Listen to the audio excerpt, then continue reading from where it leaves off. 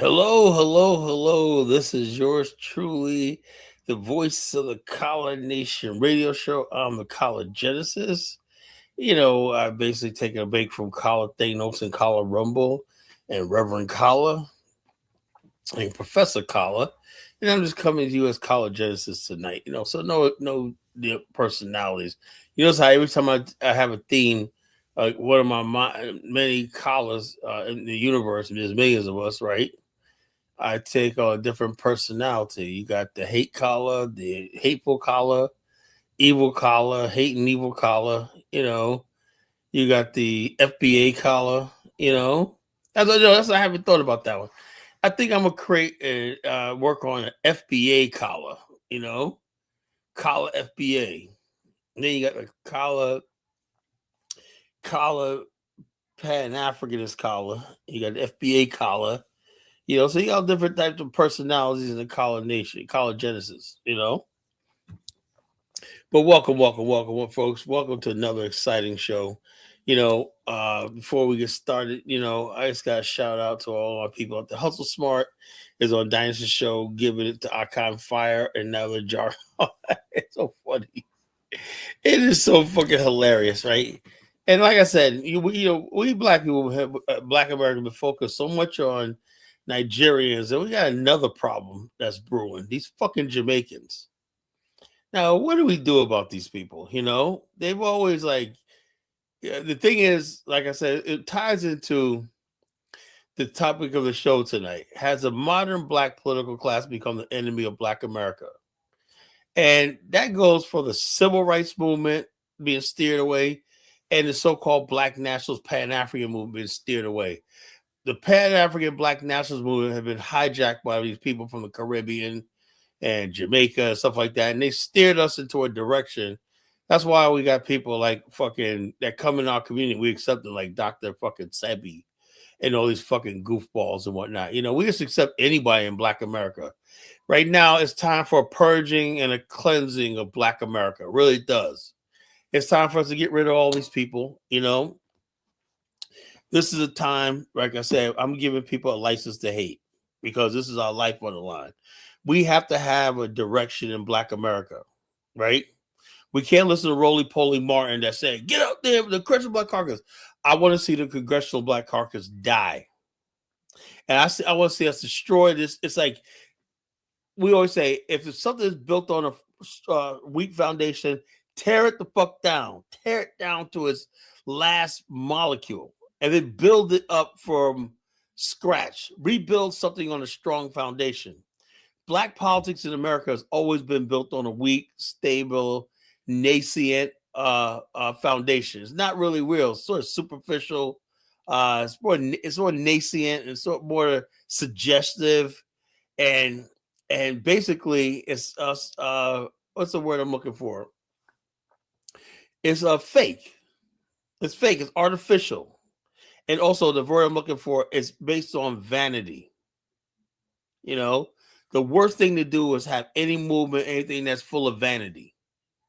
Vanity is when you know something's fake, right? But it makes you feel good on the surface. You don't look at anything, any depth to it. You just go with the surface, whatever surface. And like I said, and vanity is a good part of, I would say, Western, and particularly American. So it's like what looks good on the surface, like they say. What do you say about Missouri? Missouri is a show me state.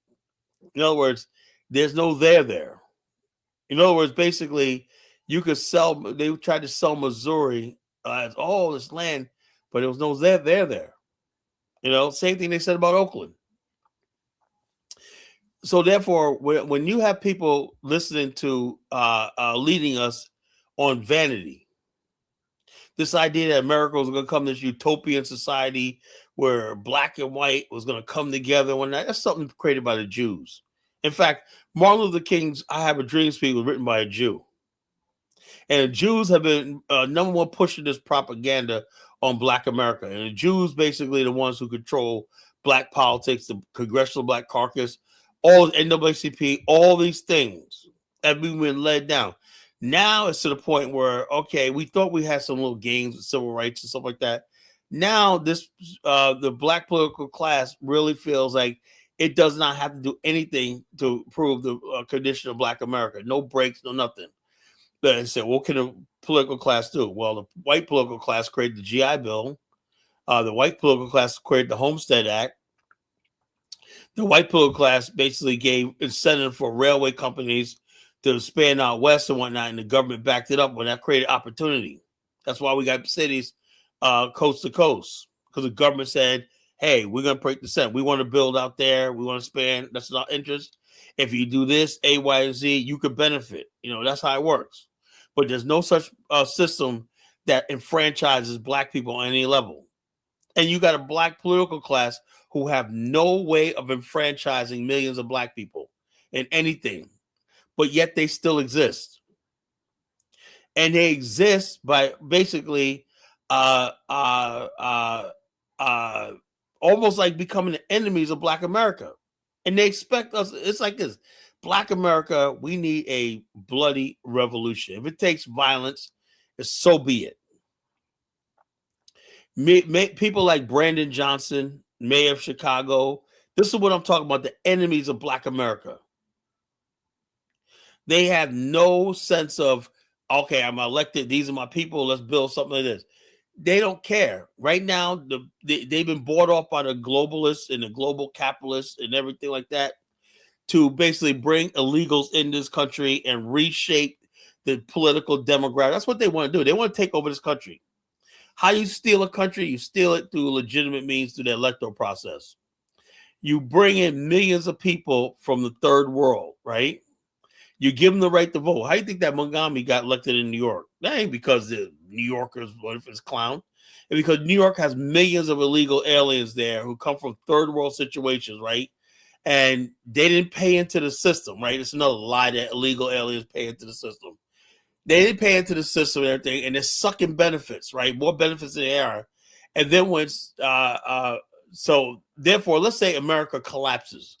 They could always say, okay, we're going to make enough money. We can go back to our own country. We don't care anymore. Well, the Black people and some of the white people that are stuck here in this country dealing with the aftermath. These people come here, they're like parasites. They suck the country dry. They want to change everything. You saw that in the Grammys the other night. You know something? Today, a poll came out yesterday, right? A day after the Grammys. It said the number of people who strongly support mass deportation up like almost 70%. 70% of the public strongly support, despite all the shootings and whatnot of ICE and ICE agents and everything. People want mass deportations to continue strongly. So all these celebrities and everything, they could do whatever they want. These Black political class people who work for the immigrants and work for everybody else besides us, they're going to be on their way out too. So when they're talking about redistricting and roly poly, oh, they're going to take care of Black political power as what we've built for business. We built Black political power for what? So they can vote to bring in people to come here to replace us. That's what we fucking voted for. That's what we spent years or decades of building a Black political machine for. So men could, grown men could go into a little girl's bathroom and self-identify. A grown man that's 50 years old could self-identify as a 16-year-old girl. Is that what we fucking Martin Luther King died for? That's what we fought for. The Black political class structure is beholden to the immigrants and the LGBTQ and the Jews and these radical feminists and all these other deviants in Hollywood and stuff like that. That's what it is. It's like one big cabal between entertainers, singers, and Hollywood actresses and producers and everything like that, and the Black political class. They're all one and the same. Proof of which, watch who is praising Don Lemon. I think about Don Lemon was just on Jimmy Kimmel. So the bottom line is they got us involved in political activism for stuff that don't benefit us. Immigration issue is not our issue. We're not immigrants. Black America is hurt by immigration, all immigration, legal and illegal immigration. They've always been that way. Why is a freaking modern Black political class the number one thing they talk about is immigration? Why is the number two thing they talk about is uh, gay marriage and the LGBTQ? They're not talking about building black families and stuff like that. You know, that's what a political class is supposed to be, protecting their families, their value system, and everything. What value system does a black political class hold with you and I? You know, LGBTQ, that ain't my value system. You know, globalism, that ain't my value system. Uh, Open borders, that ain't my damn value system. So what the hell do we have in common?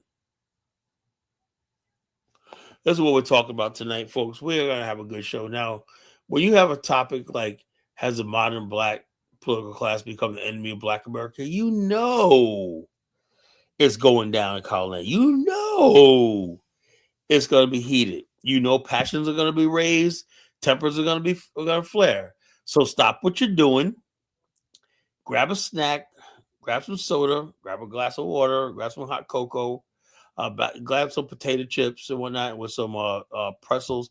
You know, you can get those mixed bags and whatnot where you got the pretzels, the chips, and everything in there. I love those things. And sometimes they even throw M&Ms in there. Those mixed bag of what we call party bags and whatnot. The best when you're drunk. You know, you sit at a party, you're drunk one night, and you reach in the thing, just grab a bunch. It'd be a pretzel, some chips, maybe corn chips and M&Ms and all that stuff, like maybe even some raisinets, like all one big thing is what putting in your mouth, whatnot. You know, I used to love those things, you know. My party years, you know, party years. Without a party mix, man, what is a freaking party, man? Especially back in the days, I used to get drunk and high and whatnot. You know, you sit there, you know, best part was the pretzel. The little tiny mini pretzels, whatnot you pick up, and whatnot you be like, you know, like that. And the M&Ms, when the M&Ms always go last, you know, you have to eat everything. The M&Ms like the sweet touch on top of all that salt. When I eat a lot of salt, the chips and the pretzels is salt, and then you have the M&Ms and some other candy like a gummy or something like that. It all goes down at one time.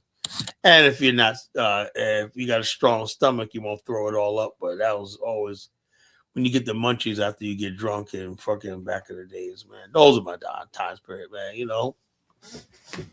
But I don't party no more. I don't get drunk anymore. You know what I do? You know, I don't party anymore, but this is my partying.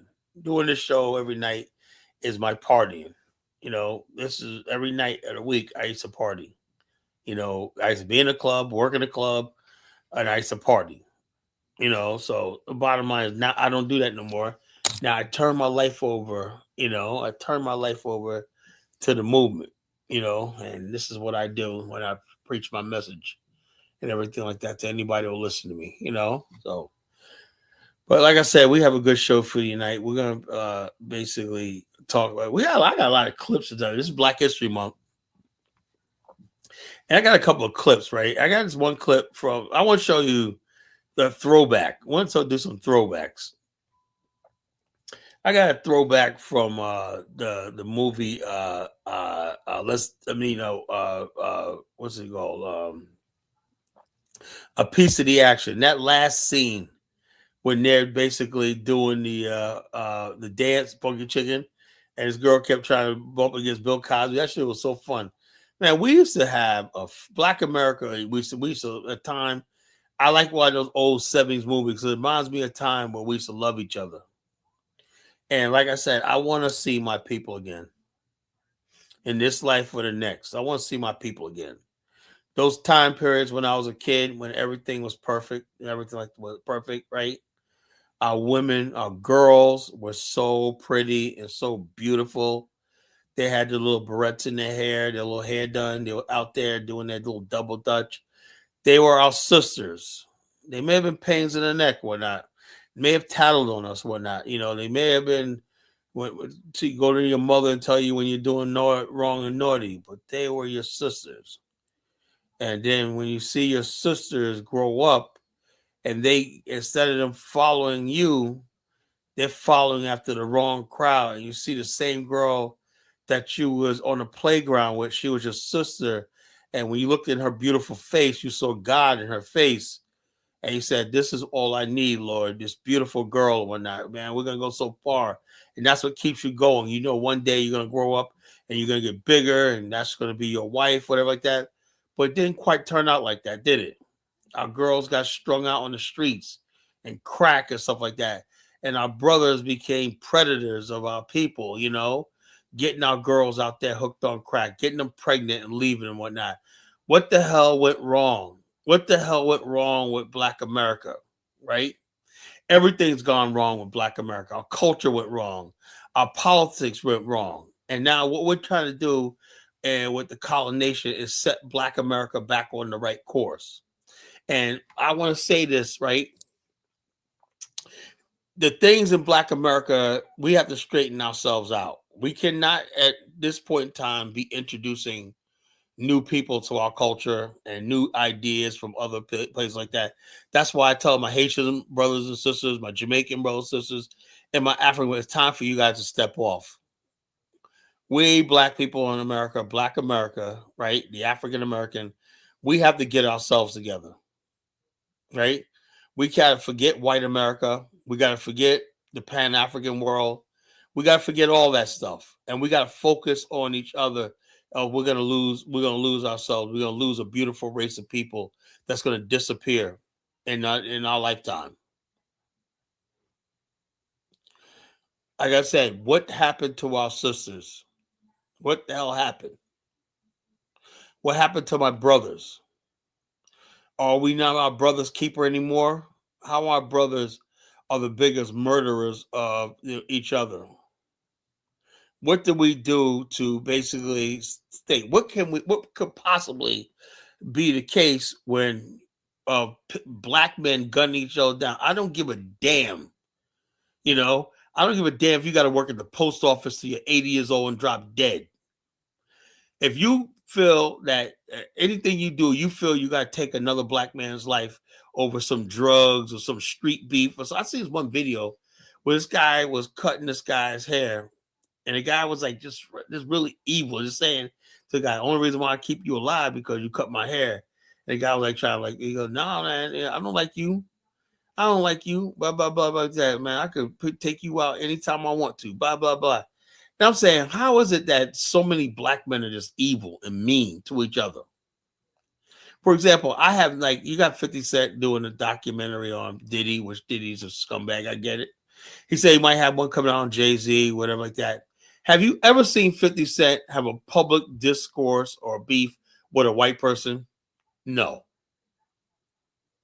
Have you ever heard of a 50 Cent argue with a white person in public? No. Why is it that black men only want to harm and kill like that? Yeah, that's I heard saw the video, man. I was just so disturbed by that, right?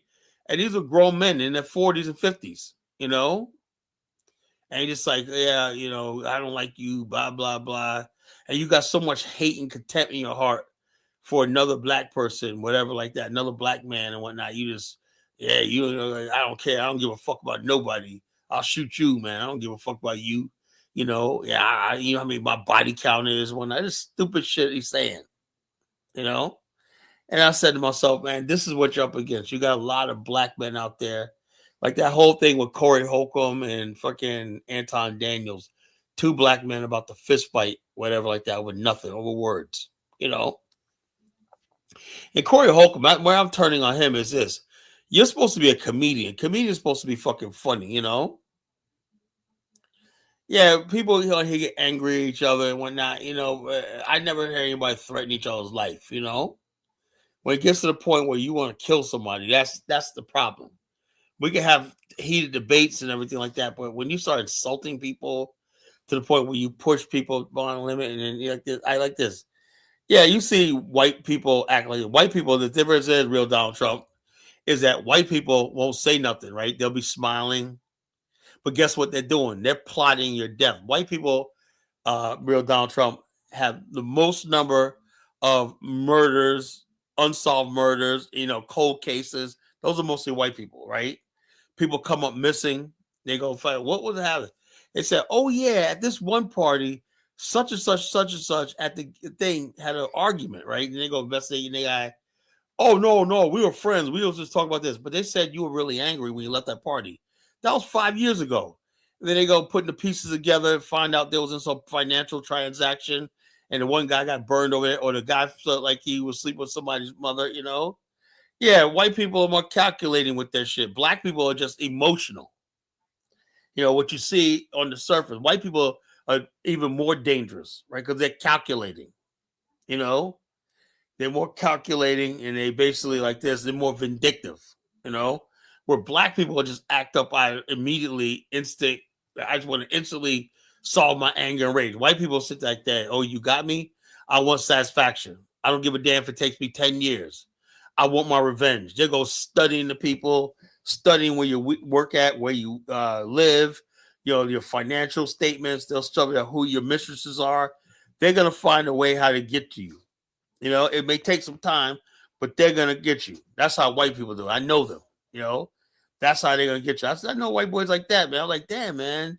Why you that motherfucker got me fired from this job when not, Yeah, I got this job, man. I want to kill. I had a friend of mine, man. He was a middle class dude. My boy Tommy went out.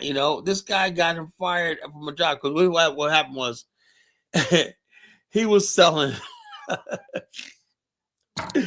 He got me into this thing too. He was selling.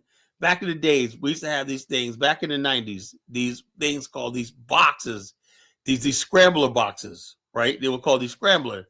That you buy the box and replace that from your cable box, right? And you can get all the channels for free. So anyway, what happened was this guy he bought it from, right? The guy, I don't know, the cable company said blah blah blah, and somebody said something, and the guy said, "Okay, I'm sorry." He said he sold it. Who sold it to you, right? So they had a sting operation, right? Where Tommy showed up and whatnot to basically the scrambler. He showed up to take it back, right? Take it back to the guy he bought it from. And he had the whole conversation. Nah, I want my money back, blah, blah, blah, blah, blah. They had it on camera. And Tommy was like, he got a felony. And Tommy, he was like 4 months from joining the police academy, right? So with that felony, it ruined his life at the age of 24.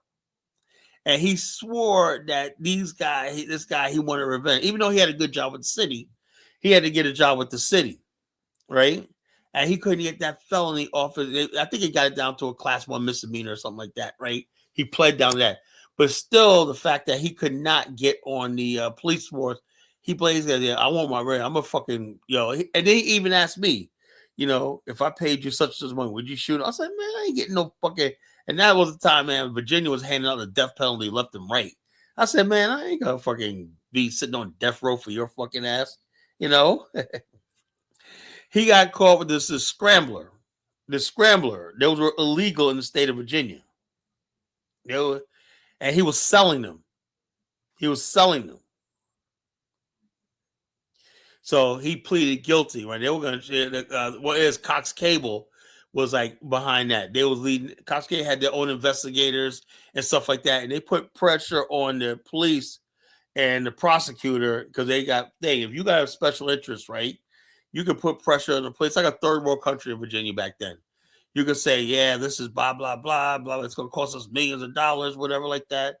So basically, anyway, me and my brother was selling them, right? Like hotcakes. We were making like $2.50 a pop, right? And then what gets me is Cox got wind of it. Somebody dimed on us, right? And then they always call and say, oh, we got to come by and check out your cable thing. We know they just want to get in the house and see. So every time they would come, we would take the freaking scrambler and put the other one back on, right? And they'll say nothing. A week later, oh, we got to come back out. Like, we were just here last week. What do you got to check out our signal for? They were trying to bust us. And so we kept going through that. Then finally we said, nah, something, this ain't worth it. We just got rid of it, but we got many years. You said we had the fucking, what channel? What was the X-rated channels back then? The Adam and Eve Network. And it was another one. I forgot the name of it. We got that shit for free. We got all the Cinemax, Showtime. Man, we got everything. We used to watch all the fucking fights, and everything like that. Whatnot, we had years of fucking free programming, whatnot, pay-per-view shit. Watch all that shit for free, man. We had that shit for years, man. It was like Those are the things. But anyway, he was like, my boy Tommy was like, man, I'm gonna kill that motherfucker. That's a white guy, man. He was like, I'm gonna kill this motherfucker, right? Years later, it was 2004. 10 years later, this motherfucker is still. I said, dude, man, that dude is married now with a wife, kids, everything. I don't care. He ruined my life. This motherfucker still wanted to kill this dude after 10 years in. Okay, scramblers are not, not necessary nowadays. They don't work anymore because we're in digital. We're in a fucking fiber optics, digital and shit like that. No, they don't work anymore. There's other types of stuff where you could get the stuff like pay, and you can get like a digital signal from like fucking somewhere in Asia or South America, but it'll work for like around 5 months before it gets caught on. Like they'll have somebody be selling bootleg HBO signal or something somewhere on the dark web, whatever like that. If you got the digital signal or stuff like that, that's what goes on now. Is these signals, Nobody has scramblers no more. They have these signals, these apps that you can pull all these things from all over the world and be watching movies and different channels and everything like that. You got to pay for, but they only last for like about 2 years, right? Before the FCC gets a hold of them and find out they're beaming, but they're never beaming from the United States. They're always beaming from India or something like that. They had one. Just go down to You got the King TV. That's an app. The other one was Cinemark TV. Cinemark. But after a while, a lot of stuff disappears. I only had all the ones because they had the Sopranos series, right? And then as soon as like the people HBO gets a hold that you're selling Sopranos or Wire, and they pull it off. It'll last like 2 years. I deleted the app. Once they pulled the Sopranos off, man, I said, man, it ain't worth it. I was getting free Sopranos. That's my Sopranos, Wire, and Boardwalk Empire, my 3 favorite shows of all times, And so once they pull those off or whatnot, I get rid of the app, Yeah, so yeah, that's what it is. You got apps that do it now. You don't need scrambler boxes no more. You got apps, It's got to know what apps to download and whatnot, on your Fire Stick. You got the Fire Stick now. You download apps on your Fire Stick, So that's the thing nowadays, So it is what it is. But yeah, so folks, the black political class. And the bottom line is this. Let me tell you something. Just like I told you a story about the guy saying that about I'll kill you.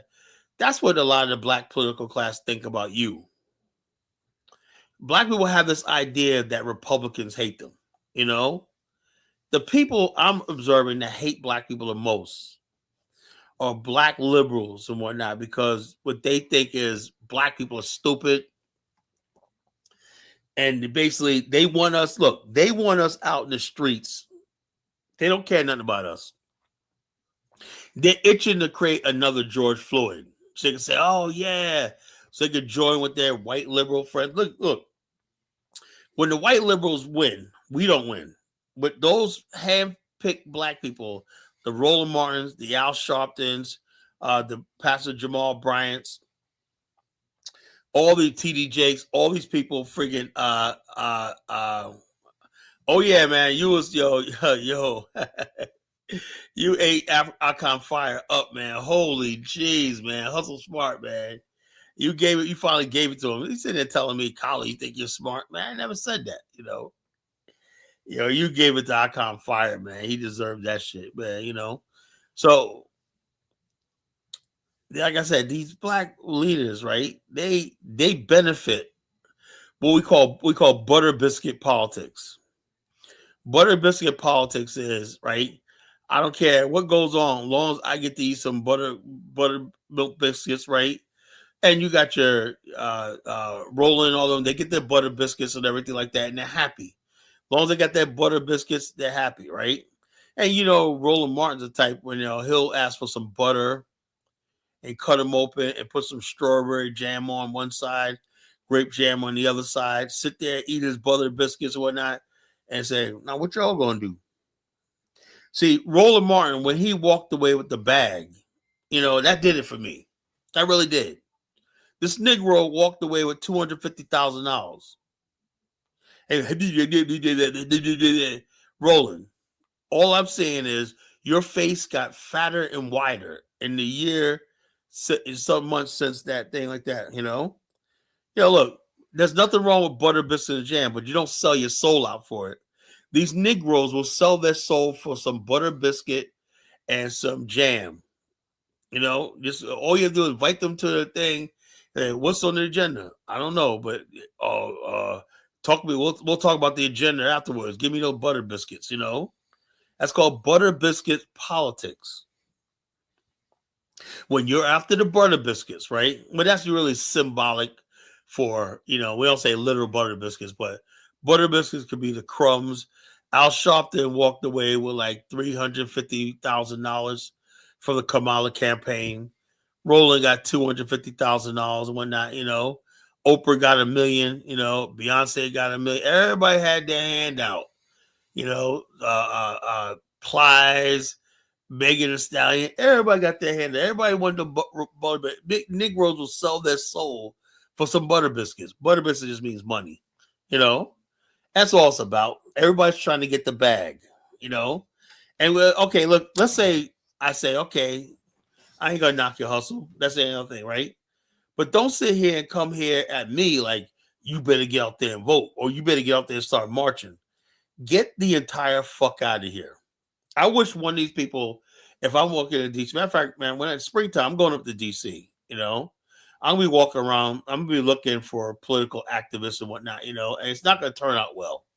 They're like, black man, why don't you come over here and join us in our protest? I'm like, if you don't get the fuck out of my face, right?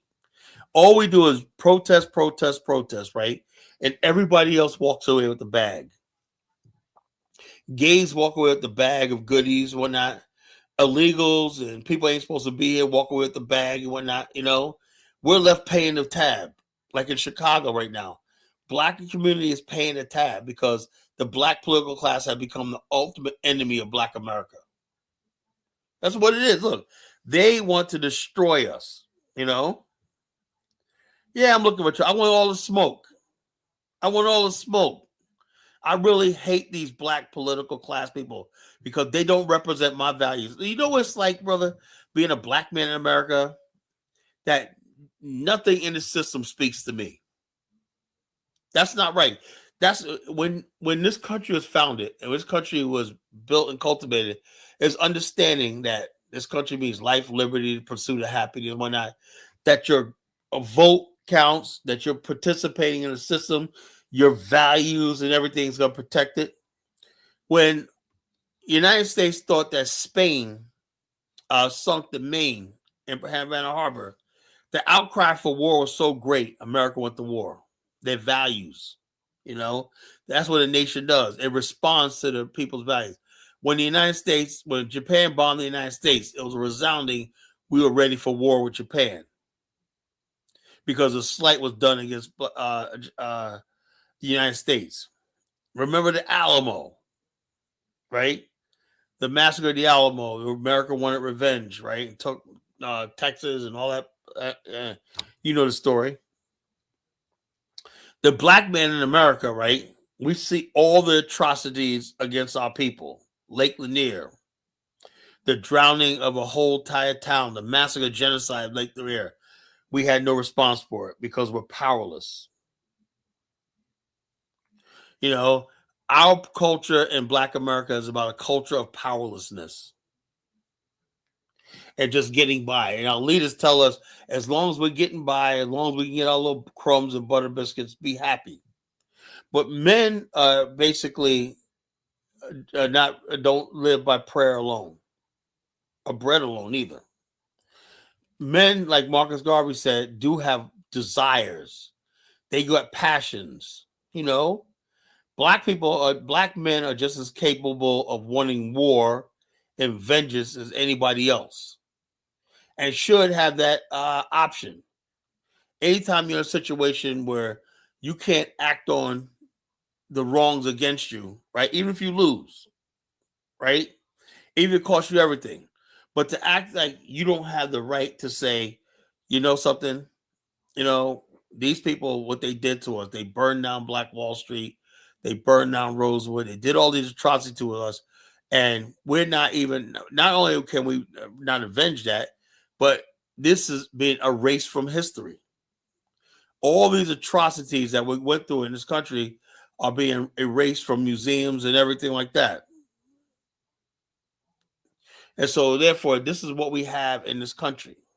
We have no means of protecting our posterity, our past, our future, and all stuff like that, because the black political class, right, is at odds with the idea of nationhood for Black America.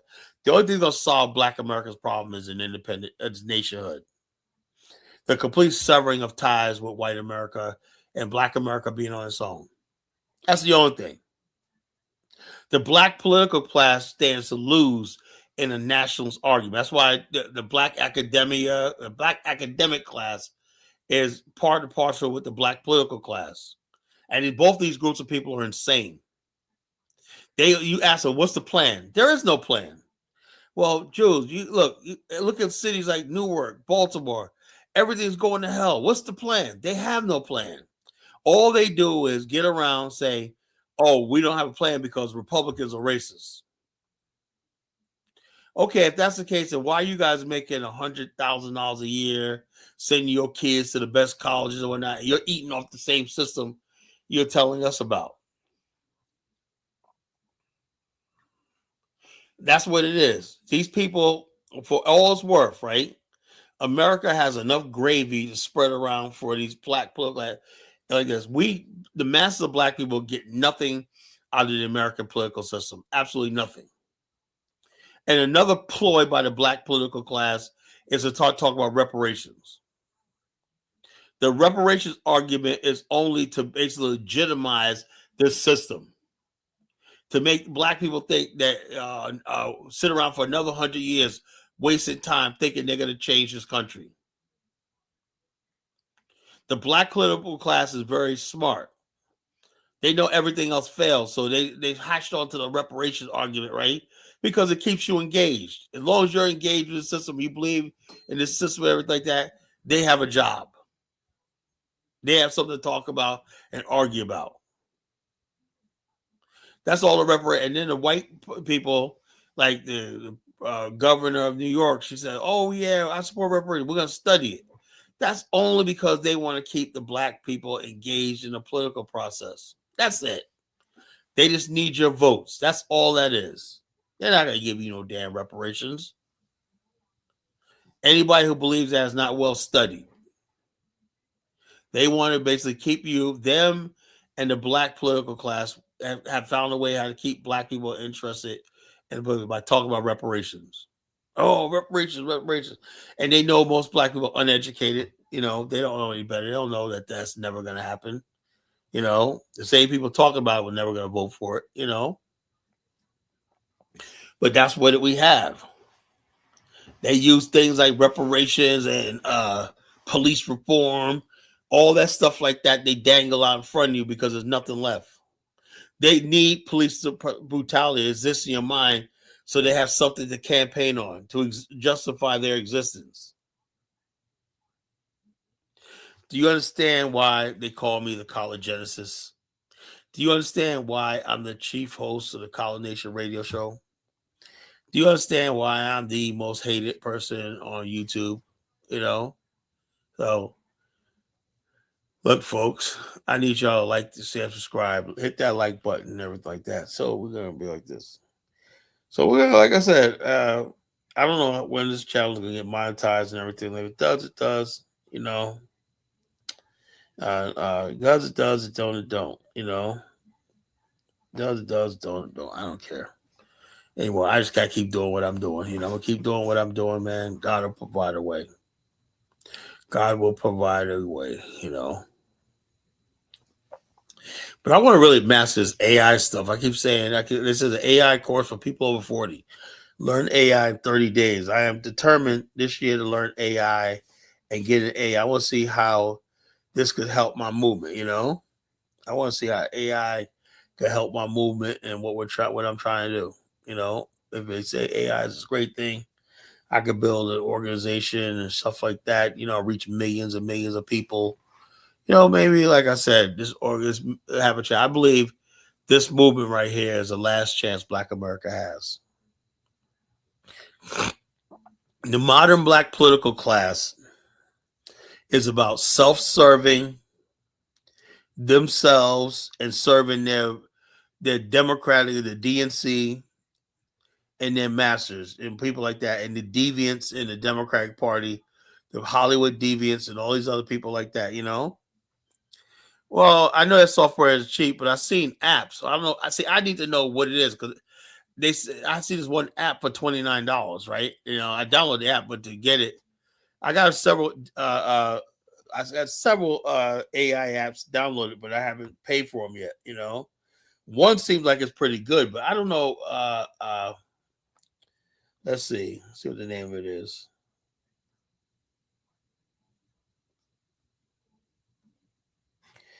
Let's see. One that is called Flibo. And then other ones are AI video, and I got Robo AI. I downloaded a whole bunch of these apps. You know, it's level I2 IT. I don't know what that is. Hustle Smart. I don't know shit about IT.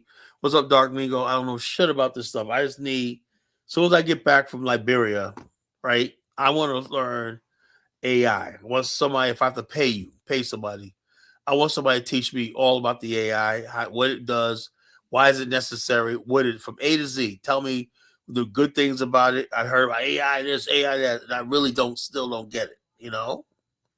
Let's say it's people making a bunch of goofy ass videos and stuff like that. What the fuck is that? I want to say, how does that translate to freaking?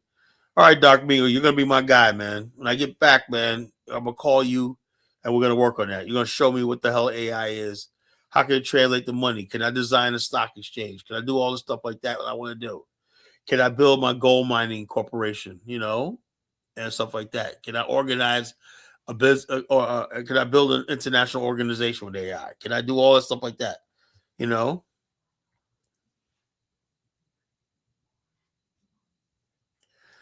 So I want to learn the AI. I want to know what I'm buying though. Yeah, ahead of time, just list all the questions you got. Yeah. Yeah, look with all the stuff like that. I want to know everything. Everything. Everything. I want clear answers. How do I build this? Is it possible? I'll do that when I get back. When I get back. Be in April sometime when I get back. I'm gonna make my goal by the end of the summer to master AI and really take the Collar Nation, the BAL to the next level. I'm ready to do that. Now that I got some momentum, I'm ready to take it to the next level. Well, yeah, folks. So like I said, this message is out there. Modern Black political class, right? Is it the enemy of Black America, right? If you have people out there that's out there, and I saw this thing with the new chairman of the Congressional Black Caucus, right? She was like, "Yeah, we got and she's a Jamaican lady, right?" And a lot of Black people rub the wrong way because there's a lot of tensions right now between Caribbeans and Black Americans. It didn't exist before because it was like, oh, we're all one community, but they've been going out of their way to separate themselves from us. They separate themselves from us. I don't know what it is, what they think that because the bottom line is this, okay, when you really look at it, right? What group of Black people are the most popular? Black America, right? What women are the most beautiful? Black America, right? Who has most of the talent and everything like that? When's the last time you seen anybody from the Caribbean with a blockbuster movie? Do we know anything about the Caribbeans? Anytime, like, you had this movie with Denzel Washington, right? What's that movie with Denzel Washington years ago? He played a Jamaican guy, a Barbados guy, who was a detective or something like that. I forgot the name of it, right? And you got these people, and we're always playing the roles of them and stuff like that. And they're not producing no talent, nothing. So why these people have this thing where they gotta come to America? What it is this. Not only do other people come here and they adopt the condescending view towards Black America that white people have, right? Everybody does that. To be an American, you have to look down upon Black America, right? No matter what. But what we didn't expect was the Black political class to be in their own world, and they're looking down on the rest of us because they're sitting up there hugged up with Hillary Clinton, like when we saw what's his name, Tavis Smiley hugged up with Hillary Clinton, and all these Black pastors, Calvin Butts, hugged up with Hillary Clinton. And Bill Clinton met that Loretta Lynn on the tarmac that time and whatnot, reminding her who her slave master is and whatnot. Remember that? Everybody's like, what the hell? He was doing some investigation on her, Hillary, or something like that, right? She was doing an investigation, and Bill Clinton met her on the tarmac and talked for a while, and she changed her opinion on something. So these people have been controlling Black people in positions of power for a long time. Elijah Cummings met with Donald Trump when Donald Trump got elected. He said, "Look, man, what can we do to get the Black community your relatives of anger? Look, I don't care. Look, I'm not trying to anger anybody. I'm just basically trying to tell it like it is. Either you're on our side or not. Continental Africans better fucking decide whose side they're on. I'm their only way, because I still believe in continental Africans. I still believe in some sort of unity, right? But when I see people coming here adopting white supremacy talking points, right, which you don't address, Rudy, right? I see Africans addressing white supremacy talking points, right? There's one girl did a video a couple weeks ago talking about, America, nothing but baby mamas and whatnot, baby mom. And somebody said, that one light-skinned guy said, look, let's pull up the statistics. Africa has not only the highest number of baby mamas, but outright orphanages. We don't have orphans in America, Black America. That's one thing we don't have. We don't have abandoned kids walking around the streets. You do that have the other Africa. But they always talking shit about us. We're saying, look, like I said, I was driving to the work today in the office, right? And let me tell you something, folks. I think long and hard before I say stuff. I don't just say things randomly and everything like that, Yeah, that Nigerian country star. Look, the bottom line is this. That's just the tip of the iceberg. That country, Nigerian American country star, cooning and buck dancing, talk about immigrants. But immigrants didn't build America. Immigrants had nothing to do with America. They came in the 20th century after America had spent 400 years being built, I thought about this when I was going to office. Let me think. Let me train of thought.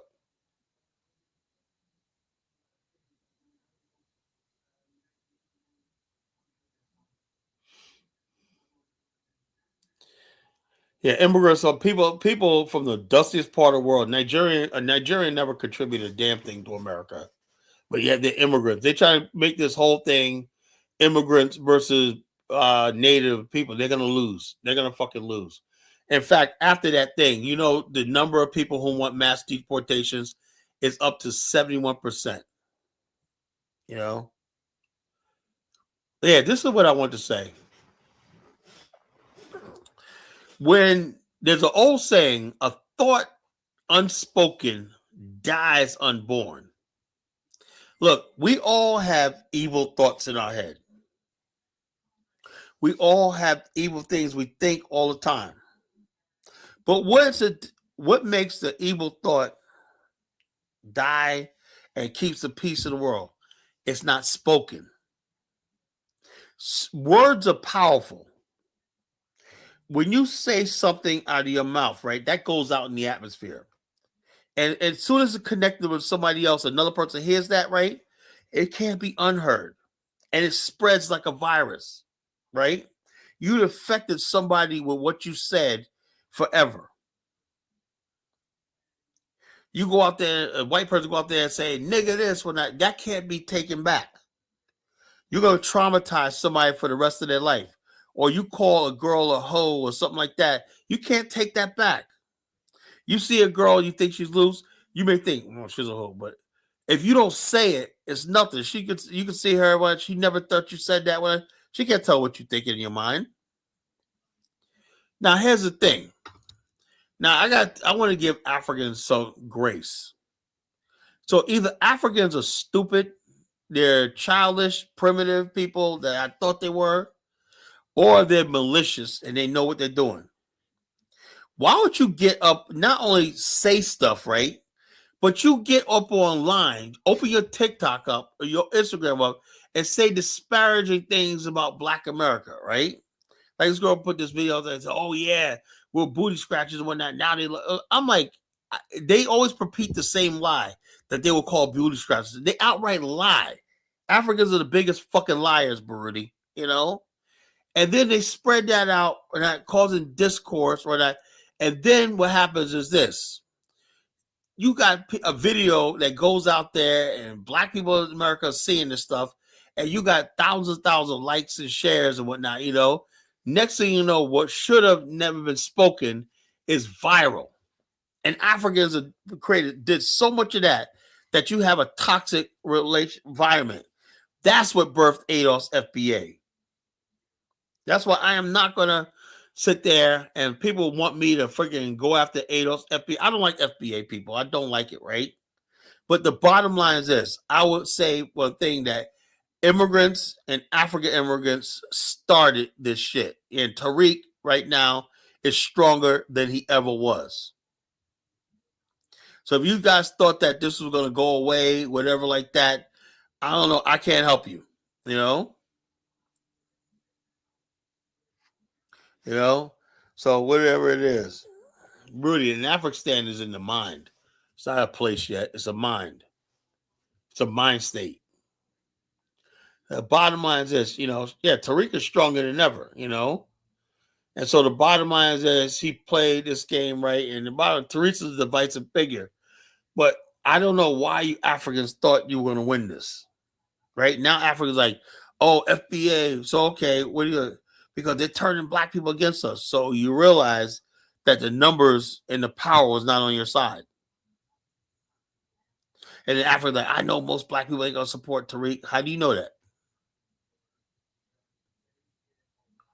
You miscalculated. You thought Black people in America was going to be this. This way, if you see Black people in America just not knowing, like a lot of people tell me they had no idea Africans and Caribbeans felt like this in the world because they were stupid enough to say it online. See, all this stuff that you're seeing right now, they'll talk about Black people in America, they've always thought like this. But social media, they say a fool uttereth all his mind. Had they kept quiet, they could have got somewhere. But now they're saying, that's how you guys were feeling about us all this time?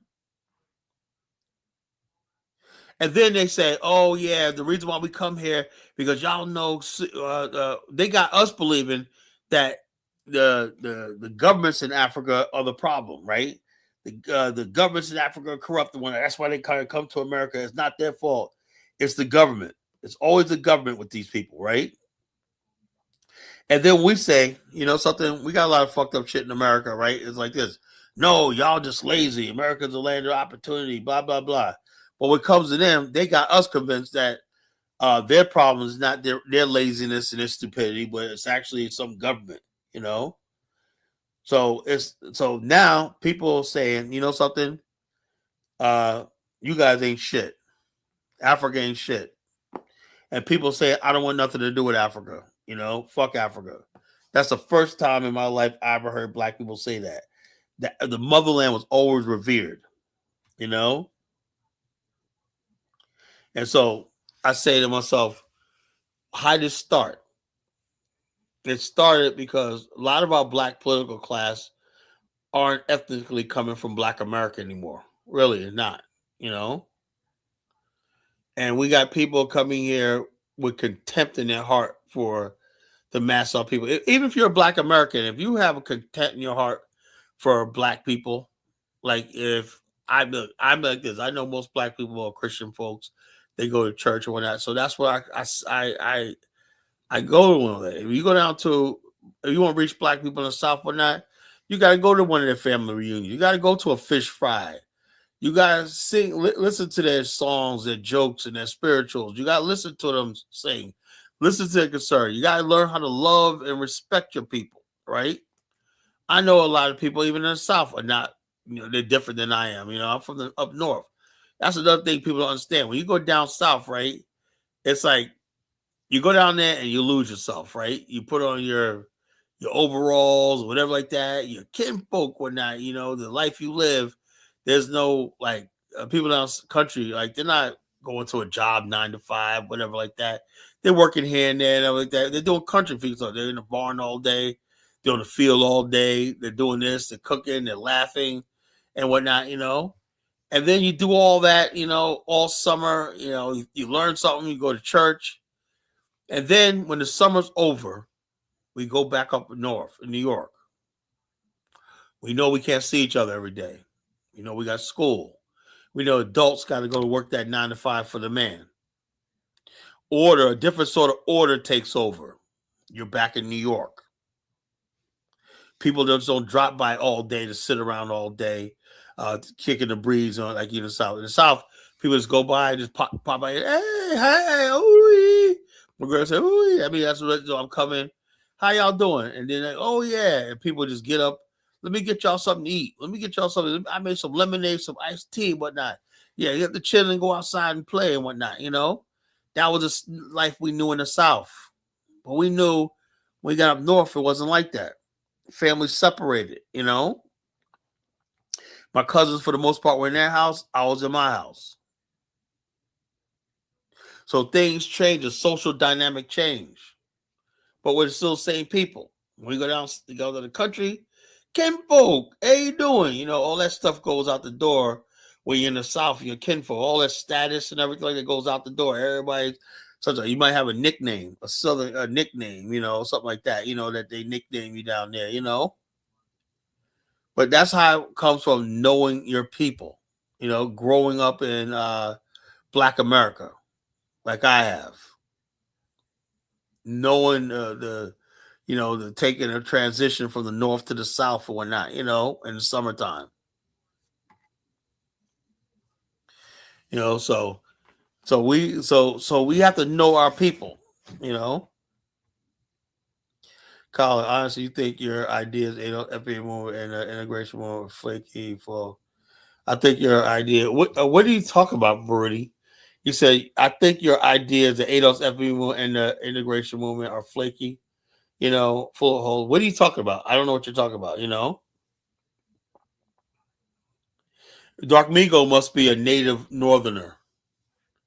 Dark Migo must be one of those brothers that for generations lived in the north. No, bro. I'm from New York, but my roots in the South. I'm not a native New Yorker. My roots are in the South. Like most Black New Yorkers. Our roots are in the South, And we're the ones who made New York, Us Black people came up from the South, one who made New York, No,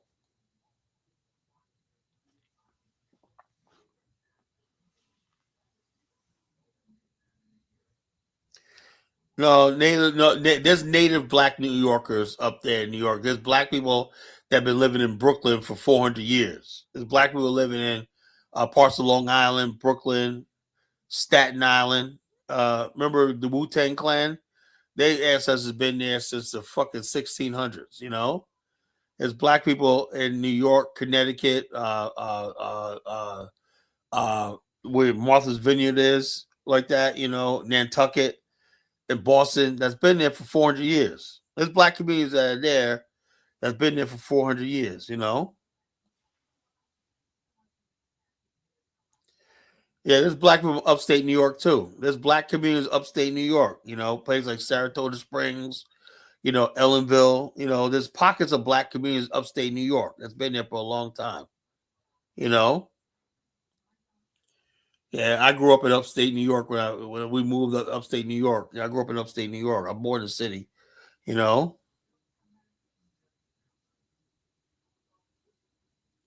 Upstate New York is the most beautiful place on the planet. The Catskills and all that stuff like that, Newburgh, Beacon, Orange County. That's where I grew up. Those small towns and hamlets. When I upstate New York, sorry, as far as black people, that's where all the black people went to. That was heaven. You had good jobs, got everything. We managed to build nice communities up there. Anthony Wayne Park up in upstate New York on the Palisades Parkway in New Jersey, New York. Upstate New York was the best place in the world. We had the most beautiful women, girls, black girls. We had everything. We had black middle class. We had everything. That was the best place to grow up in upstate New York. That was the best place. So yeah, upstate New York got so many places. Lake George, they got so many places to visit. Haverstraw, black people go camping. So many campgrounds and campsites upstate New York. But going camping in New York, if you're from the city, going upstate for camping for a weekend is like a pastime. There's so many different campgrounds up there and everything like that. It's so much fun.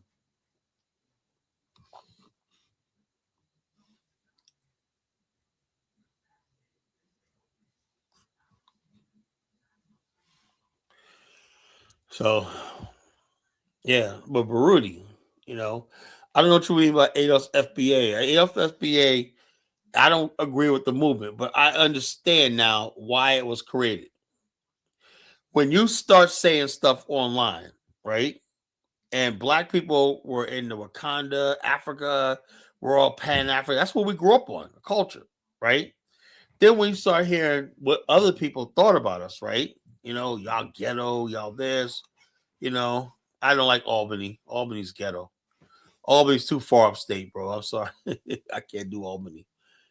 Far as upstate I go is Binghamton. I can't go up there, I could go to Binghamton, I go to the Catskills, that area, that region right there. Poughkeepsie. I love Poughkeepsie, Newburgh, Beacon.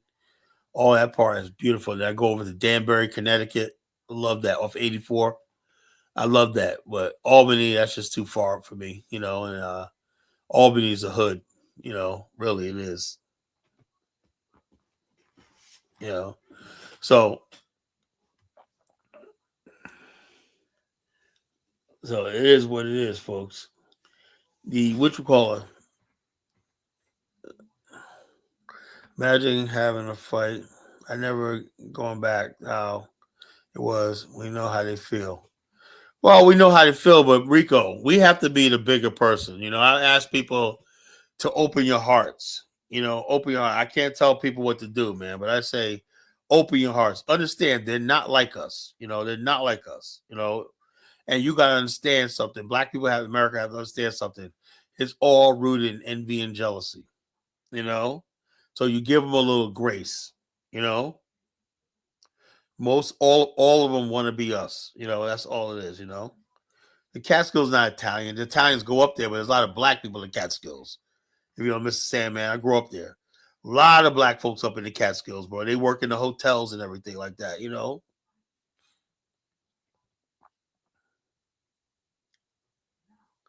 Yeah, I know your heart, but I said, Rico, you can't think with your heart. You got to think with your mind. That's what God gave you a mind for, to think. Your heart is going to fill you with emotion. Trust me, your emotion is going to, like me, I believe in, I hate, but my mind is like, okay, I got to temper my hatred that's in my heart for what's logical, achievable, reasonable, practical, what's LARP.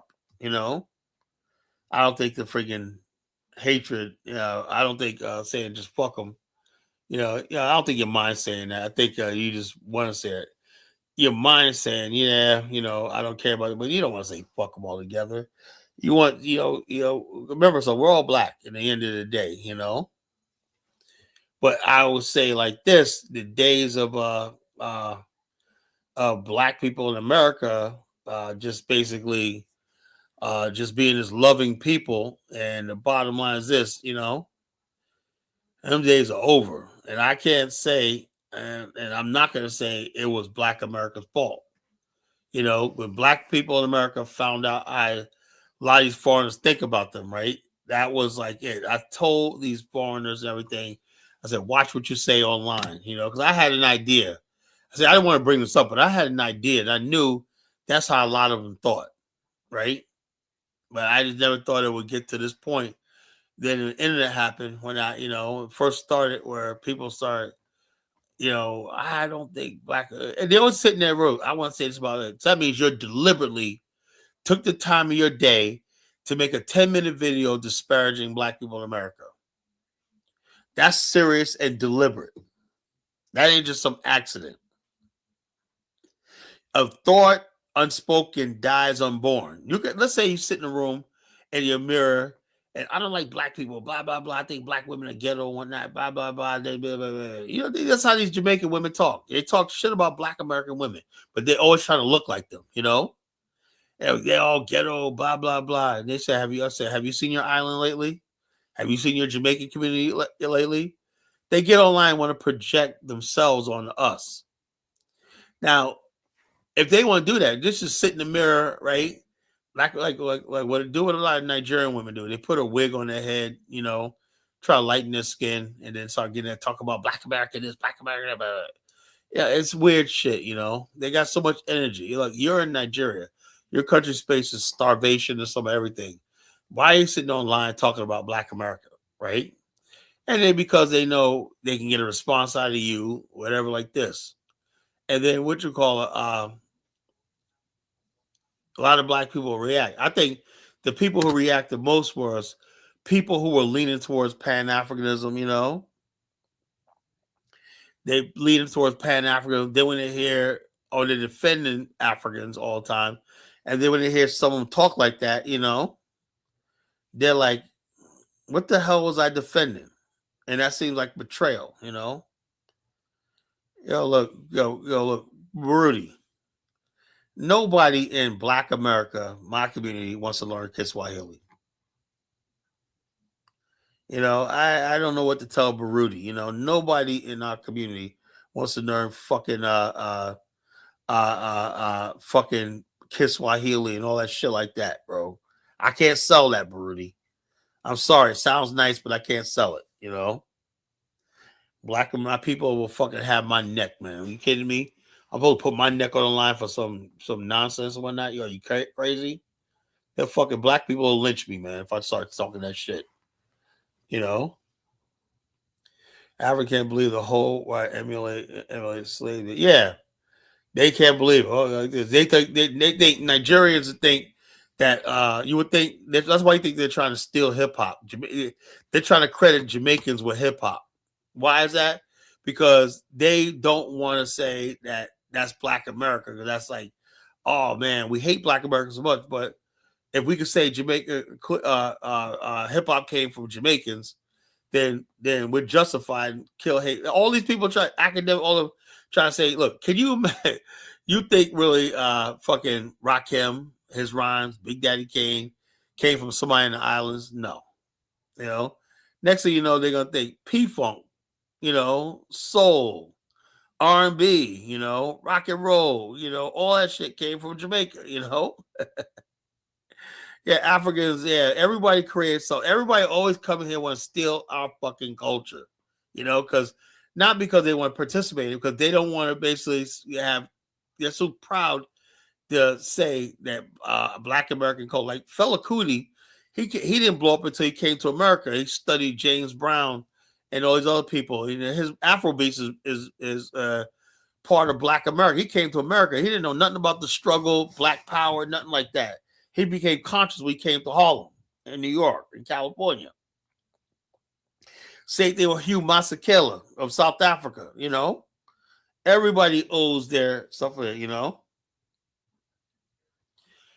said, Yardy, because I don't like you Negroes from the islands, man, who don't do nothing, try to take credit for our great people, man. Simple as that, I didn't make them comfortable, I just thought we we're all black people at one time and we should all just get along. Who cares? And now I realize, man, that they're doing that because they want to join this extermination of Black America, and that's not going to happen under my watch. I'm sorry, Black America is too important to the world and Black race to this, It has a big reggae and hip hop scene. They have afros, dreadlocks.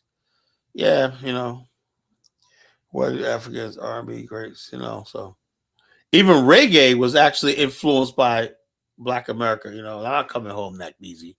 I'm not a damn FBA. I'm still. Let me break it down to Nakmeezy in case you listened to the show the other day. I'm a black nationalist, Nakmeezy. I'm a black nationalist, right? Now, the black nationalism is the parent of black pride, black achievement, black excellence, black unity, and Pan Africanism. It's a Pan Africanism is just a wayward child, right? That got out of control, led astray. We're supposed to have controlled our Pan African children. You understand? So Pan Africanism, because the immigrants came over here, and the element of black nationalism that they gravitated towards was Pan Africanism, they sort of hijacked the Pan African aspect of Black American, Black nationalist culture. That's why I went all crazy. Now, what I'm doing is taking ownership of the Pan African part of Black America's heritage, and I'm laying down rules. I'm laying down rules. Rule number one: Black America comes first, and we benefit from any Pan African discussion. You know, another this idea that somebody from the islands could speak for us. When you can't speak for me. You know, simple as that. If you wasn't born here in this country with me, you can't speak for me. You know. You know, so it is what it is. You know.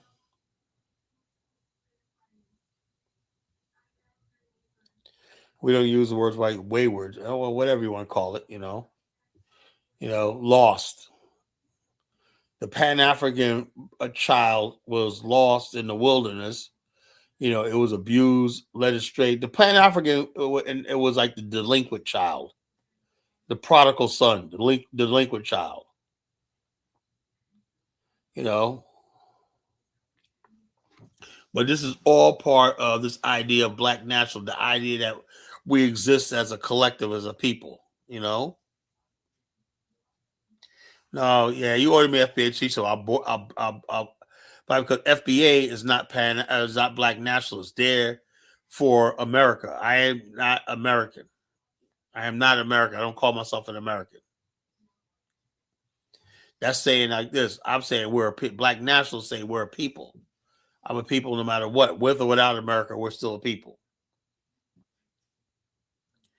They'll say, well, look, Omar, like, look, I can't tell you so many things is nobody cares about no fucking learning Kiswahili. I don't understand what he does. If you want to do that, man, go ahead and do it, man. Just, I have no, I'm not going to oppose you, but don't ask me to do it. Shit. I don't like wasting my time with nonsense doing that, you know?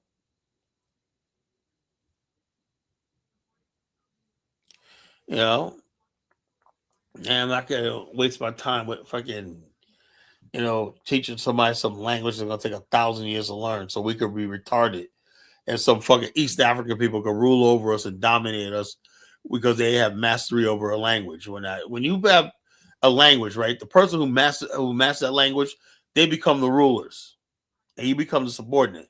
So Baruti want us to be subordinate to some fucking some backward people in East Africa and whatnot with Kiswahili. I don't think so, bro. It ain't gonna happen.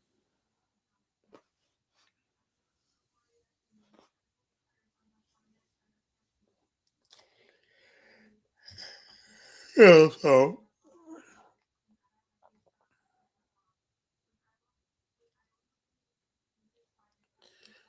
so has the modern black political class become the enemy of black America? That's a discussion I want to have tonight.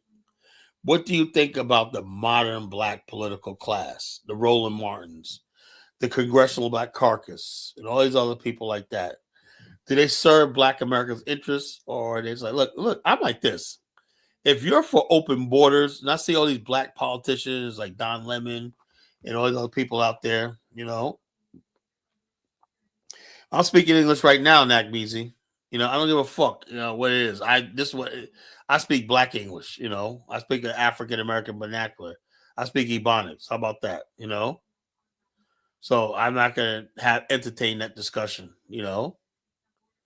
until unless somebody comes up on my platform and you're speaking to me in that language or whatnot, and I can just decipher it, or communicate you back. I don't wait nothing. If you're talking to me in English, then that's not even a good point to talk to me.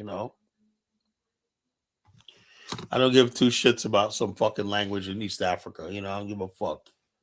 Unfortunately, it would be nice if slavery never happened, and I would never came here in the first place. But since it did happen, right, this is the hand we were dealt. This is the hand this is what I was born into. And one thing we're not going to do is apologize for anything that happened to our ancestors or apologize for our situation.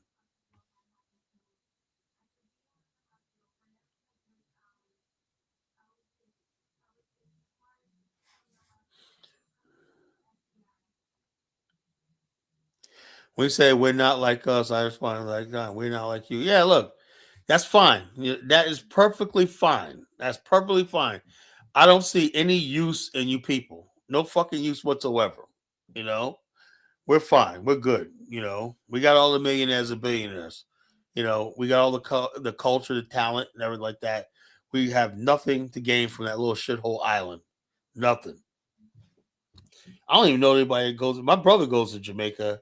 He stays in what's that resort? What's that resort? He stays in a resort, Montego Bay. But there's a resort. I forgot the name of it. It's a real famous resort. Cost him thousands of dollars and whatnot. I was like, man, I ain't going to pay no thousands of dollars in Jamaica. Him and his wife stayed in this real nice resort, that's isolated from the rest of the country. I forgot the name of it, I forgot the name of it, So Sandals, yeah, that's it. That's it. That's it. That's it. That's it. He stays in that resort. And they do not see no damn Jamaicans when they're there.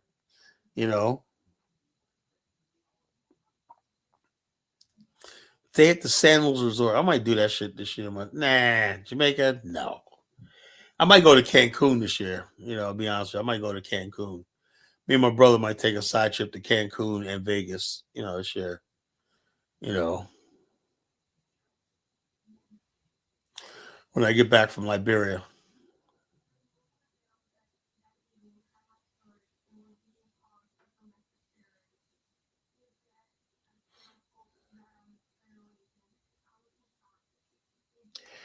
Politics of 7 major culture, every need community structure. The bottom line is this, Broody. Black America does not exist. We're in America where everybody's bleeding us fucking dry politically.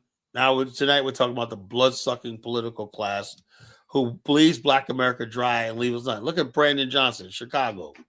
That, like, this guy right here, man, it's like, you know what I thought about, folks? Back in the days, there's this thing called with testing people. When people test you and how you respond, everything like that, and people see how much they can get away with right before you respond, right? I remember when I was working at a club, right, and I'm working with these two thugs that are club owners. They were drug dealers. They bought a club, but they're still thugs, though, right? And one thing I'll tell you right now, those of you guys have never had experience working with thugs, real thugs, whatever like that. This is how it usually goes. Every word you say to them, your body language and expression right here tells them something about you. They could tell if you're afraid of them. They could tell you if you're being disrespectful. They could tell by your conversation and what you say out of your mouth where you're getting out of line and stuff like that, right? If you're in a situation where, like when you're dealing with these thugs, right, and you say something disrespectful, right? It's disrespectful, and they hear it, right? They'll say like this. I know that motherfucker was saying something, right? They're gonna say nothing. They're gonna walk over, right? Take a bottle and bust it over your fucking head while you're sitting there. Like, what the hell happened? They know you said some slick shit, right? And they know other people heard you say some slick shit under your breath, right? They're gonna make sure before you leave there, they're gonna check you.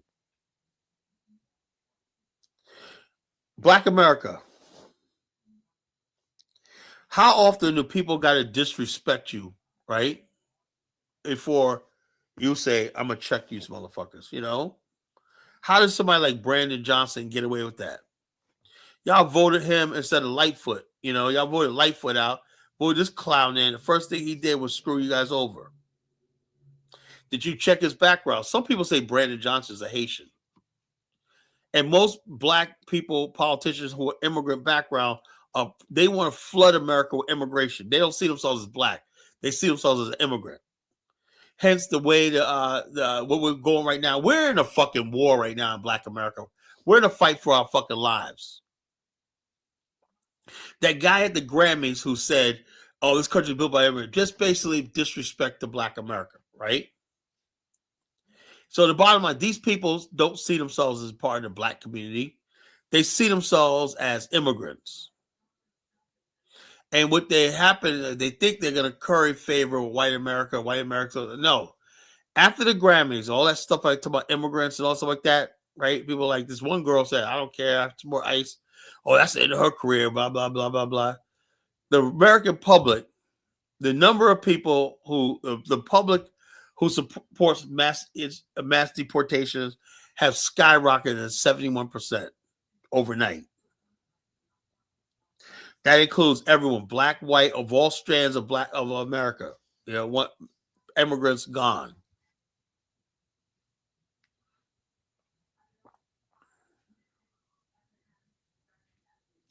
Yeah, whatever Sandals is, right? And we know Sandals ain't owned by no fucking black people. You know, that's a given.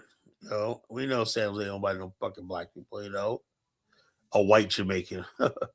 What a fucking joke. You know, a white Jamaican. You know.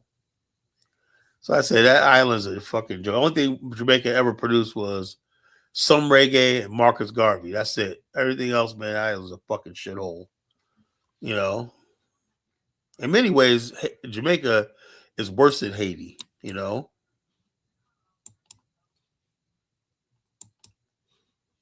At least you don't see a lot of white people walking around fucking Haiti like in they running shit, you know? You don't see it.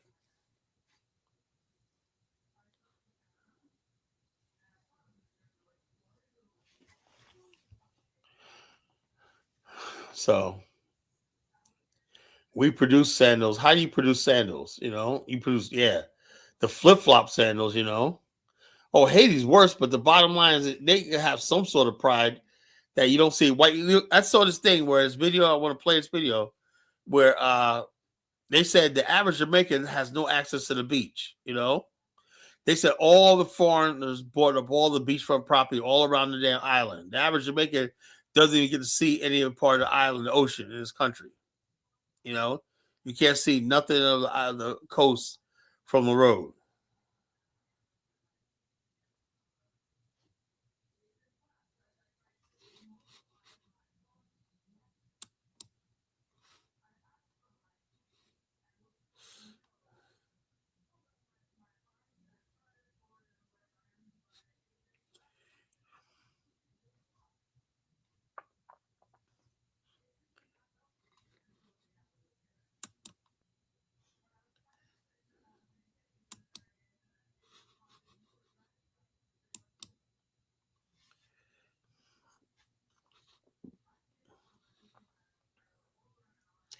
I want to play some videos, right?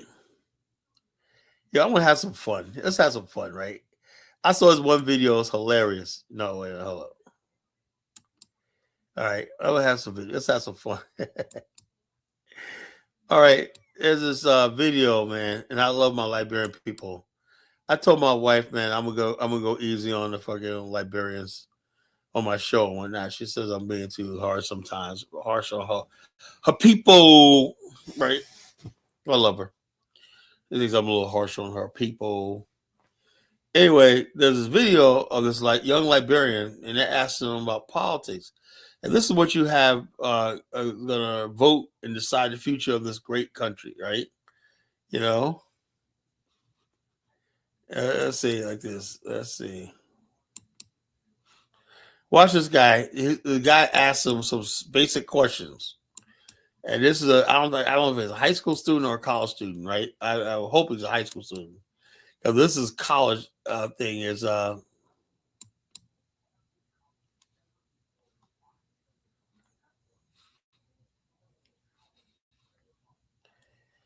trying to play this video, man. What the hell?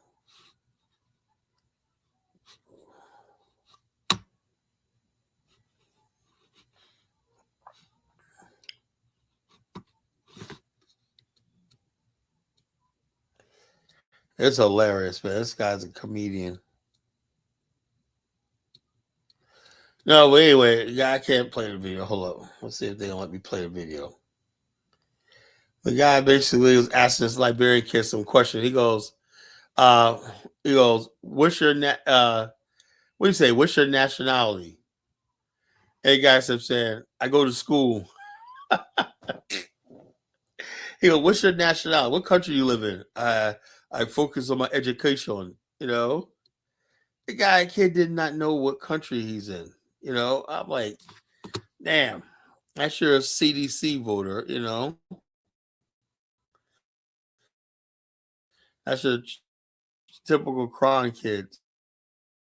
CDC voter.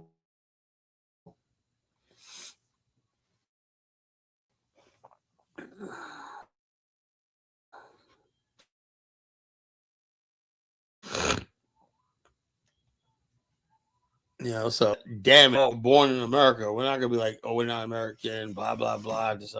For the most part, I agree with most black people in America. If they're born, you're born there. You have a right to consider yourself an American. Period. That's not for me, but that's that's what I don't like is when a foreigner comes and says he's from Trinidad, part from Trinidad. He's from Trinidad background. I think that's okay. I think one of his stuff like that. You know, one name one music is play on a party. He's something. So I can't find that video.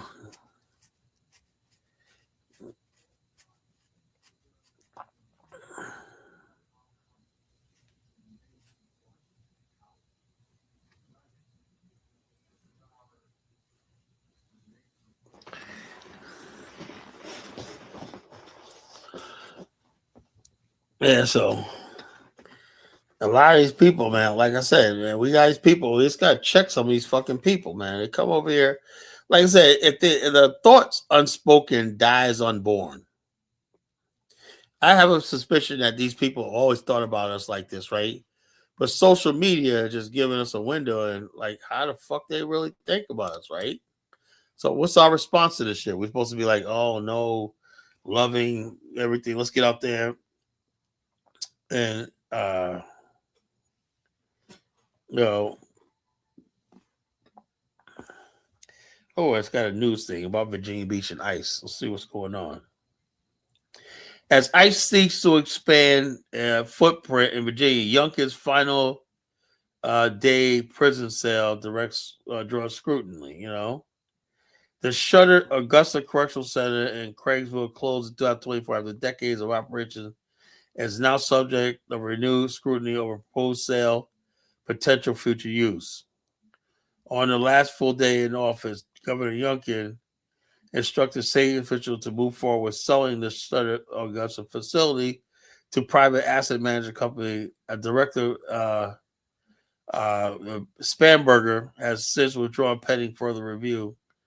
Details now stop sale first came to light last week against a backdrop of broader push by the U.S. Department of Homeland Security to expand immigration detention capacity in Virginia. Wow. Including controversial proposal in Hanover County. In other words, man, ICE is coming to Virginia, man, because this idiot Spanberger lady freaking said we're going to be a sanctuary state. And was she crazy? In this redneck state of Virginia? Are you fucking crazy, lady? Okay, that's going to work out well. That's going to work out well.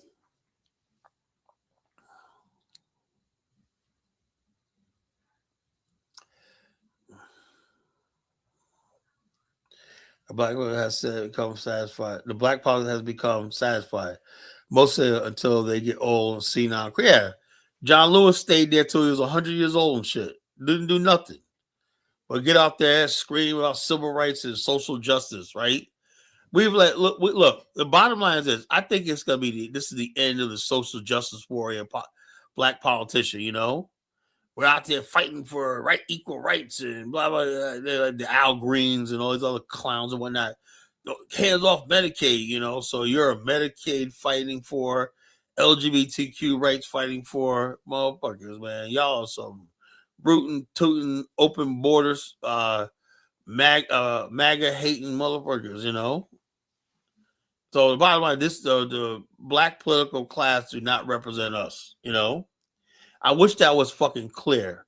If you're a fucking white person, right, and if you really think these people speak for 45, could be like 45 million black people.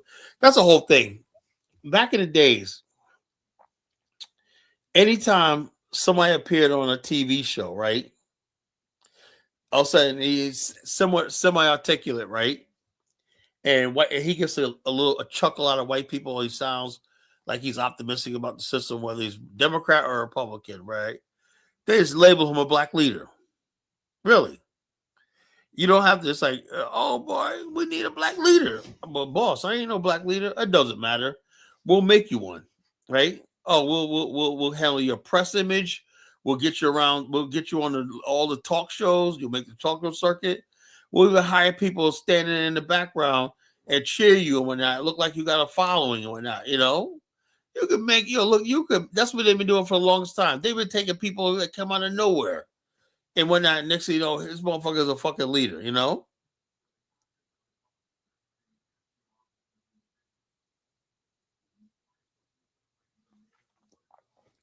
Bottom line, that's what it is. You can make any sort of black man a leader, right? And like Malcolm X said, Malcolm X said, he goes, they say they're gonna have these black leaders. He goes, he chuckled, he said, you had Dick Gregory and Lena Horne. He said, these are puppets and clowns put by the way, only group of people. That's only because the black nationalist community is not the lead in black America. So what they do is they find these people, these puppets, these clowns to represent us. That's what Malcolm X was talking about.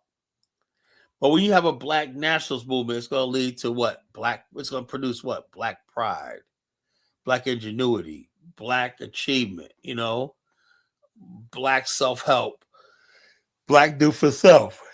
And it's going to also have its child of Pan-Africanism in it. You got a Pan-Africanism, one child that has to be born in any black nationalist family. You know, you got to have the Pan-African child. You got to cultivate the Pan-African baby. You got to give nourishment to it. You can't let the stork kidnap your Pan-African baby and use it for itself. That's what's happened to our Pan-African baby in Black America, right? It's been hijacked by these Caribbeans and everybody else that come over here and hijack the Pan-African child in our community and use it for themselves. No more. No more. You're not Black American. You got nothing to say in our culture anymore. The days are gone. Because the other people in diaspora made it clear how they feel about us. So it's over with, you know. Yeah, Malcolm X said no other race of people. Yeah, because every other race of people have no, Pan-African baby is not aborted. Because if Pan-African baby was aborted, that means Black America won't live. You need all those children for the future. You need a Pan-African baby. You need the Black achievement baby. You need the Black pride baby. You need the Black excellence baby. You need Black education baby. You need Black everything. Pride. You need all those babies. And a Pan-African baby is just as part of the family of Black nationalism, you know?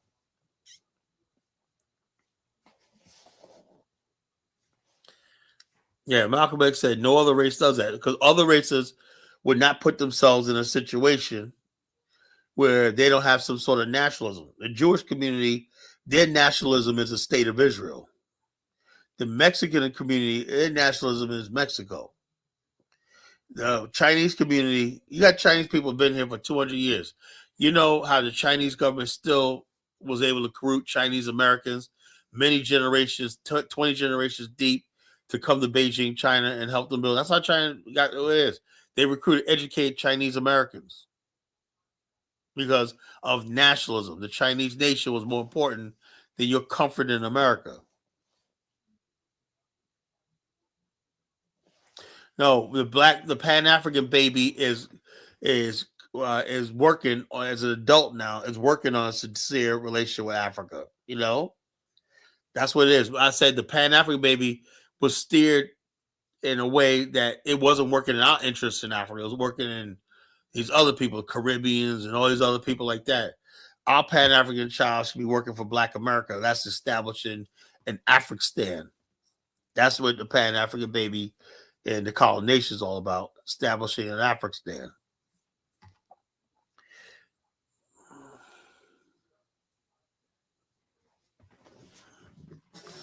So what it is, it's still though, they're still Chinese though.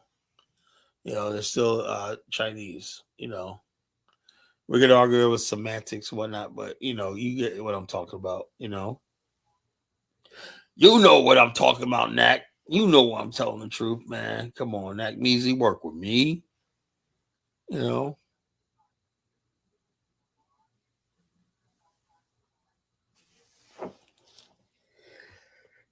Yeah. Oh. The modern black political class. Let's see if I can find another video.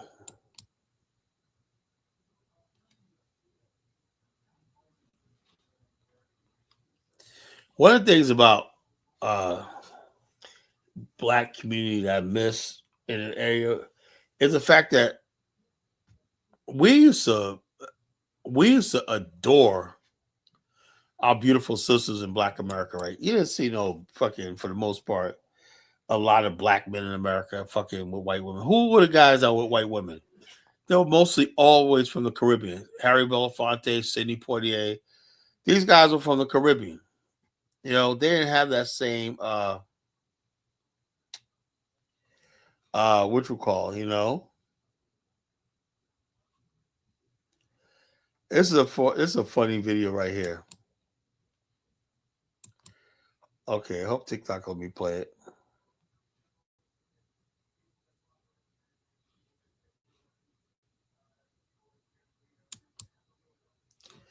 All right, here it goes.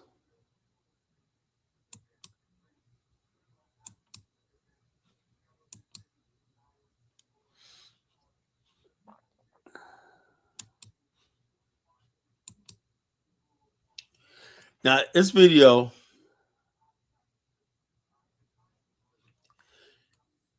this is like I said, back in the days, man, a lot of you people have no idea that a lot of these other, a lot of these people,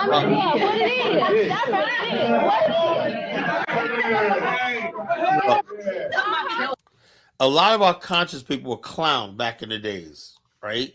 So they get online now and make it seem like, oh yeah, Dr. Such and such. People like Malachi York and stuff like that. These guys were clowns. These niggas are weird niggas that came out. People clowned laughing at them, right? When they was coming with some deep philosophy and they have longevity, they'll stick around. But this is how this video, this clip right here just shows you basically when people start doing all this stuff like this, you know.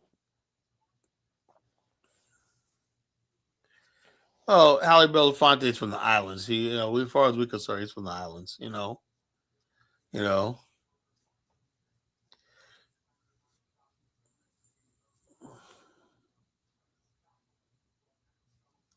Come on, Rico. You know, he's he's y'all tricked with this Pan African. Now they are all nappy heads and doing voodoo.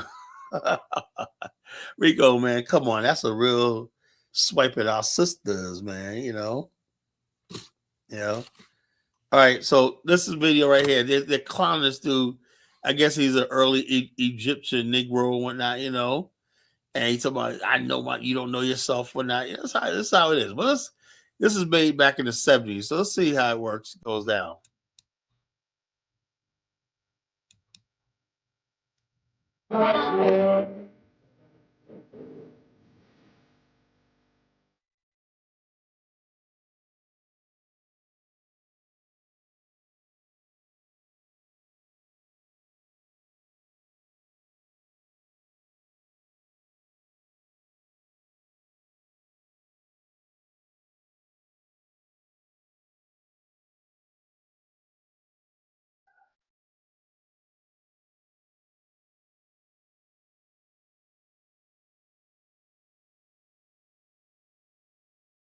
Long ago, I'm actually a present sent to you by your ancestors.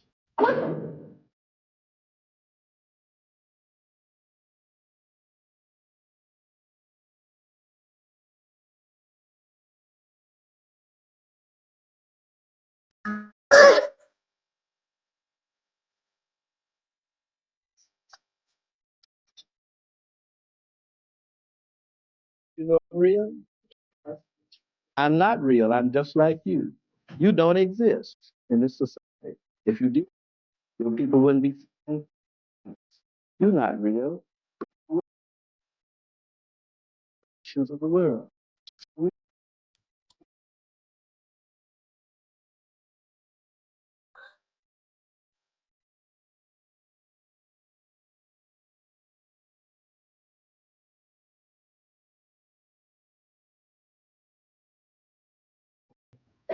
I'm actually a present sent to you by your ancestors. What kind of shoes is that you got? But you get the picture, man. They were just clowning him and whatnot because he came up there with some fucking nigga like he's from outer space and whatnot. But that's why it happened back then, you know.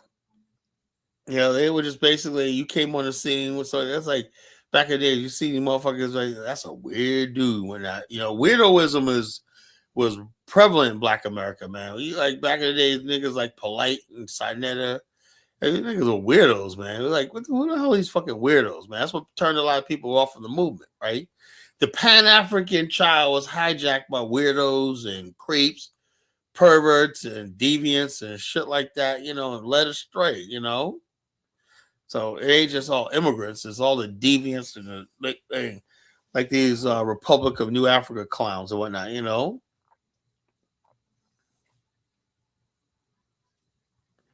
So it is what it is. I just tell it like it is. And the bottom line is say what you want about the modern black political class that organize. They're only about themselves, and their key is getting into that prestigious school over there with the white folks. And how angry can you possibly be if you're a Jasmine Crockett or something like that? You're making hundreds. I heard Jasmine Crockett is worth like $25 million now. You know, she's got in Congress in 1 year. She's worth like $25 million. Like, damn. So you're gonna tell me and I love Jasmine Crockett. I think she's just cute, whatever, right? But in all seriousness, like, how can you take somebody seriously? These people come, Maxine Waters, they come from districts where the people are living in dire poverty, and they're raking in millions of dollars somehow. You know,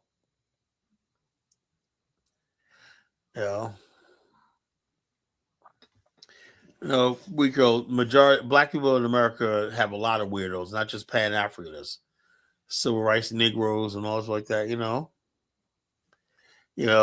So the bottom line is this: if you got Jasmine Crockett worth $25 million, she should have been in Congress not even 2 years, one term, 2 terms. She's like $25 million. And she comes from a district that's dirt poor. My whole thing is this: am I making my case that the modern black political class is not a friend, if not an outright enemy of Black America? And then what they do is they play on your emotion. You know, uh, uh, I said earlier, I was thinking about this earlier, right? And I said it earlier in the show. The only card they have left to play is the reparations card. Why do you think so many black politicians are pulling out the reparations? Because that's all they got left. It ain't because they really serious about giving you reparations or a check, whatever like that.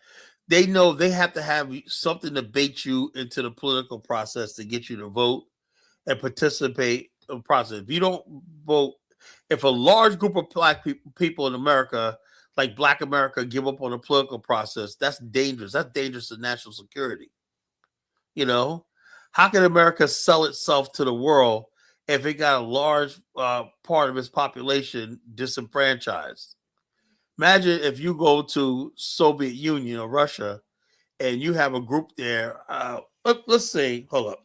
Let me look up other large minorities. I think we're the only fools in the world that would be a minority group this size and whatnot with no political power. Or maybe somebody else as stupid as we are. Let me look it up for. Give me 1 second. ChatGPT-3, do your thing. And I'm gonna say it so you guys don't think I'm fudging the numbers, right? It says say it in.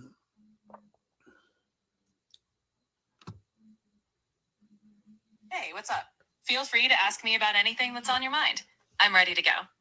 What other country ChatGPT has a large racial minority group?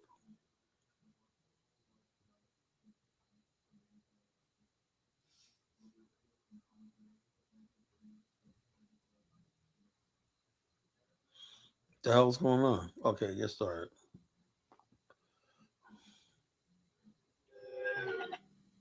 I'm sorry, but I'm having trouble responding right now. Please wait a bit and try again. All right, I'll just type it in. What other country has a large race or ethnic minority group?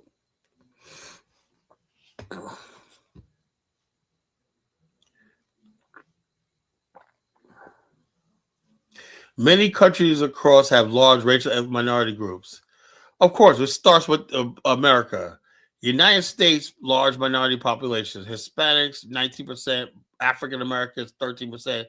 Asians, 6%. You know, I don't know why Hispanics come here. They're a joke. They're a bigger joke than we are. How can you voluntarily come to a place where you're a fucking minority? Brazil has a very large Afro-Brazilian population. People in Africa make up a significant portion of the country. United Kingdom, significant South Asian, Pakistani, Black, Caribbean, African communities. France, large North African, Algerian, Moroccan populations. But they don't give me numbers, though. I don't see anybody in the world that fucking has a goddamn 40-something $40 million person minority group. That's insane. Malaysia, ethnic Chinese, Indian minorities make up a substantial part of their population. How much? We don't know. South Africa, blacks are the majority. They're sizable white, colored, and Indian minority populations. Chinese minority, Singapore, Chinese minority, but large Malay Indian population. Look, the bottom line is this. In all those societies, right, they're similar in race and ethnic background.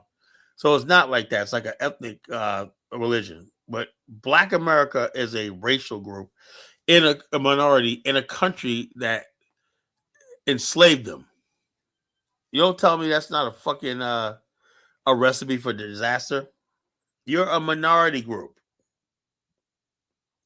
What does that mean? That means you're not an American. You're a minority group, you know? So FBA should return to foundational Black minority. It should be called FBM.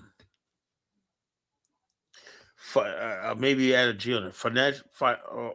Foundational Black Minority Group. Because you're a minority in this country.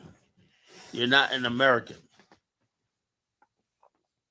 So any other group of people, they understand one thing. They understand numbers, you know? They understand numbers. And when you see the Chinese in those places, Chinese dominate the thing, you know? Yeah, the blacks in Brazil are not even fucking. That's another thing. Blacks in Brazil, I would say less than 10% of the blacks in Brazil are actually real black people. Less than 10%. Those are mixed race people when not posing as black. Because you know what it is? Because of Black America, a lot of mixed race people start calling themselves black because, you know, Black Americans for the most part look mixed. You know, so, oh, we're mixed. No, Black America has different shades of color, but we're still most of us are like 89% black. You know,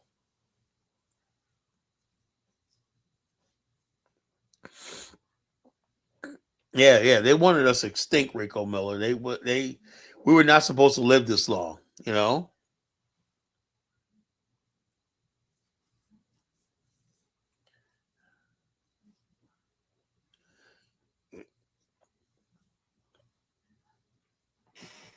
Black America is the largest black minority group living anywhere in the world.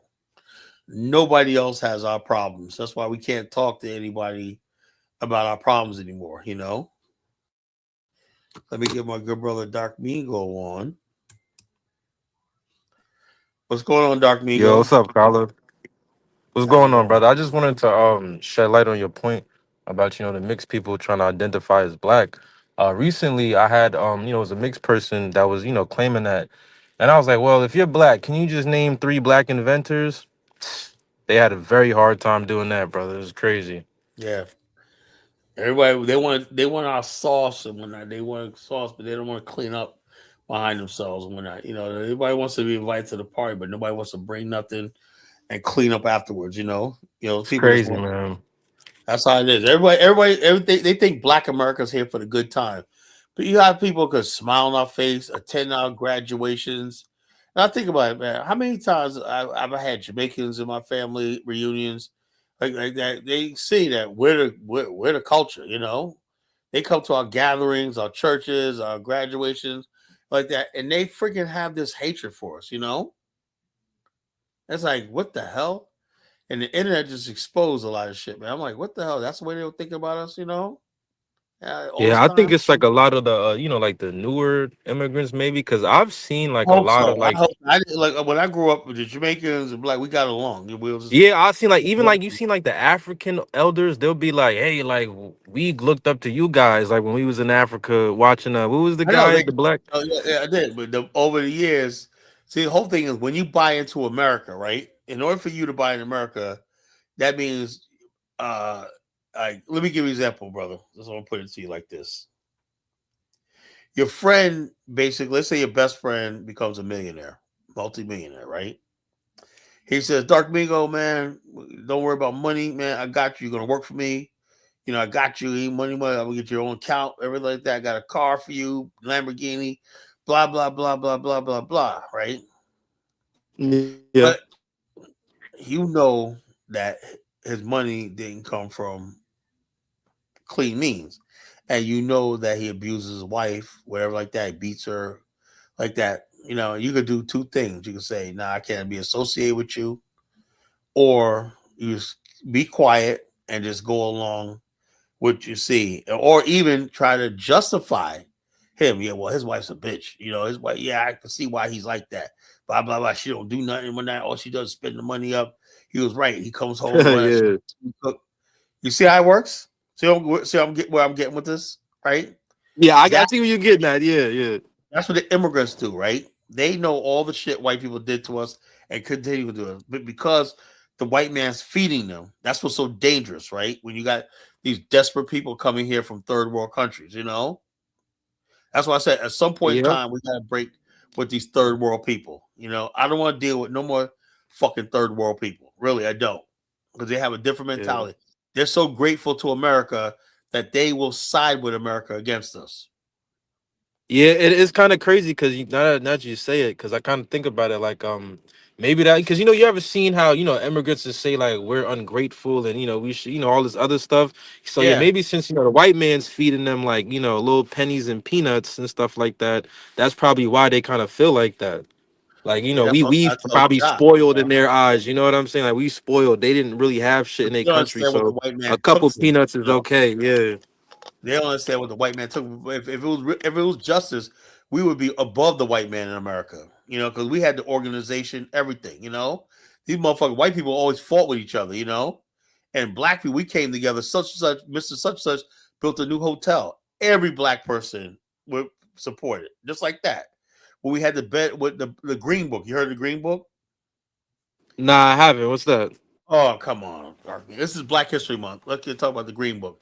They, The Green Book. Nah, what's the that? freaking the gay ass Hollywood made a movie called The Green Book, and they had to have this black immigrant guy, this guy named Ali, whatever, played a gay guy with a white had a homosexual relationship that fucked up our history, you know. And they get these immigrants to play these roles that we won't play, you know. Yeah, Anyway, I've the never seen Green that. Book, it was the Green Book was a book a motorist created in like the 1930s and 40s, right? Where black motorists would travel in the country and they could not most hotels say no blacks allowed, whatever like that. So black people start building their own gas stations, motor lodges, and stuff like across the country. And the Green Book gave you a directory in every state, so you could plan your trip out, where to stop and get gas, where to stop, who would serve black people, what restaurants to eat in, what hotels to stay in, where that was black owned or black. Oh yeah, I actually did hear about that. Yeah, actually I did. Yeah. So the bottom line is this: they when they saw that was great because they were making black people getting rich, right? They were like, "Oh man, it's black people. We gotta take that away by basically, even if they had the civil rights movement, right? We couldn't discriminate. We should have still stayed with our own shit, But the black political class told us to forget all that. It's time for us to come together with white people. And I'm like this. No, it's time for us to. Now we're saying black people saying someone said Donald Trump gonna be like segregation, Jim Crow. Black people saying we want that. Is it bring it on, man? You know how rich I would be if black people only bought their shit from me, Right, Yeah. especially black women. Black women, you already know they $1 trillion annually that they spend on goods. Yeah, we would get so rich off the black women. Yeah. I'll be selling black women all their hair care products and whatnot. Yeah, all the weave. Yep. I'll be selling shit. I get rich, man, overnight, man. Let me get this guy, the brother Ola, on. What's going on, bro?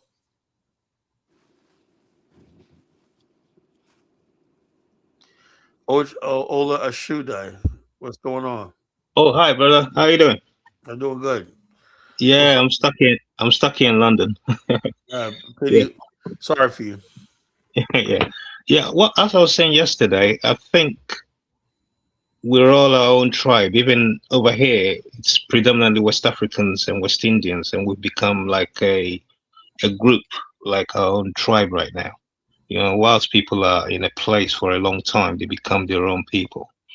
And what I'm looking at is most people traveling into the United States from wherever they're coming from, they'll be seeing it as a new territory, and eventually they will start forming their own tribe from where they come from. But what I don't get is where the hate is coming from, because I really don't know whether they don't understand the culture or what. Why does it seem like people hate Black Americans, whereas these people in their country, Black American music and culture influenced them there? Why are they coming into the United States hating on Americans? It doesn't make sense to me. This is an old saying, not just them. Every immigrant that comes over here is taught to hate black because in other words, America, we're the untouchables of the society. We're the people that America bled and did it wrong to. We slave descendants, and we're a marker. Right, the worst thing you could be in America is an African American slave descendant. Right, even if you came from another country, America is about volunteer. You volunteered. You came here seeking the American dream. But the African American, and some with the Native American, right? That's not our story. Our story was we were brought here by force. And there's a lot of black people who are now saying, "Oh, that history is so painful." They want to erase that and say they were already here. They're ready to erase slavery because it was that painful. And then everybody knows that. Instead, look, my whole thing is I'm never going to be ashamed of my ancestors or what happened to my ancestors, right? I made a choice. I can either hate myself or hate my people, or hate white people or hate white America. And I choose the latter, because the bottom America is not going to let me love myself and love it. America's telling me all the time, I got to choose one, Right. And the bottom line, when immigrants come over here, they're forced to say the same thing. Do you love America or do you love Black America? Right? If you love America, you got to hate Black America. That's a trade-off, And how can that change right now? How can you educate these people coming in? How can the Black American group or community? I know that a lot of them wouldn't like to assimilate because they don't know the Black American culture, so they'll be trying to form their own churches, their own businesses, and within their own new community. Those people benefit. They come over here, but they like the benefits of Black America. They want to play our roles on TV. They want to, like this Nigerian guy at the Grammys, right? Doing country and whatnot. Black people invented country, right? So he's coming all from Nigeria the cosplay of Black America and doing country when they come over here, they take our roles, they come in like that, but they say they don't like us. That's the problem Black America have, you know. You know what's crazy, dude? I never thought I didn't know he was Nigerian this whole time. I thought he was regular black. So you're definitely right Yeah, about so that. so this is what we're talking about. People come over here, they come into our spaces, they come into our stuff, and we don't know it. The one who I like is Godfrey. He's Nigerian, but he was born in America, and he sees things to the vision of Black America being born here, you know, and raised here, you know. And Michael Blacksmith too. He's cool. And Michael Blackson too, you know. They're two brothers that basically see things from a point of view of Black America, you know.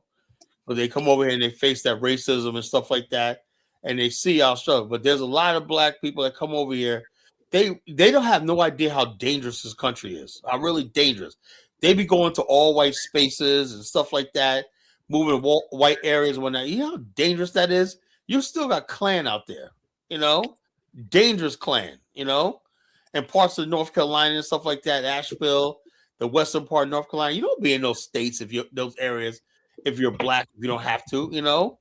So it's still a lot of Africans come here and they don't know the rules. They don't understand how to pick up on white people's racism. You see that video that was going around with that Liberian lady. The guy approached her in the store. I guess he knew her. How do you afford this? How do you afford that? You're a fucking nigga. Remember that? Yes, I actually did see that. Yep. Okay, now She was like a homeowner too. Yeah. His wife sold her a home, right?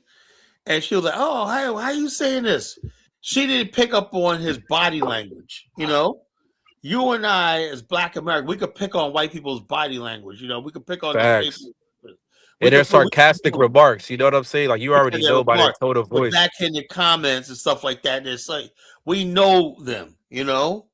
A lot of Africans come over here, then now they're shocked because they were not expecting this racism that they have to be visited upon them. You know, and we're saying, you know, y'all on your own, you know. Right. And they want us to come out there and put our lives on the line against ICE. They're like, why aren't Black people out here? No, because that's what they want. They want us to create our own George Floyd situation where we go riot and tear shit up and now change they'll stop the ICE movement. No, we're not doing that, you know. We're not. It's not our fucking fight, you know, because the Black people that come from overseas made it clear that they don't care about us, whatever. Like they've been telling us all these years, brother, how they don't like us and all shit like that, how we're this, we're that. Took all the white man stereotypes and lies about us and they ran with it, you know. So Black people are like, hey, you know something? Now it's time like Haitians, right? They're gonna all get deported. You know, they had a temporary stay of TPS, but TPS is just temporary. A judge has no right to stop that. That's gonna be overturned real soon, and there's gonna be a lot of Haitians, you know. But you'll see them when they get deported. They be fucking fighting, throwing rocks at the plane as it departs. You know, they don't want millions of them, thousands of them, gonna be chipped out of here real soon, right?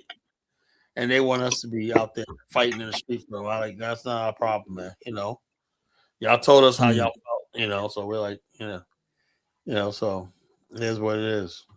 I don't know what to do at this point, brother. I really don't. You know, the damage has been done. You know, social media has destroyed everything, you know, because people got to hear what people really think about them, you know.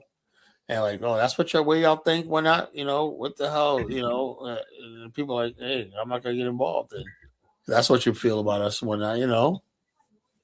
But I think social media has opened up a lot of people's eyes. Like, it's kind of like exposed a lot of things. Like, as you're saying now, that a lot of people seem to have resentment about, well, living in America as a foreigner, but it's at the same time opened up American culture, or how Black Americans feel in America towards, or how they feel about people coming in and not assimilating into the local cultures, kind of, you know. I think social media has kind of like opened up the conversation. We don't have no problem with what people do, right? The problem we have is somebody could be, they could like out of nowhere. I see this all the time. You hear a person talking when oh yeah, I saw that person in the movie, right? Oh, I like this role when that. And next thing you know, he's in an interview with white people. oh, that's why my ancestors came from there. We're not like these people over here. Like, oh shit, you just fucking threw us under the bus. We watched your fucking with. That's what happened with Cynthia Erivo. You know, she went there and started talking about black people and black people were like, nah, fuck this bitch. You know, you don't talk about us like that. You know, and so that's what's happening. We let people come into our culture. We just say there is no black is black, right? And we let people in. And then the first time they get a chance, they throw like in Virginia, this lady that was running for governor, she should have actually won. She should have won. Black lady running for governor. She should have won. But you know what she did? She kept talking about every time she sit down for an interview, she go, well, see, my ancestors, I'm a child of immigrants. You know? She kept talking about she's an immigrant. In other words, basically, she's distancing herself from Black America, right? But the only chance she would have had in that election is the black vote, and black people turned on her because she was distancing herself. Nothing wrong with being proud to being from Jamaica or wherever you're from, right? But every interview, we noticed that she was starting out by saying, "My father came here with $3 in his pocket." You know, that's basically trying to discredit Black people's legitimate right to struggle and everything we go through, we fought for. And so when we see immigrants doing that, that's why we turn on them, you know? And they benefit from the stuff we created. Look, before the 1960s, there were no Black people anywhere working in civil service jobs.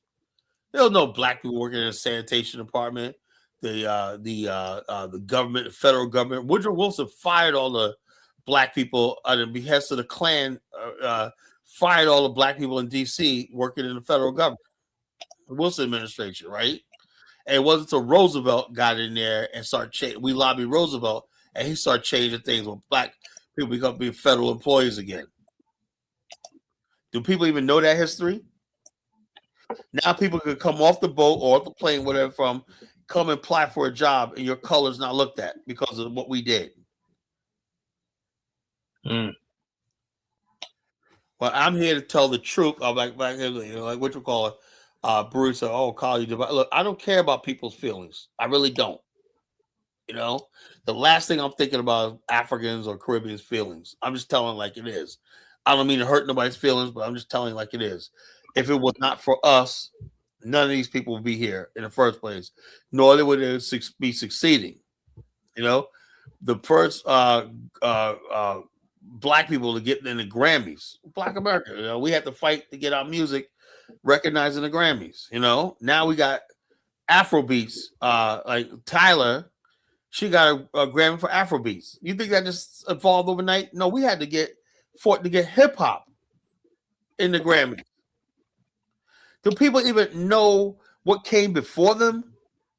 You know? And they come here so disrespectful of our people. I want to know what disrespectful means, because disrespectful could probably mean anything. I wanted to know whether is it the stars that are disrespectful or is it the general immigrant? Dismissive comments, right? Right. Okay. Like this, you know, we did this, I did this, we came from here. Or they say, oh, yeah, man, my people don't complain. We came here and we did this. Well, you know, you only got that because of what our ancestors did before you, you know? Right. And people don't want to acknowledge that, right? We're saying acknowledge that because what happens is white people, our enemies, use that against us, right? They're saying, look at this, these Africans and Caribbeans, they're not complaining. They're not talking about past injustice, but they don't have a history here. You know, they don't have a history to draw on. They're not. I realize that immigrant people don't know about Jim Crow. They don't know about lynchings. They don't know about slavery here and whatnot. You know, they don't know about Tulsa and whatnot. All these stuff, these scars we still have with us, right? Tulsa, Wilmington, all these massacres and when that whole Black community is massacred and murdered. They don't know about Lake Lanier. They don't know about all this stuff. That when people say, oh, we're all American, America great country. No, we can't say that because of what happened to our people. And we know things we know about, you know? I think it's slightly similar, but not the same as what we experience here in well, in England, because I mean, in the 50s, when the Windrush era happened, it was mainly West Indians that were here, and Yeah, they went through a lot. Then the Africans yeah, came here, they and did. now the white man Yeah, uses the Africans to discredit those black people from the yeah, Windrush area. yeah, and then eventually everybody else and the Somalians started coming in the 80s and all that. So, but they don't know the history of what the West Indians went through, like what they Yeah, went through in nobody Liverpool because and London. that's how they keep. That's why immigration is so dangerous. And so Mm, immigration without education is dangerous. Because there's people that use immigrants to control other people, like just like they use the Irish to control white people, white Anglo-Saxons back in the days. So if y'all don't want to do all this work, whatever like that, or be at the bottom, about civilization, your lot that you were chosen, whatever like that. Okay, we can bring the Irish in here. They resent the Irish, because they were willing to work for nothing. You ever see the movie mm. Gangs of New York? That one part where he goes, Irish harps who do for a nickel what a nigger does for a dime, and a white man used to get a quarter for. So in other words, they resented the Irish because they were working for less than the free blacks at the time. So they're like, damn, Irish come over here and suppress the wages because they work for anything. So that's the whole thing. America's always been playing this game with immigrants. Mm.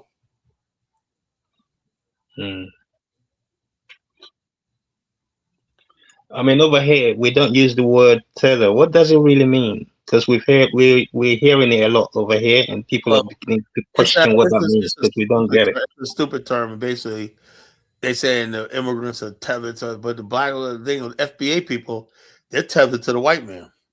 Right. They're tethered to the white man's glory. When that, America this, America, you're tethering yourself to white supremacy. White America. So everybody here is a tether. The black immigrants are tethered to black America. Black America is tethered to white America. Right. Okay. Now I get you now. Ain't nobody be tethered and whatnot. Philly Yard's wife says, I have a problem with that rhetoric. Agree with you, but that makes it rhetoric is a minority. You think look, I don't know, man. All I know is, look, enough of it has been around. Look, if it was just a minority, right, it should not be on social media. People take time, Philly Yardy, to sit down. You've seen it. Everybody on this panel says, let's be honest with ourselves, that sit down and sit there and talk for 10 minutes on TikTok disparaging stereotypes about black Americans. And they're black themselves. And so I'm saying to myself, it's one thing to think like that, where like that, if you're in your room talking to yourself, nobody hears it, right? Or you're talking among your friends, everything. But when you go so bold to know that you're going to reach thousands of people about what you just said, that is deliberate. That ain't just people talking, spewing stuff like that off his mouth. That's deliberate. Like with me, I'll be honest with you, right? Anything I say on this platform, I mean to say it. I'm not gonna say I slip of the tongue. I didn't mean no. I really mean everything I say. And I think long and hard before I say stuff. And I try to back up what I say and whatnot. Just put it in context. You got people that sit there all day and all night. And like the one this fat Jamaican girl, she goes, I agree with that. Black Americans ain't shit, but now we Jamaicans got all the jobs, but how got all what fucking that's how stupid that sounds. You came to America, you got a job. Y'all always complaining, blah, blah, blah, blah, blah. Well, all the black millionaires and billionaires are black Americans, right? All the rich black people in America are black Americans. The top neighbor is black Americans, right? They completely overlook that and make it seem like black America is because most of black immigrants live in poverty in America. Most, I would say 90% of black immigrants live in impoverished inner city areas. So the black people they come across are the poor, and they put themselves over the poor black people in America. And they get online, so they use that as a reference point. All these black Americans ain't nothing. They jealous of us, blah blah blah. Who? And they put it online, and it goes out to all the rest of us, and we're like, "Oh, you really feel like that?" And that's where the tension comes in at. You know. Interesting. You know, so that's what it is. You know what it is. I wish I could change things, whatnot, but you know, as long as people are simple minded and whatnot, you know. You know, the Chinese use the diaspora. Is there any way West Africa could do the same? Because I know that over here there's a lot of West people. Africa has no friggin' real plan to develop. I just did my whole research all years. They're not serious about developing and whatnot unless they're freaking serious about developing. The African mind, I don't think that has the capacity to do something like that. Other people basically have the capacity for long-term strategy, planning, and stuff like that. You know, they can plan 10, 20 years out. They can see where they need stuff like that. Chinese, they said, okay, well, this is what we plan to do. This to do so, we're gonna have to reach out to Chinese because we simply don't have the numbers. So we got to reach back into the China. The Germany did the same thing. You know, during World War II, they reached out to in America and recruited some German Americans to go work for the Nazi regime. You know, other people look at that and say they see the diaspora all over the world. Say that's a resource right there we could tap into. Because we have a long-term plan. Africa has no long-term plan. So what's the diaspora going to do if the Africa is not trying to really build anything? Right. There's no industrial base in Africa. There's nothing. You know, there's no heavy industry. There's nothing. What do you notice in Sierra Leone and Liberia? When you go down there? You know, how's the industry I see going? the promise of Liberia because Liberia is trying its best. It has a good connection with Black America. That's a good thing. Liberia has a good connection with Black America, right? Now, if Liberia could be integrated back, we lost 45 years with this coup of 1980. If Right. Liberia could be integrated back into Liberia was once a part of Black America, institutions, everything like that. But by the 90s, it was supposed to translate to businesses. All the businesses that were forming in Black America, like we had Reginald Lewis became the first Black billionaire. Reginald Lewis was supposed to be in Liberia. You know, Right. that never happened because of the coup and the Civil War. You know. I think I heard that they had a heavy rubber plantation. Yeah, Liberia has rubber, but the rubber was supposed to be now because you have African Americans involved in the rubber industry and the rubber business in Liberia. Bill Russell had a farm. Some African Americans have rubber farms over there. But right now, Liberia is supposed to be producing tires and stuff like that for integrated automobile manufacturing thing on the continent. You understand? But so many years of unplanning everything. Like I have a lot of plans, right? But the thing is with me is what Africa is, like when I hear these people on Diane Show talk about tribe and whatnot, what tribe, Africa's not going to get anywhere. African Americans have no place in Africa because everything in Africa is about your tribal affiliation. You know, there's no way we can get in because people hire people do business based on tribal background. You know, so nepotism. Nepotism, you know, it's nepotism on steroids, right? So there's nothing Black America could do for Africa. The only country in Africa I see where Black people had a chance to be a part of Africa is Liberia, to me, because the culture of Liberia is similar to Black Americans, you know, because of the history, you know. Yeah. How about Sierra Leone? I don't know much about Freetown was Freetown. Sierra Leone is another tribalized state, you know. The Temba. I thought it was the same as Liberia, like kind of similar, but different. Nothing alike. Nothing alike. Is it? Freetown is like Liberia, right? Freetown. Right. That's two different things. When Freetown, at independence, Freetown wanted to become its own country, and in Sierra Leone, but the native people saw Freetown was developed, right? And they said, "No, we're gonna be." So they became one country. Same thing with Liberia. The native people could have created their own country, but they didn't have the know-how, you know. So they, you know, stuck with Monrovia and had a coup and took it over, you know. Yeah. Same thing. As long as you have the native people who don't have the confidence to build their own shit, you're gonna have that because Monrovia and Freetown were outposts of the Black diaspora, you know. Yeah. And those places basically there should have been a rail line and airline connected Monrovia. There's nothing really connected Monrovia and Freetown. There should be a rail line, everything like that, pipeline, everything like that, and a highway system connecting the two cities. Right there, that they could create so many jobs right there on that coast right there, connecting those two cities as centers of trade and commerce and everything back and forth. You know, if you have all along the way, you have gas stations, warehouse, logistics, way stations. Can you imagine that shit? But the bottom of the African mind can't think like that. You got two countries. I said in Europe, they said what they did was they connected all the cities together by rail, everything like that. You could travel throughout Europe. You could trade throughout Europe. You know. Yeah, Africa, you can't even drive from one country to another for the most part. You know, it's pretty tough. Pretty tough. it's the mindset. Okay, I look at it. I look at it, and I'm just like, you throw your hands up because bottom line is this: anytime I have a suggestion, they call me a colonizer. Oh, Kyle's a colonizer. Kyle's a colonizer. Like, I think there's no hope for the black race, to tell you the truth. You know. Yeah, I listened to this guy, one guy called Woody Meyer, and him just trying to travel across West Africa was a problem for him on the roads, not even in the air. Yeah, and they're supposed to have an ECOWAS passport. Still, you got to get paid money and bribes and all stuff like that. It's a mess.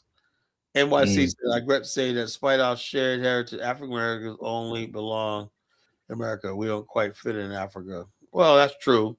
But the bottom line is this: that's why you got to carve out your own enclave and your own space in Africa. Make it fit. You got to make it fit. And do your own thing in Africa. Instead of there's no way we're gonna be able to just go to Africa and just fit in. We gotta be in a position of power and strength, and you have to have some numbers. So. Do you think democracy in Africa is different from democracy in the West? There's no democracy in Africa. There's no such thing as democracy in Africa. It's a farce. Yeah. Democracy comes from you have to have things you have to have in democracy. You have to have sovereignty over self. Yeah. The root of it is sovereignty over estate, individual sovereignty, individual liberty. You understand? Individual liberty means a man has his own sovereignty, his own agency. And the system respects that. That means what belongs to you is your reputation, your land, your wealth, your inheritance, whatnot, what you work for, all that stuff that belongs to you, not the state. All right? It does not belong to society. It belongs to you. Your individual achievement, everything like that. Democracy is based on individual liberty, individual achievement, right? The protection of rights of individuals, right? Yeah. If you basically talk about the collective or whatever like that, is people that's not talking about liberty. What you have to have is a constitutional republic that respects the rights of people and everything like that, and have a democratic process. Understand? Not a democracy. A democratic process, right? That legitimizes the system that you live in. That's called a republic, right? Black people went out there talking about democracy. What happens is people with the largest ethnic and tribal groups are dominating. That's not democracy. Africans' culture is like thousands of years behind and the mindset to build a real republic or democracy because they don't respect individual rights. A human life does not mean much. You can't have a country, a land where they were trading bodies and human bodies were nothing. You still had human sacrifice, and the individual right means nothing and whatnot. It's all about the king, the Oba, everything, and they said we're gonna have a democracy. It doesn't work like that. Individual liberty through the blood, like I said, it was all saying in America, like the tree of liberty is really what? Through the blood of tyrants. In other words, basically, when people are strong, that's why in America, the right to bear arms. Individual is strong, and you are allowed to defend yourself, whatever like that, for whatever system you do is based on a position of power strength. You agree to the system, But the bottom line, you can't force democracy on weak people. You got to have strong people with agency that say we're coming together. And this is what we agreed that we're going to build. We're going to have a constitution. This is how I'm going to be protected. This is how you're going to be protected. This is how you're going to be protected. You don't have that in Africa. You got governments formed through the battle of the gun, through fear and intimidation. That's not democracy. Hmm. Interesting. All right, Carl, I've got to go now. Yeah, I'm All right, brother. Take care. gonna get ready to work. Yeah. All right. Take care, bud. It's all good. See ya. See how people get educated on the show? We have education, you know.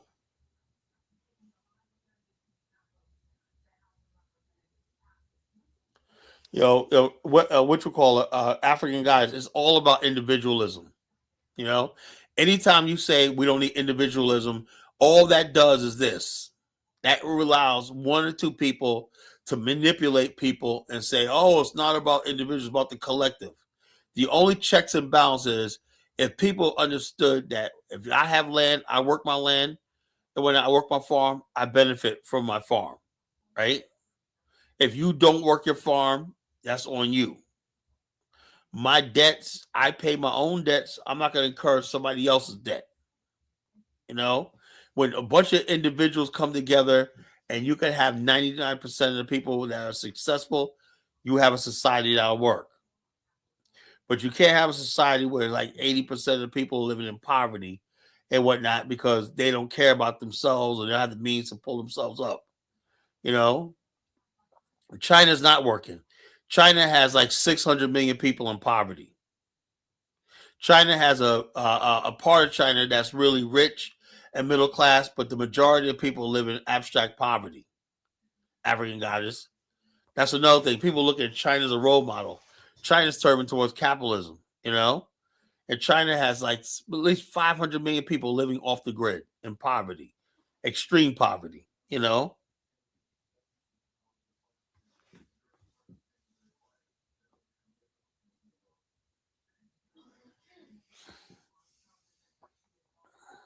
It is what it is, folks.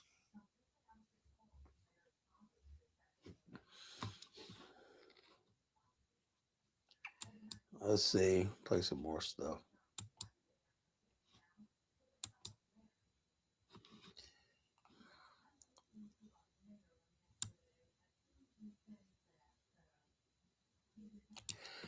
I remember the other day I was telling my good friend Nak Measy that Liberians and Africans, they'll accept anybody as one of them, right?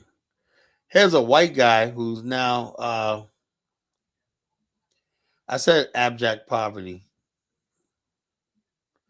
I didn't say abstract, I said abject. You guys misunderstood me. I said abject poverty. If I said abstract, I misquoted.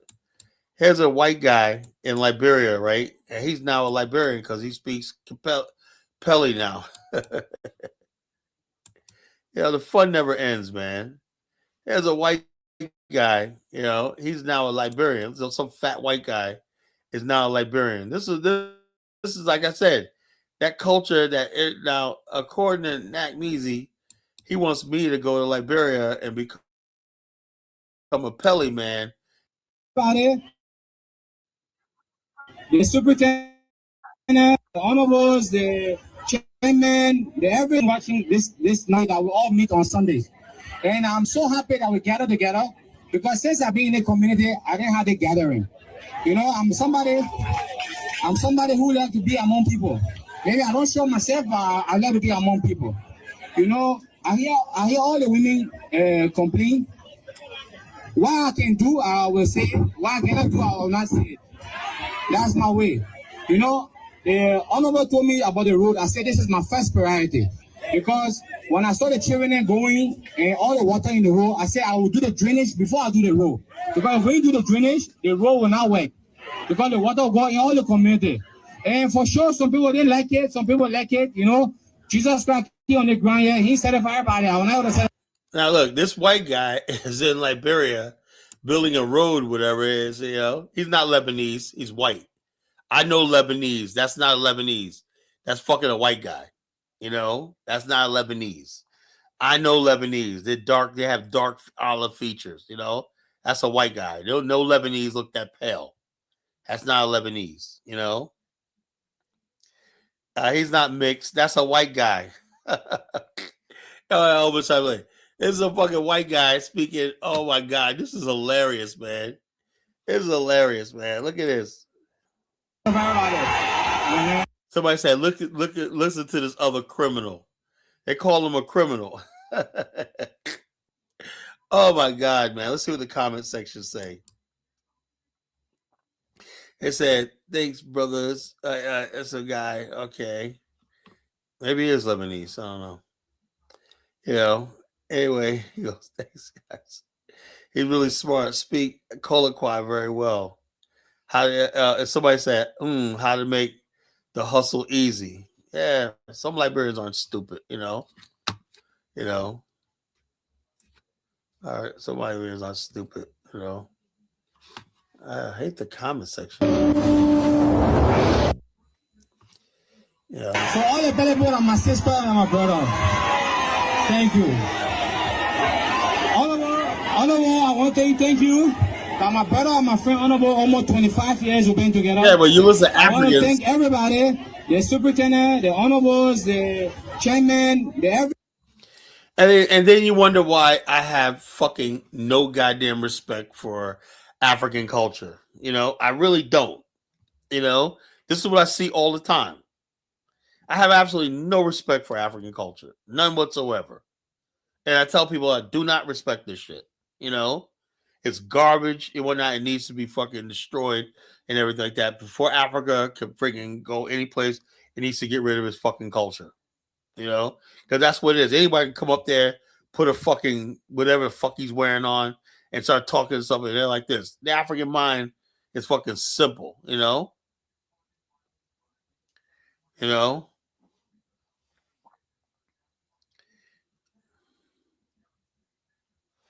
So the bottom line, this is what you have, right? This is what people tell me. I got to go there. Now I think I'm gonna go to Liberia. You know, oh man, I got my 53-inch TV. You know, wifey says a fucking AC unit needs Freon. I got to send the money for the Freon. The generator, the backup generator. You know, Elvis, you're a clown. You know, Elvis, you are a sad clown. You know.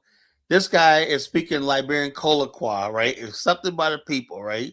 That's what tells you your culture means nothing. Anybody can imitate it. It's really surface glossing. You could become a fucking African in one day, you know, and practice it when people have people fooled. At least if you're white, you know. It's a fucking joke. You know what it takes a Chinese culture is so insular, right? If you have one relative that's not Chinese for thousands of years, you will never be a Chinese. Chinese trace their ancestors back 5,000 years. Their bloodlines and everything like that, unbroken, right? You'd be a Chinese, you know? I don't know about inverter. I got a generator I paid $400 for, you know? Well, Elvis, you know everything, right? If you're in Liberia, you can speak the colloquy, you're a Liberian, you know? He's probably more Liberian than you are, Elvis, man, because he's over there, you know. I don't know what an inverter is. Somebody has to explain that to me what the hell it is, right? We got LEC power. My wife said LEC is out right now. They're working on something like that. When we live at LEC never goes out, but we always have the backup generator. So the generator. I said, what the hell is a generator in the generator room? It's in a room. It's like a house. You know, it's like 100 feet from the property. So I go to the generator. I said, don't let anybody touch that fucking generator. I'll break their hands. Pay $400 for that thing. She said, well, it needs repair. She said, some guy can fix it. One thing about Liberia, there's always somebody that can fix something, right? I don't have to worry about the generator now. And I don't have to worry about fucking Dave. What's up, Focus Dave? Dave, come up here, man. You haven't been up here in a long time, man. You know, I have to worry about the AC unit. The AC unit, the Freon's only going to cost $30. Now, if that was America, I would have to call an HVAC person out there and blah blah blah, you know. So I have that inverter. It's a generator switch power for LEC. Yeah, I have that already. Yeah, I have that. You have an inverter. When LEC goes out, we just hit on the fucking generator. That's it. You gotta go start the generator up and then click on the switch. You know. Yeah, we did have that. My driver installed it right there in the pantry. You know, yeah, we have that, you know, so So, but yeah, so everything's gonna cost like $150, man. Yeah, I'm like, wow, man. If this was fucking America, man, I'd be looking at $500-$600, man. Everything's so cheap. What's up, Elvis, man? Come on, man. This is your Liberian brother up there, man. Come on. Don't you guys I mean, Tyler, he's clearly not Liberian. You see someone that's Liberian, just like me learning Spanish doesn't make me Spanish, right? But in Africa, Me speaking with a southern accent doesn't make me from the south. Elvis, If his mother is Liberian, then she can pass her citizenship to him. Well, you're saying that he's Liberian, you can't prove that he has a Liberian citizenship. So that's the question I'm asking. So a piece of paper could make change the bloodline, make you a Liberian. Yeah, because you know the history of the country. He can't be a citizen unless he has legal descent. So if he doesn't have legal descent, he's not a Liberian. Like I said, look, Elvis, this is why I say it, right? I am not a Liberian citizen, but I'm very much as Liberian as anybody else, because of the culture, right? I'm not a citizen. I don't think a citizen. This guy basically is building a road. He's doing some road. I don't know what the hell he's doing, but he's doing a road project, whatever like that. And the people, he's become one of the locals, man. I don't know. The bottom line is, if this keeps up, man, you're going to have white settlers there. You're going to have Afrikaners there. They're going to come in there. Why not? Next thing you know, your country is going to be taken over by these people, man. Like I said, if this was our ancestors running this shit, you think this would happen? Hell fucking no, And so native people, that's what they want. They want the white man there and everything like that. They want the white man. Have you heard about a guy called Jetty? He's an Indian Sikh. He's a guy who does business. He does a lot of philanthropy in Liberia. He builds a lot of schools. I can't you're muffled, bro. No, I'm saying, have you heard about a guy called Jetty? He's this Indian guy who is a Sikh, that wears a turban. He does a lot of business. He does a lot of philanthropy. People love him in the country, but I don't make him a Liberian. He's just a businessman who gives out a lot of charity to the Liberians. That's all. No problem with Indians, Lebanese, and all these other people like that in Liberia. You come here, you make money, because the bottom line is this. Had it not been for the Lebanese, I probably wouldn't be going to Liberia right now, because they contribute so much to the modern development of the country. That's fine. I have no problem with that, right? I have no problem with them become citizens, right? My problem, happen is the Liberians themselves. You can't just go to China, right? Learn some kung fu, wear a gi, and you're Chinese. You're always gonna be a freaking foreigner in their country. Same thing with Japan. They call you gaijin, and you could be friends, whatever like that, but there's always a line. What I'm saying with Africa is they don't know how to draw lines with white people, right? They don't know how to draw lines and say, okay, we got to draw a line here. We're here talking to the black people, like that. You got to step away, Now, I see that a lot, and like I said, when around me, I'm like this. Okay, I'll be nice to you or not, but if we're talking black business and whatnot, you don't need to be around, simple as that. So it's a sad situation that people don't have control over their culture enough to fucking keep outsiders out, because the bottom line is, if Liberia loses its identity, what happens if these people start coming there, you accept them, they start building their own communities and everything like that, then the whole culture of Liberia will change, and it'll cease to be in a country of what is, I don't know. Like I said, maybe. Tyler, there's literally laws precluding these people from owning properties, and becoming citizens. So there's already a stopgap for chill, Lebanese taking over the country, or foreigners taking over the country. It was a white boy from Boston. He also, not only that, I wouldn't have none if you had respected white people. You got white people that are fucking losers in Liberia. Losers. Absolute losers. This guy talking about he got land in Bone County, my property in Bone County. My boy Flo heard that. He said, what? Let me find out this motherfucker got land. I'll go burn it down. He ain't supposed to own no land in my country. We're not. My boy Flo is no joke. He said, what? Collar, what? I said, this white boy said he had fucking land in Bone County. He might just be mixed. He might have a Lebanese mom and a Lebanese father. Oh no, Because he does look like he has some Negro in him. If you look at him closely, he might just be mixed. I might be wrong. Elvis, I don't know about this guy. I'm talking about the guy I'm talking about. This guy was a blonde, blue-eyed, fucking Brad white boy from fucking Boston, Massachusetts. Yeah, okay, my bad. I thought there was a guy on the screen you're talking about. No. I don't know. This guy. I think this guy's white too. You know, they're ready to make white American citizens in Liberia. You know, they want to make white Americans citizens. They have this idea: if you bring white Americans, the fucking country will. That's how stupid these people are. You know. They believe that they bring white Americans there, they're dumber than they are. This country's going to develop. It's just really a sad fucking. Liberia's been a sad situation, sad country, man. I don't know, man. It's like damn, God's just going to just like close the chapter and say, it's enough. No, that's not true because the dual citizenship laws we never changed. We didn't change the Negro clause, so you still have to be of Negro descent to be a citizen. Your mother have to be like, the only thing that changed was your mother can now pass her citizenship to her children, to her son. But before it was just the father, had to be a Negro. Mother can't pass the citizenship to like a white son or have a Lebanese son. But people should not even be fucking trying to apply for citizenship. There should not be people lobbying for these people to change the laws, because the bottom line is this: if you keep bringing this up, then what happens is there's going to be international pressure there, like they did years ago, international pressure for Liberia to change Article 27 in the Constitution.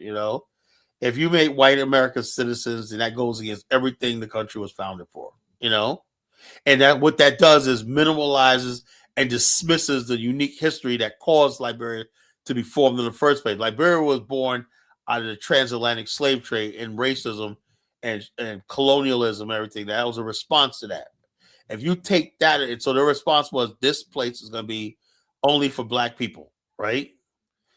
If you take that away, then you just erase. Basically, you're saying the slave trade never mattered. You're basically taking the whole culture, the whole history, everything, everything the country freaking stood for, and dismissing it and minimalize it, and it's sad. The world belongs to everybody. A liberal world, regardless of race. That right there is fucking what I fucking hate. The world belongs to everything. I don't believe the world belongs to everybody. A world without borders. This is the kind of stupid shit I'm talking about. Borders being this. So in other words, basically, if you have a house, right, you don't want your neighbors overrunning your grass, right? You don't want your neighbors shitting your yard. You have boundaries and space, right? Same thing with a nation. Nation has borders. Yeah, I know there's a movement like this, but the bottom line, this is why they don't want people like me, right? Because they didn't want to. There was this page years ago called Africland, and it disappeared around 2017. And I was from 2010 to 2017. Africland was like one of the biggest pages on Facebook. It was on Facebook, and I think it was on. Was Twitter around then? I think Twitter, right? Africland, right? And they had a blog, a website. But then come to find out, this Africland was being run by a cabal of white South Africans, right? And it was a spy thing, right? They were basically trying to test the waters and putting out questions. What do you think about this? And what happened was there was a lot of white people on Africland. And every time black Americans came there, they were talking about what's black people this, black people that, whatnot. And the white people started saying, why do black people in America always got to bring race and everything? Blah, blah, blah. It was like the people that was getting all the flack on Africland were black South Africans, Zambians, and black Americans. Those three groups of people were like public enemy number one on Africland, right? The people who basically were talking all that kumbaya shit, I remember were the Botswanans, the fucking what was the other one? The Congolese and Nigerians. They all talk all this, yeah, welcome to Africa shit, And a lot of Africans started changing their opinion when Taylor Swift made a video. I think she made a video. She went to Africa and she made a comment, that that Africa would be great without the Africans, something like that to that point, you know. So, oh, Africa's a wonderful place if it didn't have all the African people, something like that point. And that's what triggers something that white people like the safari, they like all this stuff like this. And then this one thing happened in Zambia. See, Zambia, let me tell you something, folks. Zambia has a lot of black nationalist people. You know, make no mistake, they're probably even more radical than black people in New York City as far as black nationalism. Zambia, right? There was this fucking one white lady. I don't know where she was from. She was blonde, blue-eyed from Sweden, right? She was Sweden. And she went to, she was in the rural part of Zambia, blah, blah, blah. And all these Africans were saying, Zambia is like, why the fuck are you in our country? Why? And they start showing pictures of countries she can go to.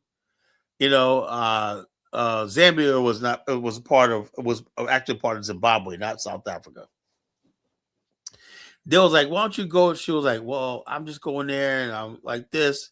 And something happened when she said, you know, I just give up because these people online hate me and shit like that. You know, some people don't keep doing your work, girl.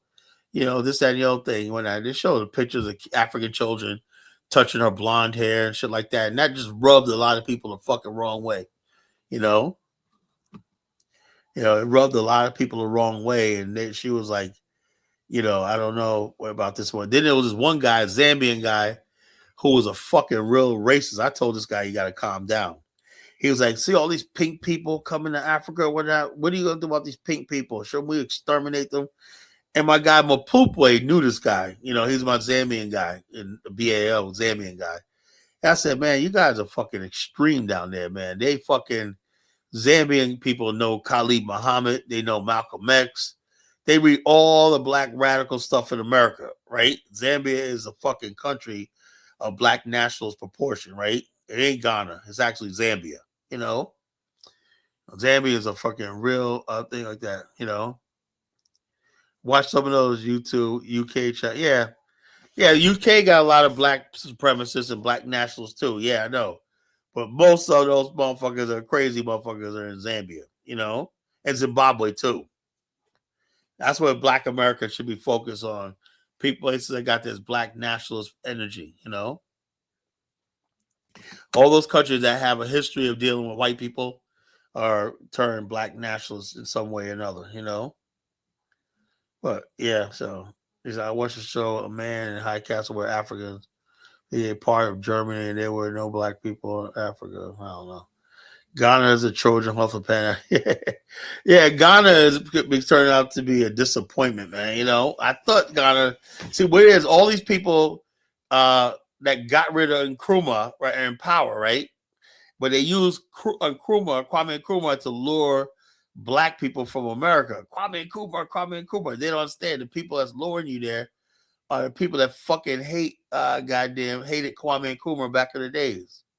You know. You know, so in many ways, Nigerians are more Pan-Africans than Ghanaians are in many ways, you know. I'll talk about the white people who are arguing for recolonization.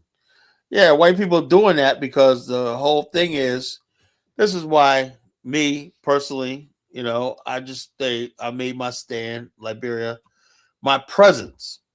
You know, like I said, I want black people from America, African Americans, to start building our numbers up in Africa, you know. Whatever it costs, we have to do that. Because the bottom line, we cannot let these people take over our mother God. We're finished, you know. You know. Yeah. You know. Kwame Nkrumah was a good brother. He was just naive about that. We're all just, that's being dismissive of all black America's individuality and all like that. You can't dismiss that shit. A friend of mine visited Manchester, really enjoyed it. I said, you know.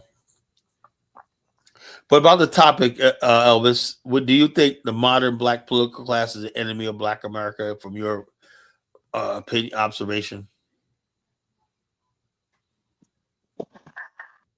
They're not.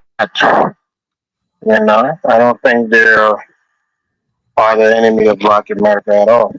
I think for you and your myopic view, since they don't align with your political view, you tend to demonize them, and demagogue them because they're of a different political persuasion than you are. But black people in America has done a lot of things for African Americans. Mhm.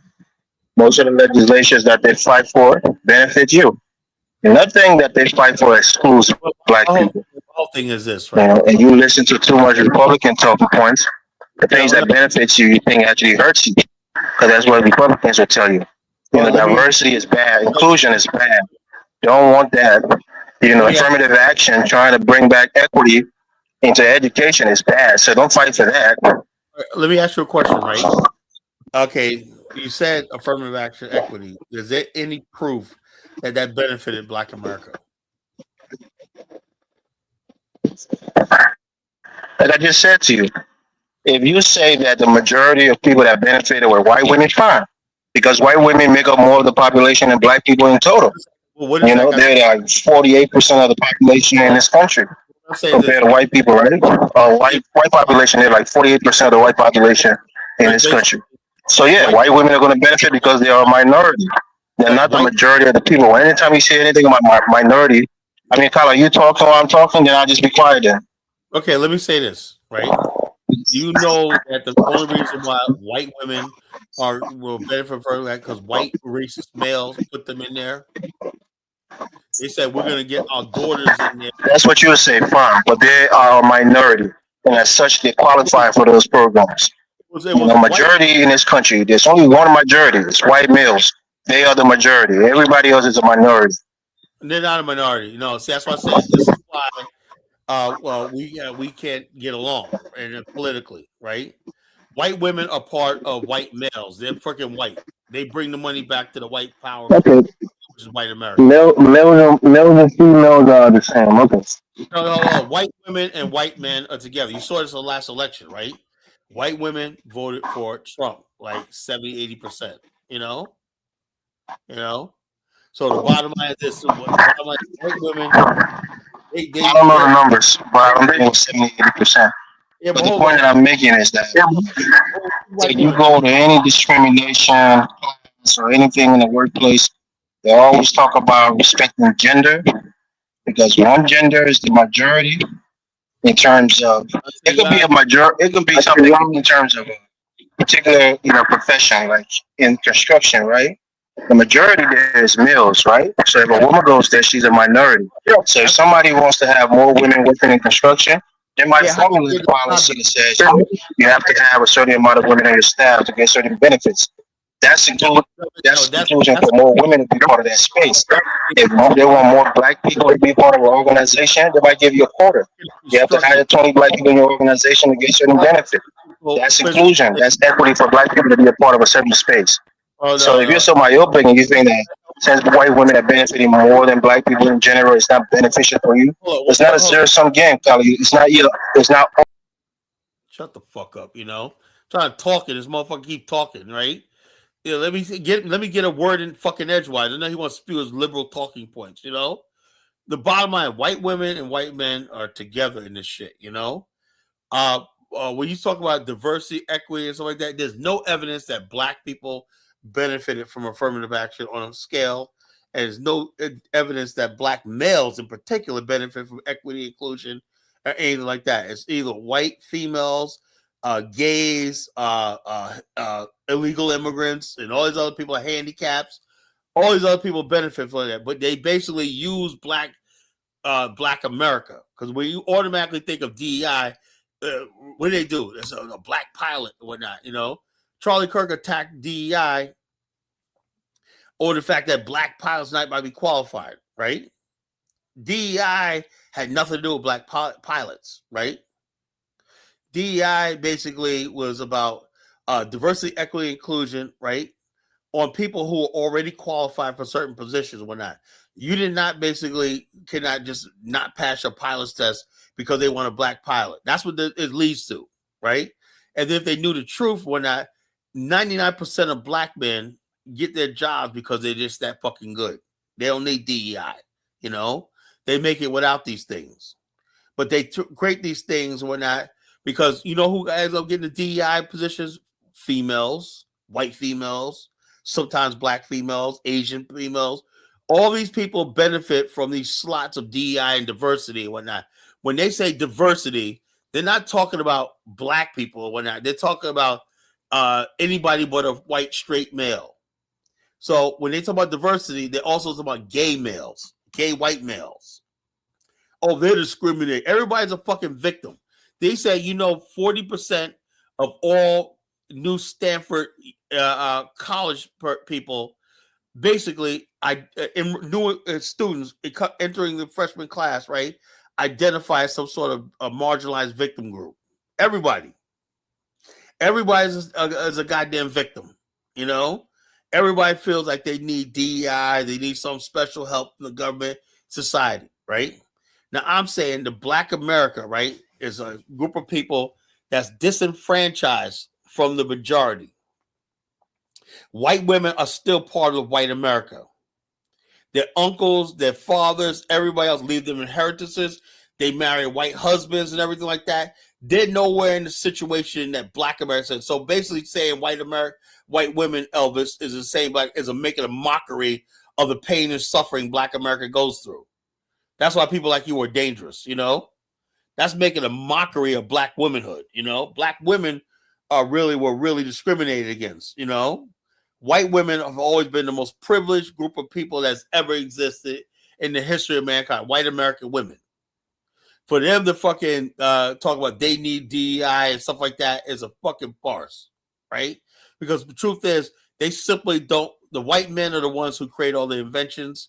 They're the ones who come up with the tech businesses and everything like that.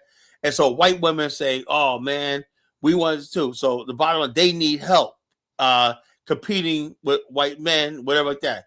We don't need that sort of help. All we need is a level playing field. You can level the playing field with women, and you still got to get them a hand up because women can't do construction. Women cannot be architects. They can't be engineers for some reason, whatever. That's what men do. That's what God put in men. Women are natural nurturers and everything like that. They could probably be good human resource administrators and stuff like that. But when it really comes down to it, you guys that's going to be on a construction site, the guy that's going to be on that oil rig, when not getting your oil, the guys working in the oil refinery and a dangerous job are going to be men. 99, 100%. So that's what we're talking about. Who said women can be architects? They have a lot of women, brilliant women architects. Architects don't actually build; they just design. But let me say this, Carla. You just had a long whole time. You asked me for my opinion. When I start speaking, you get triggered and you put me down. Why ask me for my opinion if you want to talk over? You just talk the whole time. And when I start talking, you're gonna want to interrupt me. Right. That's your issue, man. You can't have these conversations. Go ahead, say what you're gonna say. No, the point I'm making to you is minority. I keep saying this. Gender is a minority group, right? And you're just talking about sex, race, gender, or even sexuality. Those are minority groups. At your workplace, at certain places, they will tell you can't discriminate based on these things because if it's a place that's dominated by males, they might want to discriminate based on somebody being a female, like you just said about construction. There are women in construction. They're a minority in that space, but there are women there. There are women architects. They're a minority, but there are women there. There are women bankers, women judges. They are minorities, but there are women there. So when you just made the statement that women shouldn't be in construction or there's no women architect, that's not true. A lot of women are in construction, and there's a lot of women who are architects. So my point here is that nothing is ever going to benefit you the majority of the time. When I say you, I mean, hold on, Carl, let me finish. When I say you, I mean black people. Black people are like the third or maybe the second minority group in terms of race in this country behind Hispanic. Only 13% of the population. So anytime there's anything per capita, you're going to get maybe 13 to 20% of the benefit of that thing. You're not going to get 100 or 90% of anything in any policy in this country because of your population or the percentage of your population. So if you hear any program and you think black people are going to get... Oh, you said what you said. Now shut the fuck up, right? Dave, I want Dave answer that question. Dave, are we 13% of the contracts in the state of New Jersey? No, we're less than 1%. Right. Same thing here in this area right here. We're less than 1% of every Oh, fucking thing. you did your research in Virginia too with the Yeah. blacks with the contracts. Back in It's 19 terrible. It's all over the country. in Tyler, it's all in 50 states. in 1995, look, Hampton, Virginia is a so-called chocolate city, black city, right? Do you know black people in 1995? It probably hasn't changed, right? 1995, right? I look at the almanac, right? Black people made up only 1% of all city contracts in the city of Hampton, right? So Black Kyler, so Kyler is by design nationwide. Right. So the bottom line is the DEI Yeah. should never fix that shit. They never did, you know? Yeah, it never fixed it. It never fixed that. They brought in gays. So what should it be, college? Should every minority program have a 13% allocated for black people since they make up 13% of the population? We're not talking about every other minority because these motherfuckers came here voluntarily. We're talking about the people of slave descendants that had their freedom and liberty arrested and made to become Americans, right? Because the bottom line, everybody else came here voluntarily. America owes you nothing. You know, we're saying, yeah, you owe us. You owe us because you brought us here. You made us part of this shit right there. You bleed our ancestors for their labor. America owes us. I'll put that out there. Yes. So people can't do that. That's why I said we're saying that's what I'm asking you. What would you want, and what percentage of that benefit should go to African Americans? I'm saying like this. Start with the fact that we're going to look at the fact that in every state, right, we have black people who are contractors and stuff like that and everything like that. But if you're not part of their contracting clubs, and that goes back hundreds of years, right? Contracting clubs, their societies, everything like that, which is the decisions about everything and deciding secret meetings and secret societies and whatnot. You can't get no contracts with that. The fucking trade unions and also like that control the electrical work and who gets the main contract. The people make the real money in fucking in America, right? We're not part of that. Now, some black people are lucky and luck up. We're not. Let me give you an example. There's a guy that I used to be online with back at Blog Talk Radio. My guy Pianki, he was an older dude, man. He was like old back then. I think he passed away because his last post on Facebook was 2023. I think he passed. Anyway, Pianki was like a contractor, whatever. He knows David Hitt, right? And he's out of Chicago. Pianki is like an Egyptian name. Whatever. The nigga with the Egypt, Egypt, Black Power, blah, blah, blah. This Negro got he was on the back end of a deal, right? Of a multi-million-dollar construction thing. And he made like $1.6 million, right, off his deal, right? That nigga, in a matter of a week, man, he started telling you, Colin, man, I'm sick of hearing you. That's a problem with black people. And he turned into fucking Jesse Lee Peterson overnight. And then you got money, that dawned on me, man. The reason why black people are radical and angry because they haven't got a piece of the action. You understand, Elvis? So my question, Colin, is why aren't black people making that a political priority to ask that every state should allocate a percentage of their construction in the state to black people? That's a policy point you can ask. Why aren't black people asking for it? Let me answer you, right? We had it like that, right? You had let me tell you a story. I guess this is Black History Month, right? So let me break it down to you because people are so fucking uneducated. No offense, Elvis, right?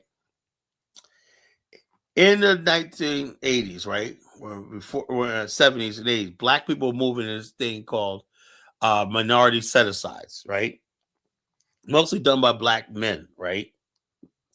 But white men came up with the idea that they want to include white women as part of minority. A lot of white guys will put the business in their wife's name to get minority set-aside stuff. What happened was this. There was black people who said, look, with the Democratic National Convention 1988, that was a telltale, right? You had a lot of black men showed up and said, look, Michael Dukakis supported. He said he supported black entrepreneurs and black businessmen getting minority government. He said he's going to make a priority if he wins the presidency. So every black person came out strong for Dukakis, right? And then the Republicans, some people say tried to use Al Sharpton and on them called the Democrats racist because of the Tawana Broad situation and whatnot, but that didn't pass. Black people still supported Democrats. They thought they were going to get a piece of minority set-asides, right? Okay, this is what happened. Just for the fact that black people had that much political power to influence a political election, right? The Republicans fought back and they started becoming really, really racist, right? Then you had the Central Park thing that happened in 89. And the 90s was marked by a surge in Klan activity and stuff like that. And also the white people were leaving the Democratic Party in droves, right? So the white people ditched the so-called minority set-aside things and whatnot, right? And then Joe Biden started talking about crime in the Black America and stuff like that. And then 3 years later, he introduced a crime bill, you know?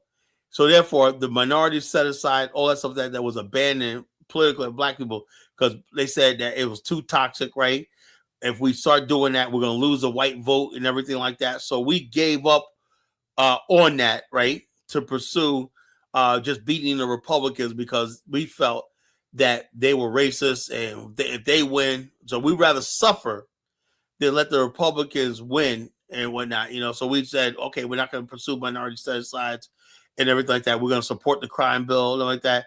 We did that and whatnot, and then what happened was we ran Ross Perot and Bill Clinton won. Black America breathed a sigh of relief, right?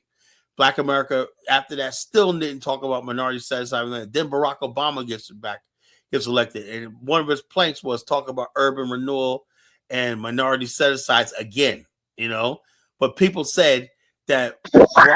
When you say minorities, does that include other groups like Hispanic or just black people exclusively? We said minority. Let me say it. We said minority. It was driven by black people. So we say minority was just a nice word for saying black. You know, we didn't care about no fucking Mexicans and like that. We were talking about black folks. We were one like this. What happened was everybody said, oh, well, Barack Obama can't do that in his first term. He has to get health care done. He's going to do all that in his second term. His second term came, and all those things about urban renewal and all that stuff like that was tossed to the side for his LGBTQ DACA agenda, right? And then Donald Trump, to his credit, picked that up and said, you know something? He said when his campaign, Barack Obama didn't do nothing for black people. He should have did that urban renewal he was doing. And then he actually met with certain people and said, what can we do to revitalize the inner city and stuff like that? He actually met with black leaders. Donald Trump has control of both House and Senate and the White House. He could do that for black people now. Well, now that's when he first read. That ship has sailed. Black people made it clear that the leadership, the political class. No, he can do it with black people now. If he got your interest at heart, if he truly loves black people, he can do it right now. He got the power to do it. It does not work like that, right?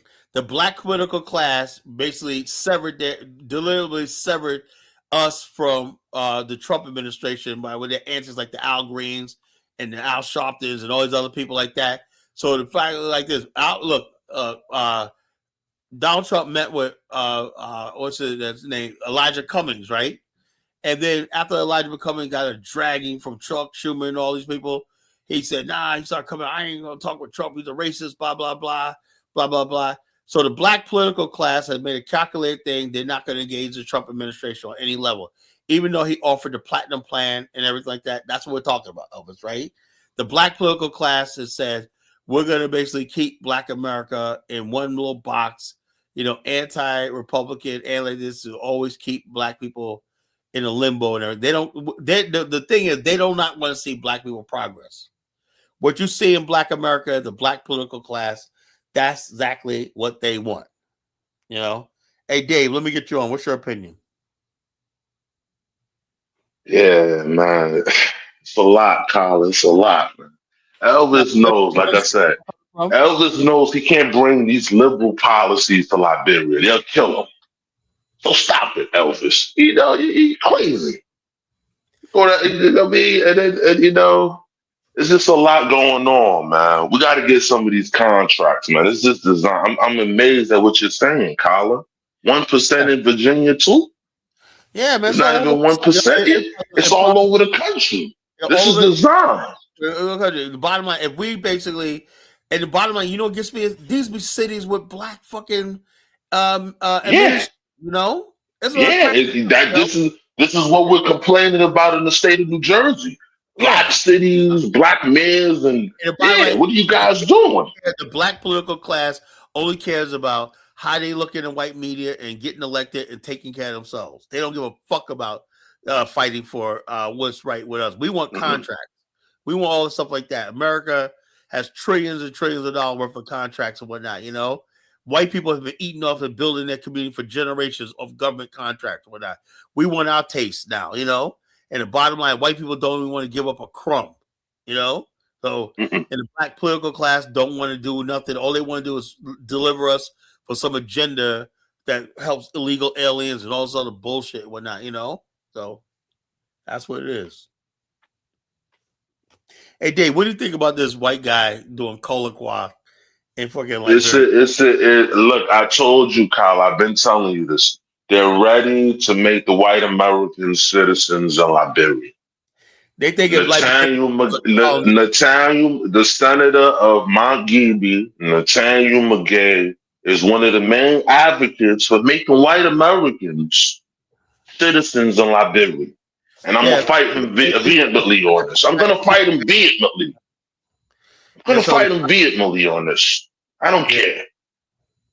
This guy wants to make white people, and then you lose Liberia. That's it. Once you do that, there's no more Liberia. You might as well just throw it in the dump pile. Pan-Africanism. There's no more There's no more black. Just throw it in the dump pile. Really, the only thing. Just throw it in the dump pile. Yeah, throw it in the dump pile, man. That's it. They get their filthy hands on Liberia because that's the one land they never conquered. They never occupied. They want it so bad. You know, that's how sick these fucking people are. They can't go no place. I'm like, there's a point where I don't want it to be violent, man. But I see these people, man. I'm like, yo, man, get out of my fucking face. I don't want to say when I was in Nana's Lodge and y'all came out. I know I understand his business and everything like that, but I was not happy. I don't smile at them. I'm like, you know, I'm just like, yo, go the fuck away. You know, go the fuck away. I came here to get away from you fucking people. I don't want to see you. I don't want to breathe your fucking air. You know, go the fuck away. That's what my ancestors wanted. You can't go no place. You go to Kenninger, right? You're sitting out there chilling. Here come these motherfuckers getting out the pool, man. Like, god damn, man. You know, can't go no place without these motherfuckers. You know. And I don't even mind like white people from the Netherlands, Portugal, Italy, places like that, right? Even I don't mind white people for the the European countries. Don't let the other ones. I do not like white America. Because I know the Europeans, they're gonna go back. They're always gonna go back. The white people, white Americans think they're gonna manipulate natives, right? And get a place. They think native Liberians are stupid. That's what they think, you know? That they can come over there and manipulate native Liberians and whatnot, you know? But they haven't met my boy Flo yet. Tell Rasta to introduce you to Flo. They haven't met my boy Flo yet, you know? Flo is watching. Man. He's a chairman of Area 2, you know? The Area 2 committee. He's a chairman, you know? Yeah. He has Imani Beach. You gotta check it out. He has a Imani Beach resort, you know? And so you gotta check out my guy Flo. I don't want that to happen, Kyle. That's a big fear because it won't happen. You lose Liberia, man. It can't happen under our watch. African Americans, like I told, we gotta make it can't happen under the watch, man. And another thing, Kyle, too, you gotta nip it in the butt with these Aboriginals and these Black Indians saying they found the Liberia. I'm getting tired of it. I was arguing with another one today. I'm tired of all the fucking fuckery. These guys are talking about the end of Black Indians. They took us off our land in America and sent us to Liberia. This is madness. This is madness. This is there's a lot of madness on this internet, man. I don't understand it. I thought the internet was gonna bring us together and make us smarter. The internet's making us dumber. The most ignorant Black people gets on the internet and they say anything, and people they create this echo chamber, and it becomes like a reality to them. You know, man. They actually believe they're Native Americans. They're fucking people insane. You know, people are literally. There's a guy that ran for office or not, Black guy talking about he's the first name, and white people got a hold of that shit. They're like, what? White people are roasting him on TikTok. This is like he ran for office. He won office. So I'm the first Native American, Aboriginal American. Like, yo, these motherfuckers are getting into the mainstream now. You know, these Aboriginal people, they're fucking crazy. You know, they change your race. Everybody knows that you're black. Everybody knows your story and whatnot. You know, we were lied to. We were lied to. You know, you were already all of his Lied to. so all the archaeologists, everything like that, there was one big conspiracy to keep you from your true heritage of a fucking Native American, man. Like I said, man, niggas ain't shit, man. You know, that's why the black political class, they do what they do, because they look at niggas like, hey, niggas, I'm gonna do what the fuck I want to do. Niggas ain't shit, you know. And the internet, dangerous thing. That's why we said we gotta clamp down on this fucking internet shit. You know, I don't know how to do it. As long as they got TikTok, and what I do is look, when people start talking shit on TikTok, what I do is block. That's what you do. Yeah, man. Pretending. If anyone start off with a pretending thing like that, you just fucking block them. You know, you just block them, right? What happens is, but Kyla, how did this movement grow? I'm kind of confused about it, man. It's like where these guys cut? Come on, he's not credible. He's not peer review. This guy, Dean Calloway, is not peer review. He doesn't go to any university. He doesn't allow anybody to challenge him. Yeah, that's why these motherfuckers won't come on my platform. You notice that, right? No. I'll give them the Bantu Mandinka treatment, right? I can debate you calling the Omex when I say, okay, Bantu, you know, the Bantu, and what you call it, okay, Bantu, name me one of the kings. I don't know. Oh, okay, can you tell me what year the Omex? I don't know. You didn't know the year? Goddamn, you know. Then Jonathan came up with something real quick from Chat BTP, whatever, and then he says, I go, Jonathan, what was the name of that king? Oh, yeah. Rico said the Pretendians and FBA is beefing. Yeah, they are. But Kyla, I want to ask you a question. Go ahead. I think is there a civil war brewing in Black America? Yeah. Because you got the Pretendians, you got the FBAs, you got the Pan Africans, you got everybody's going at each other right now. What's going on? This is what it's just a whole bunch of madness. Everybody. You know, this is what I would say. You know, this is what's going on, right?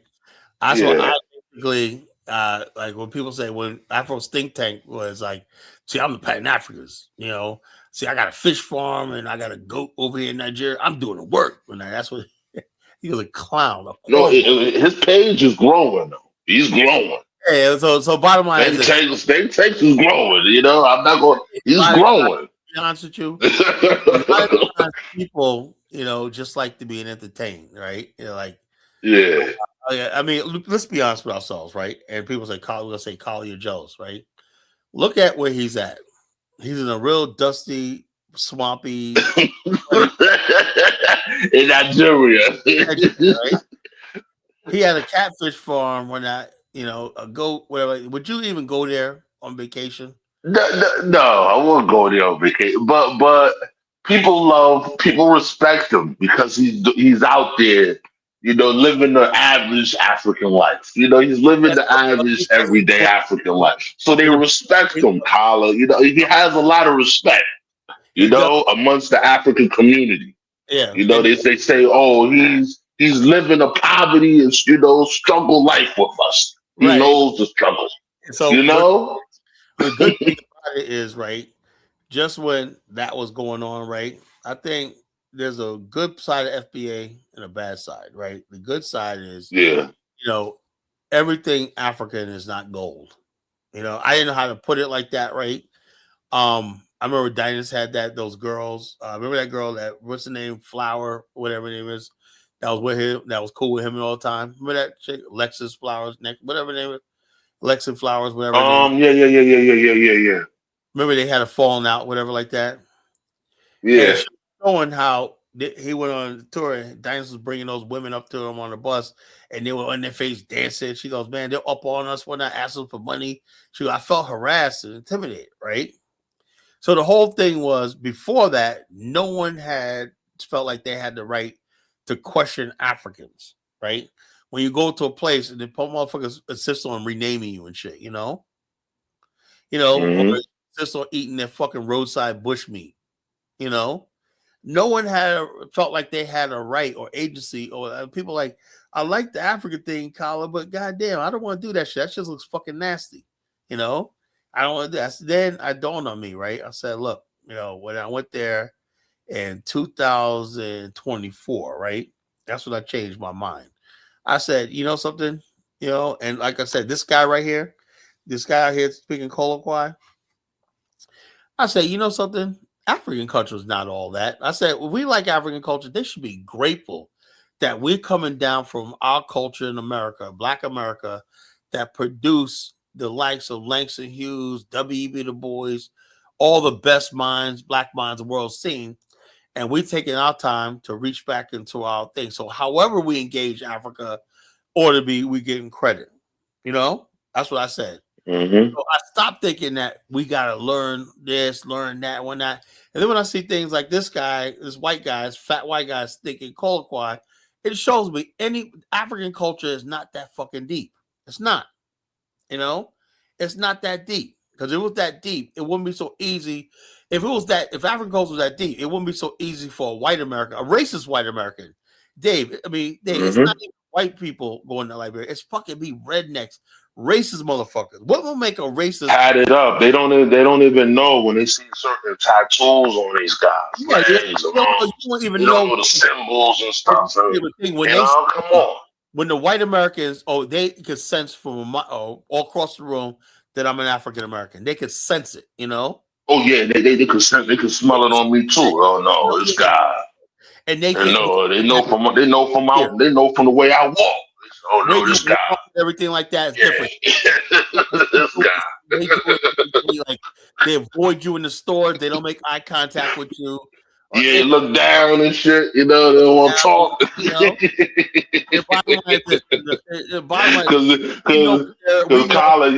Because Collar, you can smell what they up to. You can smell what they up to. What they do is look at the history of Liberia. They look at that coup and they think native Liberians up for grabs. They said these people are primitive. We're gonna come over here and do it right. I seen this one white guy on Sophia Rock Beach, right? Just sitting there. The first year I went there, just sitting there with his hand under his chin, staring at the damn ocean in Congo Town. I said, I wonder what the fucking white devil's thinking about. He just sitting there, just looking at the fucking ocean, just like, there's a whole pile of trash there too, right? But he just sitting there like, And all he's thinking about is, man, all we have to do is get rid of these fucking people, buy this property, we can have a nice little. But look, the bottom line is this: Liberia belongs to us. They're never gonna have it. Not without bloodshed. If they ever try to do that, there will be war in Liberia. There will be a fucking war. Our ancestors will trigger us and give us favor. So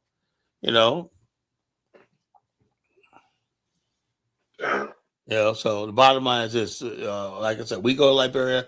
I make my presence felt. They make my presence. I make my presence felt. They're like, "Wow, man, what's a black man from America doing here?" Because it's my ancestors. I'm doing my ancestors' spirits guiding me here. That's why I go. And I'm here and whatnot. I'm glad we got Val Thomas and Cynthia Blanford there. Aren't you glad of that shit? You got they holding it down, man. You got a lot of black people from America holding it down over there. Yeah, so you know what it is, Kyle. But you know what it is, Kyle. It's older black folks like you. We need some young guns out here. Yeah, we need some young guns. Yeah, it's really the older black folks really holding it down out here. That's what I said. I told people, one night. I said, I don't know what the young black men are thinking and whatnot, but I don't know. I can't get them involved in Africa. It's like you said, dude, you even got a passport? I mean, goddamn, man.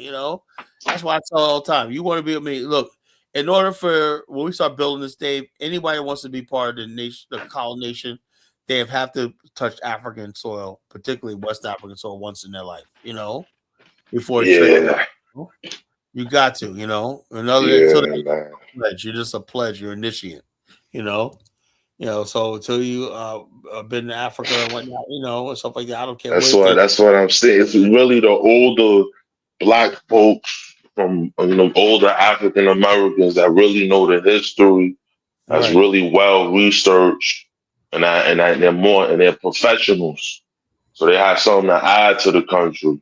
That's the ones I see that's really holding it down. Start building our own communities and subdivisions and stuff like that. Our own shopping centers. I think people just need the African Americans say they just need to get organized. That's it. Just like you said, have those clubs and have those meetings and right. Because everybody else do it. Everybody else do it. African Americans for Liberia. My goal is the Indian people. They got their own clubs, and the Lebanese they got. So it's only right for y'all to do, for African Americans to have their own clubs and stuff like that. Have our own social clubs and everything like that. We're gonna be a strong force in the country, and so that's how we're gonna get stuff done. The Association of African Americans Liberia. I built that thing 13 years ago for this reason. I knew one day we're gonna return to Liberia. I knew it, So 13 years ago, I started that organization. So let me put my Let me change my moniker. Let me see. Let me get this out of here. This fat white guy, fucking, it's disgusting. Fucking speaking colloquy. I mean, what the hell, man? I'm just sometimes, man, with Africa, man, I don't know, man. But yet these people, they have the nerve. I don't even have money like that, but the Africans have so much beef with us, right? Like I said, you hear me all I was saying, Dave, where I said these people come over here, right? And that's the emblem, the Association of African Americans for Liberia, the orange emblem. People come over to America, right? There's two things you do, right? White America says embrace America, love America, what it always has to have right there. But at the same time, you cannot love America and love black people in America at the same time. Just don't work. Unless you have this myopic view of black America that's not realistic like Elvis does. Elvis doesn't know us, right? So that's why he has this view of us as this, oh, Kyle, you're just a troublemaker. Black people in America are not angry, not bitter, whatever like that. And it's like there's a few troublemakers like you. Elvis thinks I'm a troublemaker, And the bottom line truth is that America has a lot of blood on its hand. My ancestors' blood on his hand, And the bottom line is this. Now, take that wherever you want, but the bottom line is this. When people come over here and they ask me about America, I say, well, geez, I do remember, this person got lynched in my family. This person did this. Nothing happened. I know a lot of black people. You got a story of Lake Lanier, Dave. They literally flooded a black town out. They said these people got to go. And they literally opened up a dam or whatever like that, and they flooded black people out there, and they drowned. A whole town is underwater in Georgia. All these atrocities, these genocides. We talk about genocide, you think of Nazi Germany. You think of Nazi Germany when you think of genocide. You don't think about America. White America has been had so many instances of genocide against black people. We can't say nothing about it. We can't fight against. We can't fight them back. We just have to go out and be good Americans. I mean, if you're coming up, yeah, we got a lot of fucking anger in us, right? And the bottom line, which is righteous anger.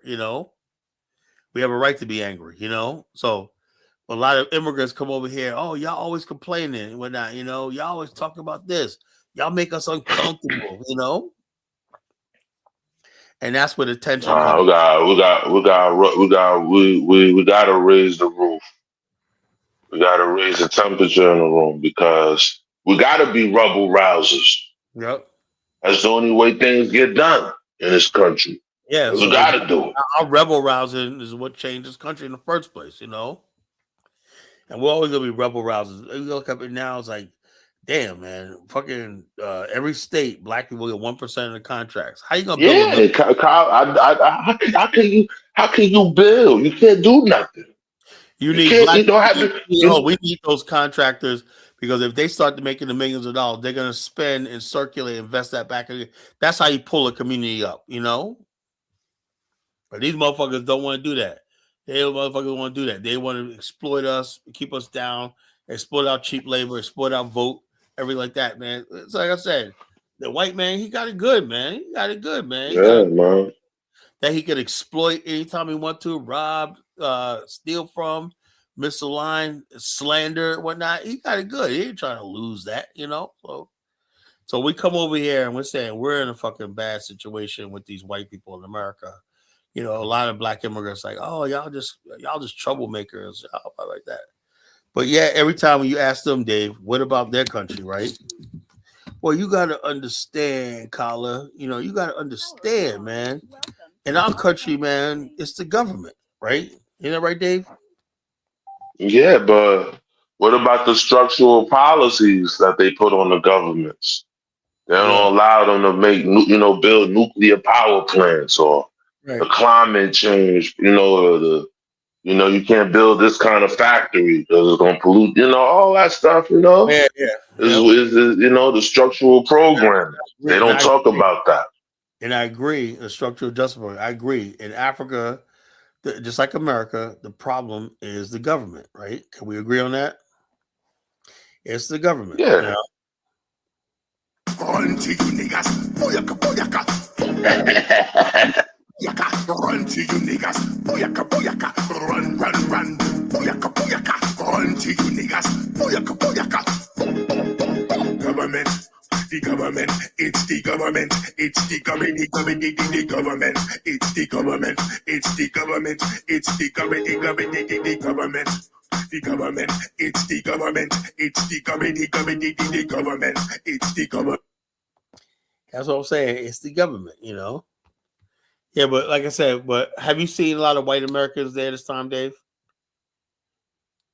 Nah, I ain't seen much over there this time. I ain't seen much of them over there. Oh yeah, did I tell you that I gotta take Brussels here too? I was in clowning. Yeah, man. I know, man. I know, but it's a good price. It's a good price, Scotty. You can't beat the price, man. Like 2,100. I was like, get the fuck out of here, man. But that was a good price.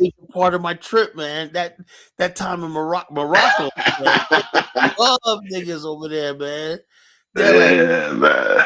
You know what it is when people talk about Morocco. No, it's like not everybody's racist. There's a lot of Africans just arrogant. You know, they're arrogant because Moroccans are very polite in the airport. They're real nice, especially the women. They're real nice, like that. And a lot of Africans are rude. You know, and so that triggers people.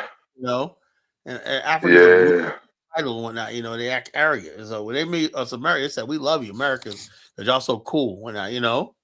We acted cool when over there. They like it. Well, I have fun in Morocco. They could tell the difference. They'd be like, yeah. You from Sub-Saharan. Yeah, they know. Oh man. Check us out. When you go back on you took Royal Air Morocco, Dave? No, I never flew. With Royal Air Morocco, man. I never flew with them, man. I usually sometimes when British Airways was running, I used to fly British Airways, or I used to fly Air France. They stopped that, but mainly Brussels. Brussels, I ain't gonna lie, Brussels been holding it down. Yeah, they are. Liberia for a long time. Check us out. What you call it? What was I gonna say? In the when you go back on Royal Air Morocco, they give you a voucher. So when you go there, you got a voucher to stay in a hotel. It's really nice, you know. Food, everything. For you breakfast, lunch, and dinner, man. It's delicious, man. Room service for lunch, breakfast downstairs, dinner downstairs, room service. It's freaking nice in this hotel. And you drive through the city. It's beautiful, you know, fucking beautiful. That's the most beautiful city I've ever been in my life, man. Fucking Morocco. I mean, Casablanca, Marrakesh. You know, beautiful, right? Yeah. So anyway. When you're coming back, right, it's only like a 4-hour layover. they give you a room downstairs, right in the airport, right downstairs. It's a soundproof room, and you got a futon to sleep on, right? And you can sleep there for a couple hours, whatnot. Just take a nap, wake you up. You get a voucher for a free lunch. You know, they got you can spend it any place right there for a free lunch, whatever like that. You know, then you get on your plane and go home. I'm in there and whatnot. This Nigerian guy is fucking talking on his phone, man. I said, dude, man, you know you ain't supposed to be talking here. We're supposed to sleep. He looked at me like, what are you talking about? I said, are you fucking deaf? You know, this is a quiet room. Everybody's here trying to sleep. You're fucking talking on the phone. Go the fuck outside. You know? He looked at me upset and he went outside, but he went outside though. I said, get your fucking ass out of here. Just talking. I was just sitting there, I'm trying to sleep. Sitting there, you know, whatever the fuck you're talking about. Get the hell out of here and go outside. It's a soundproof room. I love it. But no, I'm going to be in a fucking cramped ass chair for 5 hours, Dave, in Brussels. Yeah, I'm not looking forward to that. They suffering you, Kyla. They suffering you, man. Luckily, Russell, they do got to do better. They do got to do better with the hospitality. But you know, my wife said to me, she goes, "Oh, you don't like Brussels because they're gonna treat you like an African." She goes, "You treat me." You treat it like an African. She goes, I go, well, so you want to be? Everyone wants to be an African when it's time to become an African. You know? Yeah, man. You know, they treat you like they have you in that room. They have. Did they have when you went over there? Right? Did they have the shuttle you over to the gate? You know? No, I think they switched it up. They switched it up. I think they just they're gonna have you in the terminal. They bring you right to the terminal now? Yeah, they're gonna have you in the terminal, and then you just walk down a little bit, and your flight will be at another gate. Right. When I was there, you're in one place, right, for 4 hours, or like that. Everybody's in this one place, and then when it comes down like an hour to the flight, everybody gets on this stand-up bus and drives over to the gates. Yeah. They didn't put me on a bus this time. They didn't put me on a bus. That's a show your ass don't escape. You know. Yeah, they didn't put me on a bus. You think you're gonna escape into the country and shit, you know, like goddamn. They think you're gonna break out. They think you're gonna break out of it. They're gonna go AWOL their country. And I said I look at a raggedy ass country, Belgium. I ain't trying to be in your raggedy. I told the lady I ain't trying to be in your raggedy country, you know. So I ain't trying to be in Belgium. The fuck I want to be in Belgium for, you know? It looks so bland, right? Doesn't it? You know, you look out the airport. Yeah, Belgium. Ooh. It looks like America in many ways. It's in Europe, you know. So what's the thing? It's like just bland. Like they got horrible weather conditions. Yeah, and which weather conditions are horrible over there. You know, it reminds me of like Rhode Island. You know, Rhode Island's raggedy. You know, Rhode Island's like the raggedy. I'm really. Rhode Island's like the oldest. A lot of Liberians love Rhode Island, man. I don't know why. I don't know why, but hey. It's so raggedy. I mean, that bridge, that suspension bridge is nice, and you got some play, but the areas where people live, the houses are old, man. You know, everything in Rhode Island is fucking old. Man. Damn, this city's fucking old. A lot of everything in Rhode Island is like 200 something years old. You know. And so, that old colonial time. Yeah, it's like houses and stuff like that. Like you went back in time in Rhode Island. You know. I'm like, how the fuck Liberians like this shit so much? It's just fucking old up here. You know, it's like these fucking houses are old. Everything's old. You know, shopping centers, everything like that is fucking old, man. I said, man, get me out of here. You know, get me the hell out of this state. You know, I should have went over to Maine and got me some lobster while I was up there. You know, some lobster while I was up there. You know, I was like, I'm pressed for time. You know, Connecticut too. You know, Connecticut. We got rich people in Connecticut, and you got fucking New Haven, raggedy ass people in New Haven, you know, rich people in Norwalk and fucking Greenwich, all the fucking rich people there. All you see is nothing but mansions. All the people that own all the wealth in America, you know, all the people that own all the wealth. That's all the wealth. All the wealth in America is concentrated right there in New England, you know, New York and New England, right there. Yeah. right Yeah. between that belt. You know, Yep. that's old money, man. That's old money. Collar. They That's want to old finance money, man.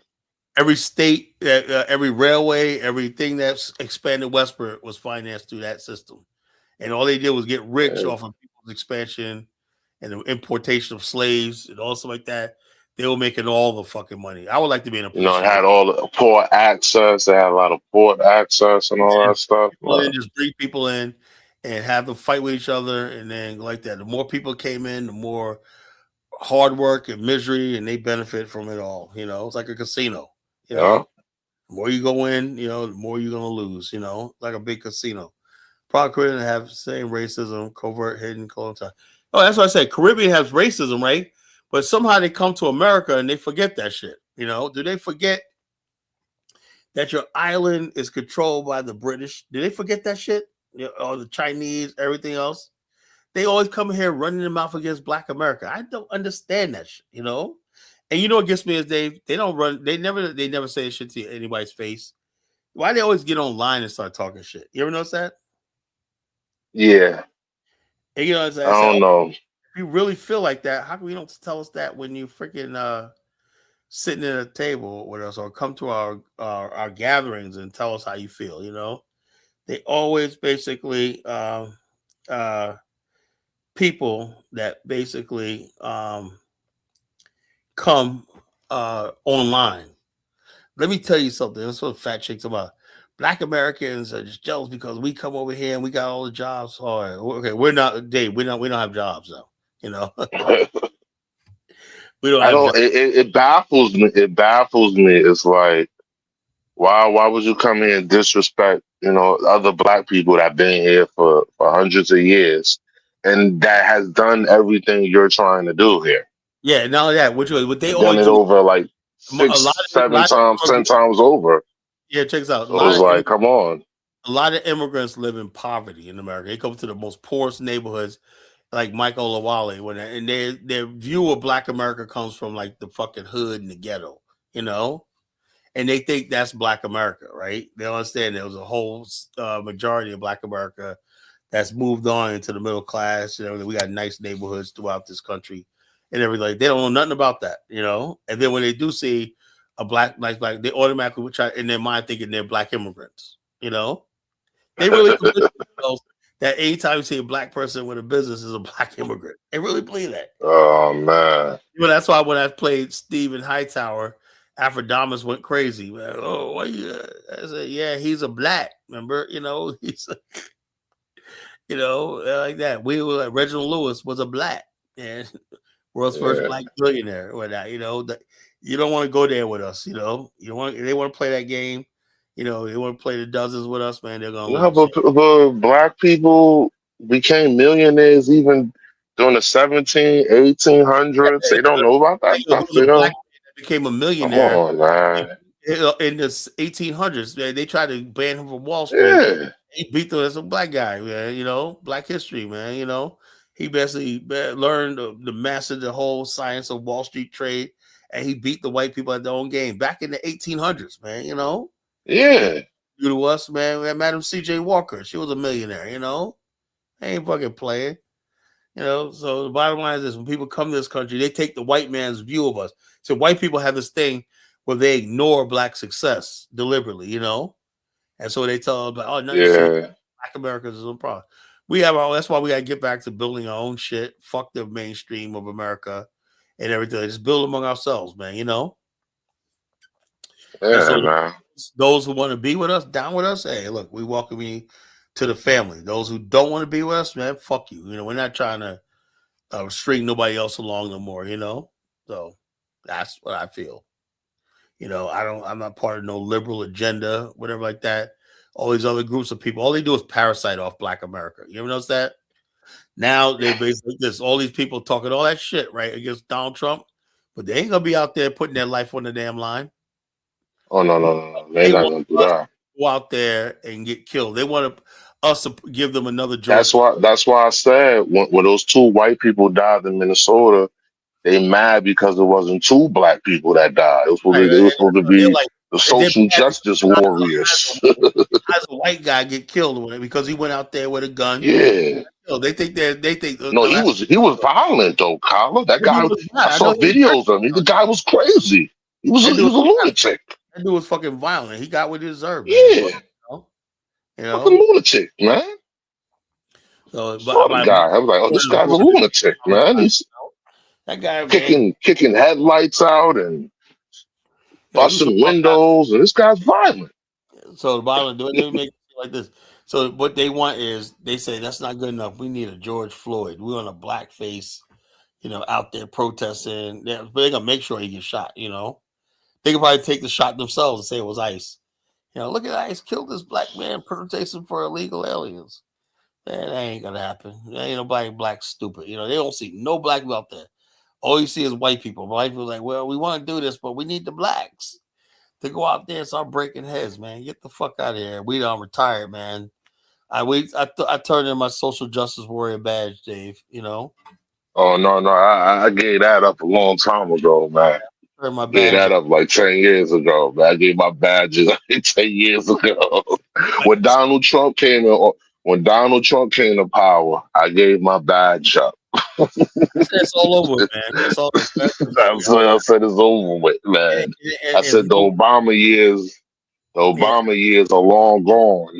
This is it. Yeah, Obama. I told us it. Obama tried to make all white Americans a social justice war, and they were. They were like, then white people were like, wait a minute here, we're fucking losing the fuck out, man. We're social justice war, and these ungrateful black people still talking shit about us. And then the result of 8 years Obama produced Donald Trump. Yeah. Because he convinced white people to forget about themselves, forget about American exceptionalism and all shit like that. And basically, they felt black people shitting on them, and the reality is the same people that voted for Obama all voted for Trump. Like I said, Dave, 71% now after that Grammys thing, right? They thought they were doing something. They did a poll. Yeah. 71% want stronger mass deportations. 71% of the public. Like when that Nigerian country singer, he said immigrants built America. That one got everybody going up haywire. I don't know why this guy did that. So immigrants built America, right? So what was America before when immigrants came here in 1890? What was America? America was already developed, New York City was fucking developed, had an economy, coast to coast, sea to shining sea. Immigrants started arriving in the late 1800s, right? So they built America. When not immigrants didn't build America, that's another lie. People keep telling us it's an immigrant country. No, it's the fucking not. America is a settler country of Anglo-Saxon settlers, right? And black people who were brought here as slaves. That's the original American story. 3 stories of America. Yeah. Mm-hmm. There's Native American, right? There's the African American and the Anglo-Saxon America. That's the 3 stories of America, right? The immigrants' story of America is not the original story of America. There's 3 original stories of America of the Africans. That's afterwards. Afterwards. That immigrant story really started, if you really keep it real, that immigrant story really started like early, mid 1900s, like the 1920s, 1930s. Yeah. That's when the immigrants story, they act like, oh, we came here and built America. No, y'all came here and fucking just got jobs. And it was already in college. It was already built when they got here. Those skyscrapers was already up. What the fuck did they do? When they come around, they got when you kiss me, you got black African immigrants. So American immigrant, like they had something to do with the fucking building of America. Right? Everybody around the world building somebody else's country. You ever notice that? But they can't build their own country. You ever notice that? Yeah. Oh, we built America. Well, how about your own fucking shithole, man? Goddamn, everybody's always going someplace else building something. They always have this propaganda. They always go around the world. Oh, we contribute greatly to the economy. Well, no, the fuck you don't. We contribute this, contribute that, whatnot. And they come in and just take over, whatnot. And just people around the world are tired of immigrants, man. Really. Yeah. They're tired of immigrants. These new immigrants, I'm tired of them. They're not like the old ones. The old ones was The respectful. old immigrants, man, want to be The part. older immigrants respect. They wanted to be a part of America, man. They wanted to be a part of the story, man. Yeah, These they guys, come over here and they shit on America, uh, tell Americans how we're racist and we're this and whatnot, we're capitalists and all shit like that, and their country is so great. When they was bragging about their country they came from, we do this over here, or we got this over here, we got the same thing over there. Yeah, why the fuck you doing that for? I could never understand this shit. I used to be like this. I used to have immigrants on high my damn self, Oh, I can't say that to him. He's an immigrant, man, I realized, nah, man. Like that was, what broke that for me when Donald Trump called these people shithole countries. yeah, That's what broke that over me, man. I was like, maybe he's right. They are that was shithole. brutal. Yeah, That was brutal. man. I'm like, goddamn, man. Because I'm like, yeah, man. All these countries we worship, they're all shitholes, but we're like, we can't say nothing about it, right? And we're just like, it's coming over here, blah blah blah, demanding shit and whatnot. He's like, Donald Trump's like, he's meeting with all these people and whatnot from these countries. He goes, is anywhere else come with these shithole? Because look at these countries, they like have no chance, man. It's like, damn, how long you gonna fucking keep saying the same thing? Correct your country. Like you saw what he said to Colombia, right? Well, what do you do with Colombia? He met with the Colombian president, right? He called him a narco trafficker. He says, Oh man, you are is not he gonna get him next? He's Yeah, gonna get him next, Colin? Colombia did something that took him out. He said, well, we had a good conversation. I think he's making progress. But so he was basically telling Colombia, if you don't straighten your shit out, we're going to come in, and do it for you, And so you guys can't have these shithole countries, man, that shipping poverty, drugs and disease around to America. And, we're not going to do something about it, Well, what do you do about these unstable countries that are shipping poverty? Is he going to implement the Don Road doctrine? He's going to take over the Western Hemisphere. Well, Don Road. force. He could take over these countries anytime he wants to. Yeah, Colombia, it might be the Don. He might want to take it, man. Well, he's getting Panama back. Look, these motherfuckers get this. Look how the white man is, right? He's getting Greenland. That was a done deal. He's also getting Somaliland. They're recognizing Somaliland as a country so they can build a base at Israel. Oh man. Everything with it. Now, people sitting there talking about me and an Afghanistan, but the white man sitting there grabbing shit all over the fucking world, He's grabbing territory like it's going out of style. But here, he grabbed, they got the oil fields of Venezuela. They got Greenland. They got a piece of Africa, Somaliland, And the Congolese president says he's opening the Congo's minerals well to America. Hopefully they're gonna get $4 trillion, whatever. So my ancestral land, the Congo, right, is about to be for sale to the white man, And so with that, and then white people showing up in Liberia, we're in the precipice of a fucking race war. You understand what I'm talking about? We're in a fucking race war, and it's gonna break out, and it's gonna be bloody, it's gonna be global, and it's gonna be fucking severe. Bottom line, the white man's pushing, and we have nothing. We're tipping toeing around taking what's ours, which is Liberia. We gotta take that shit back. Whatever we do, we have to take that shit back. If the native Liberians let this shit happen, man, there's gonna be a fucking war. I swear. Oh yeah. All it takes is one radical black American, man. All young black Americans. Just all it takes. They have their eye on right now. The United States is trying to renegotiate the Sahel. You saw that? They're like, yeah, I know. Right. So, but they're probably calculating if they can get their hands on Liberia, and Liberia is so weak right now because of native people in power, they might be able to do that shit. Yeah. That's dangerous. Yeah, it is dangerous. We're in dangerous times, man. If the United States somehow gets a base in Liberia built, that's one thing. Liberia, they always kept the United States at bay. They helped the United States during World War II, but after that, man, Tubman made sure they got the fuck out of there. You know? Yeah. They said, okay, we'll use you for a little while, but Liberians back in the days was strategic. They knew that having any sort of Western presence, military presence, was a threat to their sovereignty. You know, you cannot have fucking Western military on your soil and have a government, because what happens is, like they know, is that part of you. But a lot of Native people don't know the relationship where it's always been tension between Liberia and America. The relations has always been tension. They Native don't. I explained that to them. It's always been tension, and everything that Liberia did. Liberia and America were never friends. They were fucking mortal. It was always tension. It was always tension because you always had those free African Americans who had, who always looked at them sideways, like nah.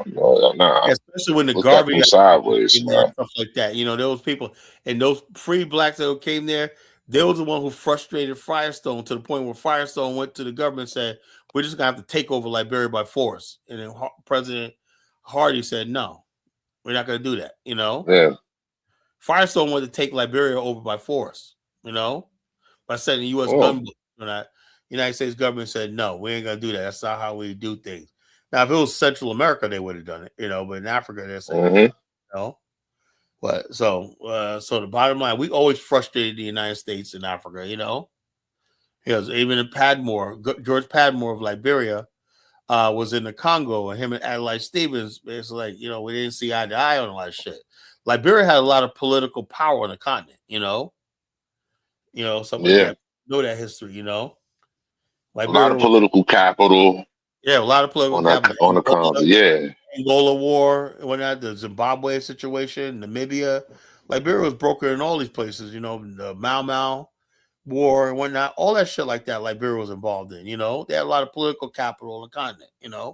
All down the drain after 1980. That's why the CIA engineered that coup. We had to take this country out of here. We got to give it back to the native people. Hey Dave, there's this video going around. I can't play it, but I'm gonna see if I can send you on TikTok. I can't play it on the show, right? For some reason, it's a guy in Liberia asking some questions. Right? He's at his school. He says, "What's your nationality?" or whatever, something like that. The guy goes, "I just want to go to school." He goes, "What's your?" Let me see if I can send it to you, man. I'm gonna send it to you, and just take 5 minutes to laugh. Right? Just take 5 minutes to laugh. Let's see. Let me play this video. Let me find you. I was born. Black Americans fight for things that we don't even have. Immigrants Hold on, let's see what have a country to go back to. We don't. We are stolen people, still trying to get what is owed to us. And y'all out here fighting for other people to get what they don't even owe to them. They just trying to get a second chance. We still trying to get our first chance in this damn country, and things is being taken away from us. And y'all worrying about people who, if we went to Venezuela right now, no offense, I couldn't get my baby in that school next week. I could not go to Venezuela and just get a job. None of y'all can. And y'all out here literally risking y'all lives and everything else to fight for people to be able to come to a country to do something that you would never be able to do in their country. What's the payoff for y'all?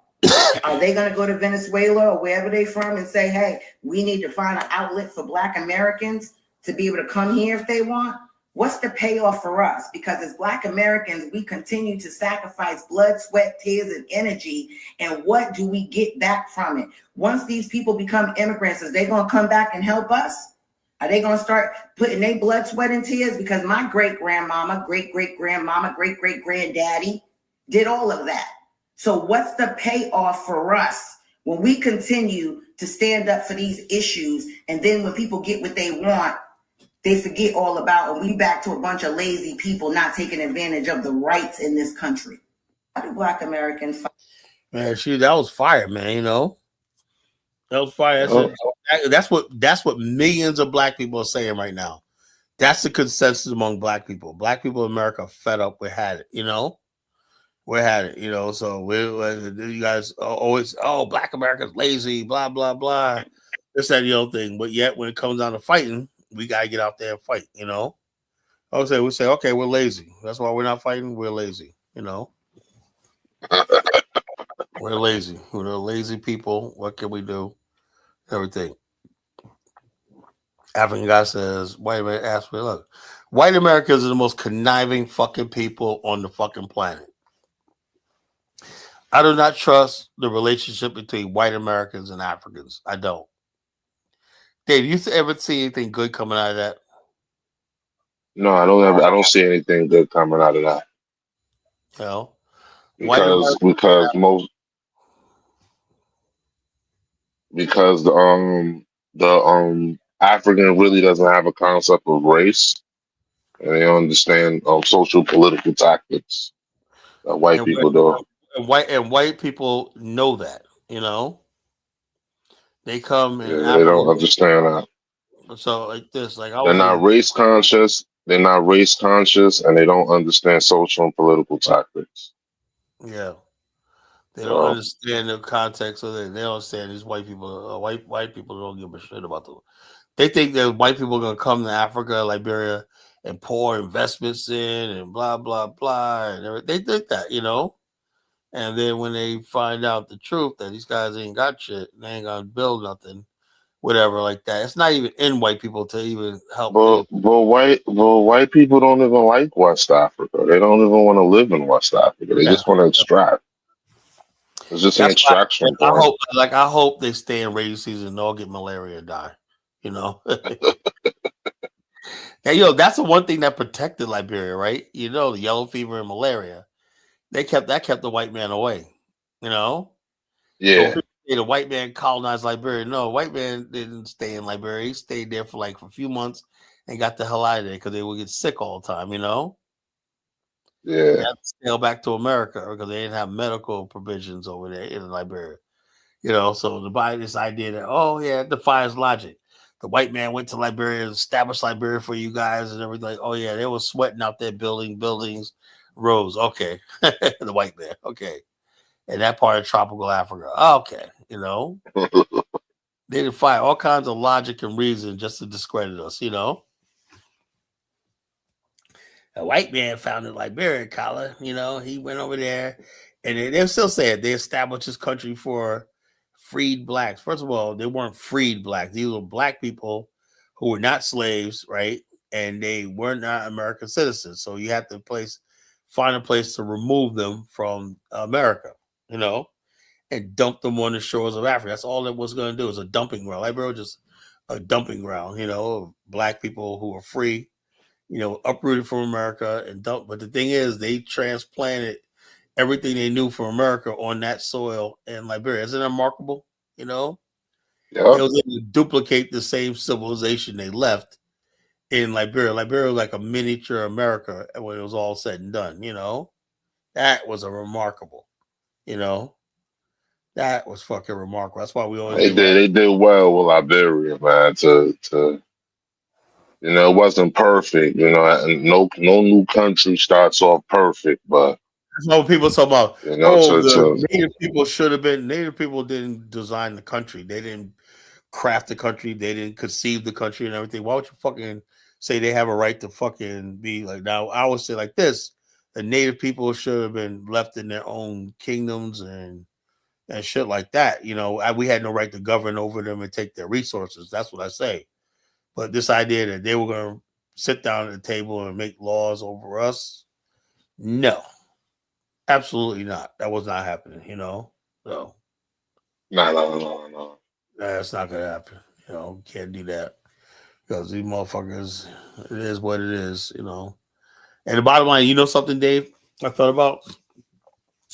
The one thing that holds Liberia back from Black America is that 1980 coup, you know? Yeah. A lot of people fall back from that. You know what it is? That's one of the main reasons why my father never came to Liberia. He was supposed to come to Liberia many times, but on that 19, it hit him. You know, it hit him hard. You know, that 1980 coup. You know why? Because, you know, and even my mother, it hit my mother hard too because she never understood it. I always ask my mother about it. She never understood it. It was a level of savagery, right? that we had no idea. That was showed us like the real. It was like a reliving slavery and what our ancestors went through on the coast. Like you go to parts of Benin and like Makoko, you know those slave refugee places where people built houses on water to avoid slave ships and you know what I'm saying? Yeah, That's yeah, yeah, yeah. what it was, you know. Like Makoko, like Makoko. Yeah, yeah. So the bottom line Yeah, is, look, that's Makoko is one of those communities though. yeah. A lot of So people was yeah. when you saw that coup, that coup, that was an extension of the brutality that was going on for 400 years in Africa, all in that one Hmm. day on the beach, you know. And then black people, when they see that, that triggers something. That sort of level of violence and savagery that drug people to slave castles to be shipped out. That's what they see when they see that coup in 1980. Yeah. You know, that's what they say. And also, so they'll say, well, what was the reason for the coup, right? And then that's what does it for people, right? They said, well, the natives feel like they weren't in power. I said, they went through all that and did that because they felt like America felt like they were better, you know? And then there would be a lot of native people try to make up lies. Oh, we were oppressed. And then black people were like, wait a minute here. We have people in our community in America that are upper class, bougie, and everything, but we never felt like we had to kill them. You know, we have people that come from New York, right? We go down south. You have relatives in the South, Dave. Yeah, I got relatives in South Carolina, North Carolina, Georgia, You know how it is. Florida. When you go I down know south, how it is, bro. your kinfolk. They're gonna make fun of you just because of your accent, man. The way you walk, just the accent. Whatever like that. And you know, okay, you're from New York. If they come up to New York vacation, You know what they're gonna call? You know what they're gonna call you? They're gonna call you a Yankee. Yankee. They're gonna call you a Yankee. Someone's gonna call you Yankees.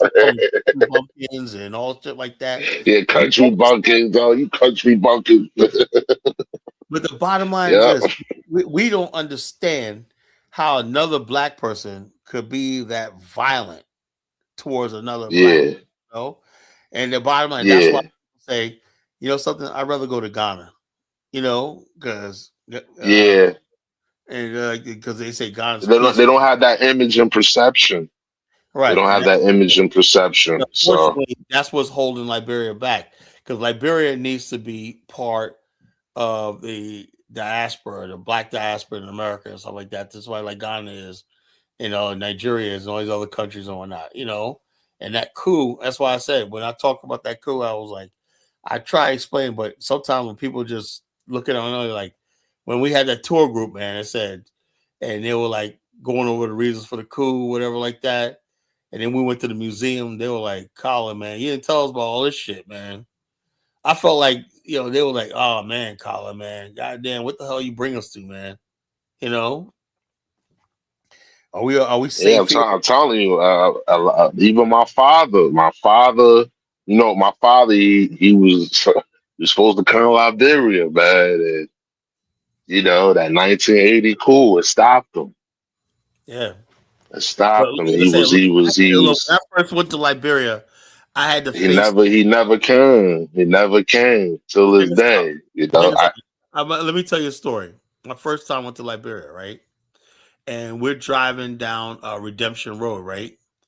And then my driver sort of looked at me, right? And some of the posts that they were shot at are still there, you know? And right now, really? it's called Unity. Yeah, it's still there. It's called Unity Park right now, right around that area, right?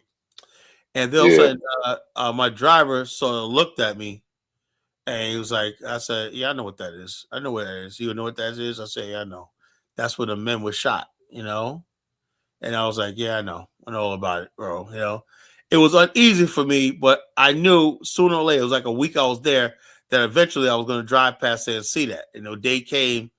And we was driving. All of a sudden, I said, "Okay, I know where this beach is. What this beach is, you know, that's where the friggin' execution took place, you know." And so I was like, you know, it really bothered me, you know, but I got past, you know, my fears and my anger, my hatred and whatnot, you know, and you know, I just said, you know, something. Hey, look, you know, because of that, I'm here in Liberia, and I look at the country now. I said, we got a chance to build something, you know. So that's why I said salvage the thing. But I don't think a lot of black people in America, when they hear that coup and stuff like that, Yeah, that cool, man. That cool hit my father hard, man. It hit him hard, man. It really that one I could say for my father because he wanted to really come to Liberia, in the '70s and stuff. yeah. But, he was so caught up in work and met my moms and everything. But when that cool happened, man, he was hit him hard, made him look different. Made him, I don't know, man. So, All right, hey, Jonathan Miller, what's on your mind? Not much. What's going on? I know I ain't called it in a what's few good, days. What Jonathan? y'all yapping about? What's up, King Dave? On Oh, when I King was Dave, nigga, on look, King Dave. show up. You guys can't see the title up on the top of the thing. Collination University. Is that the title?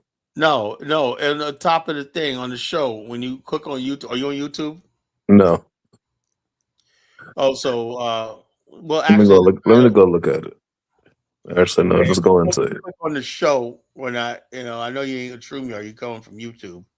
It says the title should be right there under this report description. Has a modern black political class become the enemy of Black America? The enemy? Nah. Why you say that? I think we proved it tonight. They are. How y'all prove that? Okay. Well, I'm like this. Okay. Me and Dave said that we calculated like in Black America has not advanced, right, in many ways, right? In every state, right? Elvis said the thing, well, how much do you think black people want to get? He said 13%, right? 13% of everything, whatever like that. Are there 13% of the black people own the NFL? Are there 13% ownership in the NBA? Are there 13% of black people in the U.S. Senate? No, right? We're 13% of the population, right? Do we get 13% of all government contracts? No, right? So there's a disparity, right? I say you can't talk about diversity, equity, inclusion if these numbers are like that. In places like New Jersey and Virginia, black people get only 1% of the state contracts and procurements and stuff like that. 1%. Now, if that, probably sometimes even 0.5%. We're not near no 13% of anything. If we were 13% of something, you would see a more stuff in Black America, right? So therefore, I said, why the black political class? What exactly are they fighting for? They're seeing that the black political class is fighting for for immigrants, for the most part, Mexicans, whatever like that. They're fighting for the LGBTQ. They're fighting for whatever the hell it is. No voter ID. That's another thing. Well, voter ID is racist, so we can't no voter ID. All the stuff they're fighting for will dilute the black vote and the black influence in America. So tell me how they're not the enemy. Well, I can get that point of view, but 20% in social services, Black Americans are there. What do you mean 20% social services? Yeah, look it up. Healthcare social service sectors. Black Americans are accounted for 26% and manufacturing 20%. That's an entitlement, right? I'm talking about the fact that when it comes down to I'm talking about employment. I'm not talking about. Yeah, okay, employment. Okay, that's fine. But I'm talking about something different. I'm talking about the real America, the piece of the action, right? The piece of the American dream, right? Which is ownership and business ownership and stuff like that. That's what I'm talking about. Yeah, we always have jobs. Black people are always gonna have jobs, but I'm talking about the real thing that count, moving us up into the ownership class of America, moving us up to the next level. We haven't made any progress, Well, the issue that I have is that I'm not going to blame the political class for that. A lot of that's on us. How's that? Well, one thing I've seen is that no matter, you can have the best leadership in the world, Kala, but if the people don't follow you and follow your advice, well, and it's commit like to that, you know how it usually works, Jonathan, right? The leaders, basically, the so-called political leader, all they do is react to what's on the ground and get a consensus and a mandate to carry out and say, look, I'm gonna campaign on all the stuff that I saw you talk about. Your concerns are right. Donald Trump campaign in America. Everybody kept talking about the open borders and everything. And the people coming here. So he reacted by campaigning on the fact that if he's going to win, run, he will have a massive insurrection. So people voted for him, and he's giving them what they voted for because that's what he campaigned on, right? Yeah. Show me anything where black leaders or so-called went around to Black America and say, "What's your concern?" and everything. Okay, once I get a consensus, right, I'm going to campaign. I run my campaign based on what I heard you guys say. There's never been. I can't name anything. Honestly, I can't name anything. Okay, NYC said, "Collar, Black America were 17% of the military, 35% of state jobs." Yeah, we always had government jobs, man. You know, I ain't like this. 6% postal workers. Yeah, we always the post office thing. The only thing we should be coming up besides that, immigrants are coming here now. You know. So how many of those are actually Black Americans nowadays? You got to include most of them are. Yeah, we got to include immigrants in that number now because that's what they do. They hide under Black America. You know, my whole thing is this though. We got immigrants coming over here, right? They can do those jobs now. We're not. We got to get to the ownership class. You know, Black America should have been moving up like white America has. We can't be stuck in the working class people and expect to get respect forever. You know. Places like Lagos, Freetown, Chinese Corps, mixed African, European, domestic architecture, civic spaces, you know.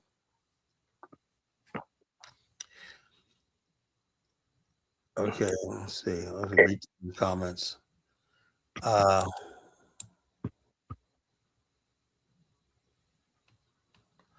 There's one guy who wrote a comment. I can't find his comment. Oh, okay. I don't know.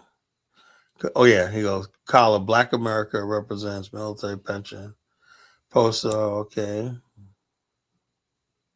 Okay. Okay. Returnees did not arrive intending to modernize after they arrived, trying to survive. To do so, they changed cities almost unintentionally. Yeah, they were trying to fucking survive." He said, "Afro think tank want there to raise catfish. My impression is that he wanted to be part of the community and work youth." So now, Jonathan, how come you're not doing what Afro think tank is doing? What? You ain't going there and open a catfish forum and being part of the community. Why the hell would I do some shit like that? Come on, Jonathan. Jonathan, you're disappointing me, man. You're really disappointing me, man. You know, brothers and sisters of the panel in the comment section, if you're looking to live in dire poverty and live in a village and all that beautiful shit, I ain't the nigga you want to look at. So what's wrong with poverty, man? Yeah, enjoy. You got Kala, you got Dave, you got Elvis, you got Afro Think Tank. You think you too good to? You got Dynast. No, look to these niggas. You think you too good to live without a? If you look at me, when I go to the grocery store, you'll think I'm shopping in America. I'm walking out with ginger ales, Arizona teas. I'm not the person. But I'm doing the same thing too, Jonathan. I'm doing the same thing too. Don't look at me and Dave. Don't look at me and Dave. I'm doing the same thing too. The same thing, man. I can't. You think I'm weird as fuck. You go to ShopRite, right, Jonathan? You go to ShopRite. But then we got a store called Hallmark. Go up in there, buy all the Capri Suns and Kool-Aid that I can get. Yo, Dave, you get the time, so don't look at me. Dave, you get the time. Ask Ross to take you over my crib where the wife is at. You know, have Isabella. I thought some lunch. So I'm gonna have her tell you make you some lunch. You know. Got my crib, man. I want you to check out my crib. You know. All right, bro. Well, so what you call you? Like I said, you know, when I'm in Liberia, man, I like shopping in modern stores. Well, I go to the market if I want a pineapple. Also, I don't like mango fruit. I don't like mangoes. You know, I don't like that. The market got too many fucking flies and shit going everywhere. I ain't with that shit. The skin. If you peel it right, This is how mango tastes good. You peel it right and cut it up right. Put it in a bowl. Put some sugar on it and whatnot. You know, this, that, and the other thing. Or put it in a juicer with some sugar and whatnot. Sweeten it. It's delicious. You know. But just No, well, bite. speaking of mango, is in Nigeria, in Jamaica, it's the first time ever that I found out you could actually eat the whole damn mango, the skin included. Oh, I tried to eat that skin. Yeah. It's like leather, man. I was like, Yeah, with the skin Okay. included. Now you try that shit in America, Yeah. your tongue gonna be itching like a motherfucker. Don't do it.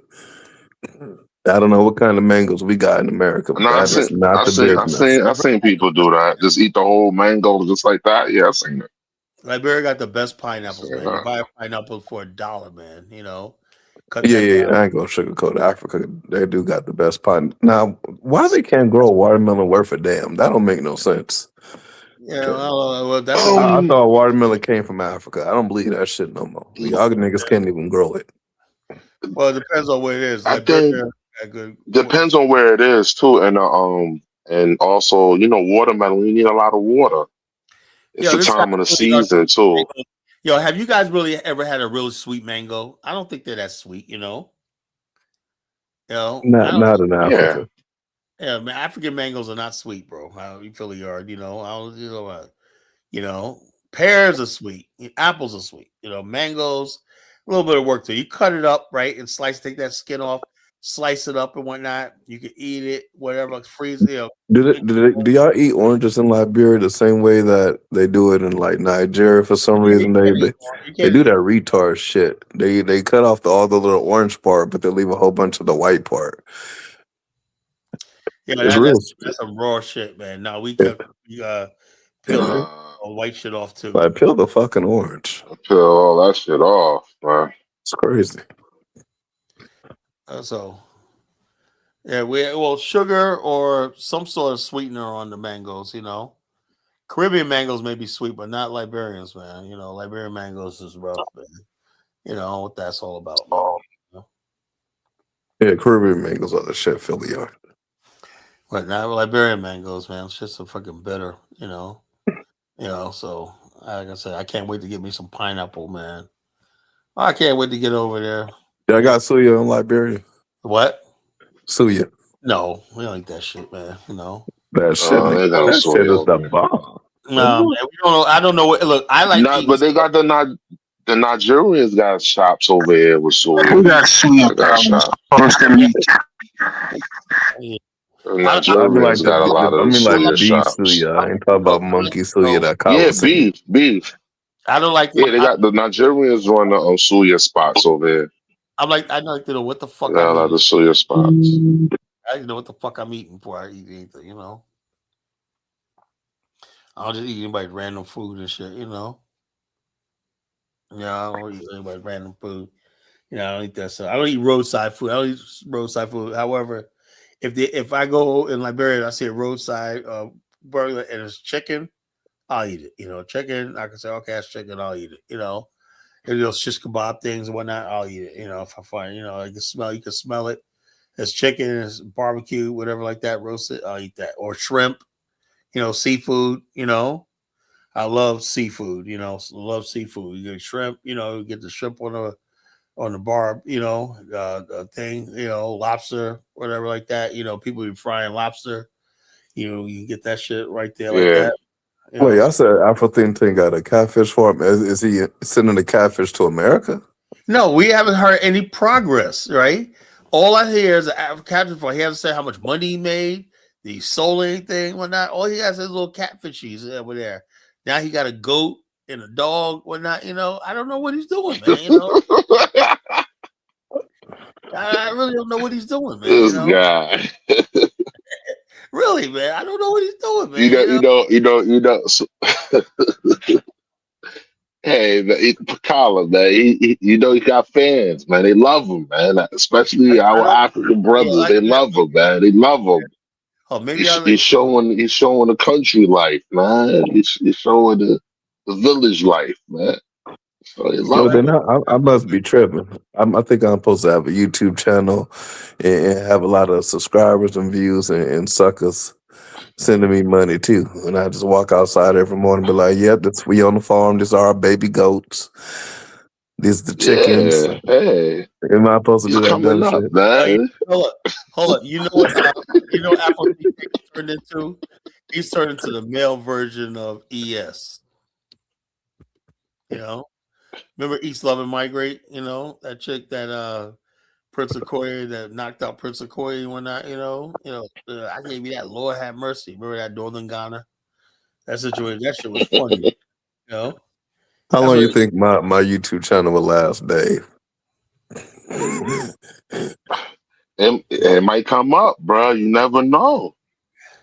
You Nah, never my know. shit be getting flagged. I'm gonna be like, this is a human sacrifice taking place. Like 300 subscribers. Like 300 subscribers, man. He's doing good, man. These are body parts that we found this morning. My shit getting flagged left and right because I ain't hiding the goddamn thing. She goes, Afro think tank political. Afro think tank is a left Elvis type leftist, you know, fronting like he's a Pan African. That dude is a leftist liberal.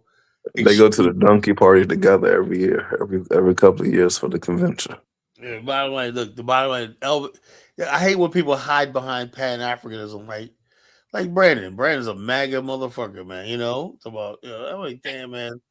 Like I said, that nigga got to be getting paid because there's no way you can just be that damn stupid.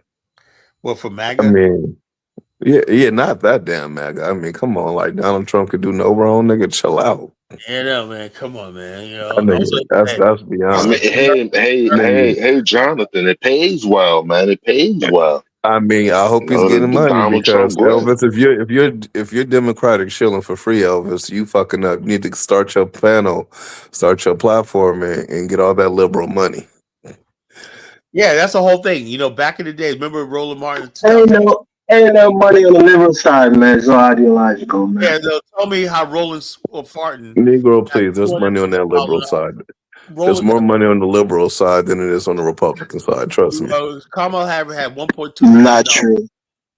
Hold on, you do the liberal thing, you're gonna have all the tech people backing you out the gate. On drugs? Are you on drugs? Kamala Harris blew through $1.2 billion. That was one of them. You could have got $1 million, Elvis, just for asking. Yeah, Carl, I don't know if you know how to recognize pattern. Elections are getting more and more expensive in this country. So stop it. Everybody's paying off everybody, singers, rappers. Everybody had their hand out when Roland got his butter biscuits. Roland, like, man, say what you want, man. I got my $250,000 when that Roland look good. All I hear from Roland, I was like, Roland, where's the money at, man? Roland got caught up that money, man. He got $250,000 and he didn't pay his dues. He owes. I mean, what did he get it for? Did he interview Trump? Trump also spent over $1 billion in his campaign in 2024. Colin. He did a softball interview on that, basically jumping and shouting, and when she was throwing him butter biscuits and whatnot, he's doing backflips. Kamala Harris, whatever, next president of the United States, whatever. He did his usual Roland Martin shuffling dancing show like the Hillary Clinton thing. You ever see that thing where he did with Hillary Clinton, like Tariq did? I dance with my son. I dance with. You ever seen that? You guys never seen? Yeah, I saw that clip. It's time for you. I'll show you guys. He was dancing with Hillary. Elvis, stop being scared and start the Elvis Morris morning show. I dance with my son. I dance with my son. Is your what happened, Colin? What? Jonathan? Start the Elvis Morris morning show. What did you say, Jonathan? Start the Elvis Morris morning show, nigga. I ain't got the time or the patience for it, man. I just like to come in here. Hold on. You can't go from Dinah's platform to Kyle's platform every other day or every day, nigga.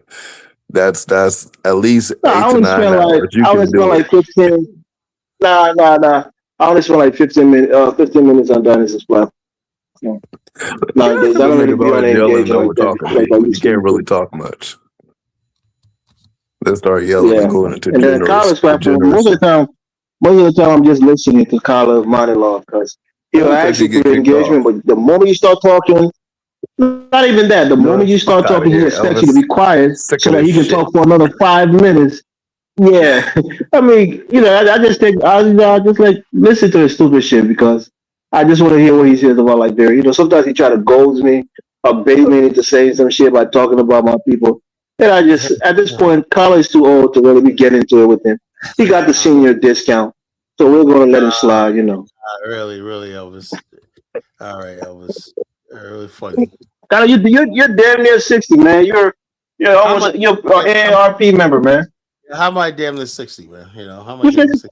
You're 58. You're closer to 58 than you are to 55, brother. I turned 58, so you know what I'm saying? That's what I'm saying. You're closer to 60 than you are to 55, so you're close to it, man. Whatever, you know. So what? I feel like I'm young, man. You know, so yeah. Doesn't matter what you are, man. That's what you feel like, man. Tyler, you know what they say about the river in Egypt, right? No, I don't. Called the Nile River. All right. Well, anyway, check this out. Check this out. Remember when Hillary Clinton was running? Well, she appeared on Roland Martin's show one night, and it didn't go well. You know. They'll act down once they get around. Kala. See, once they get around There black you go. folks, oh, they down. Oh, they fair use. Yeah, Fair brother, use. black power, brother. I don't Yeah, own man, this. we're gonna have to challenge This the is for system. fair use. Yeah, brother. Oh, we gotta challenge that system, man. We gotta deal with this, man. We're gonna have to call these people a task. They're really, really down when they're around other black people. But the minute they get around some white folks, oh, Miss Hillary. Oh, so good to see you, Miss Hillary. I love you, Miss Hillary. Welcome to TV1. Oh, Lord. I dance with NASA. I dance with NASA. I dance with NASA. I dance with NASA. I dance with NASA. I dance with NASA. I dance with NASA. I dance with NASA. I dance with NASA. Welcome to TV1. My name is Boulay Bird Rowley. How's everybody doing? Welcome again. Welcome to TV1. We got a few things to talk about real quickly.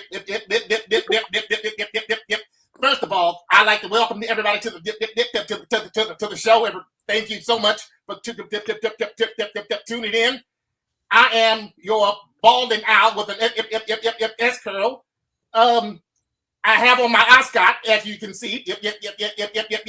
I was just buck dancing for the Hillary Clinton, but that was for levity.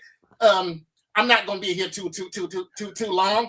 But first of all, can somebody please bring some? Carla, you know those two women, Diamond and Peaches, or whatever their name is, who was camping for Trump.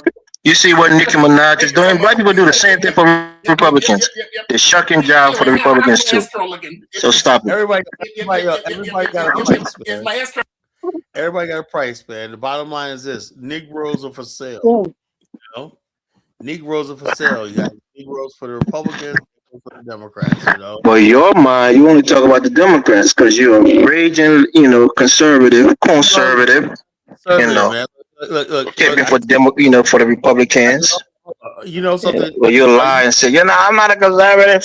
I'm not a murderer. But you are. Well, have you ever heard me go on Tatum and all these other clowns? What I rip off. Hell no, you never go up on him. Everything is a Democrat. The liberal, blah, blah, blah, blah, blah. All day you guys are on the liberals. Well, you got your cones and the Republican Party shutting the job. Yes, hold on. The difference is, Elvis, right? I know when my audience or anybody they dismiss him. Him and Anthony Brian Logan, these are clowns, right? These Republicans, they're clowns, right?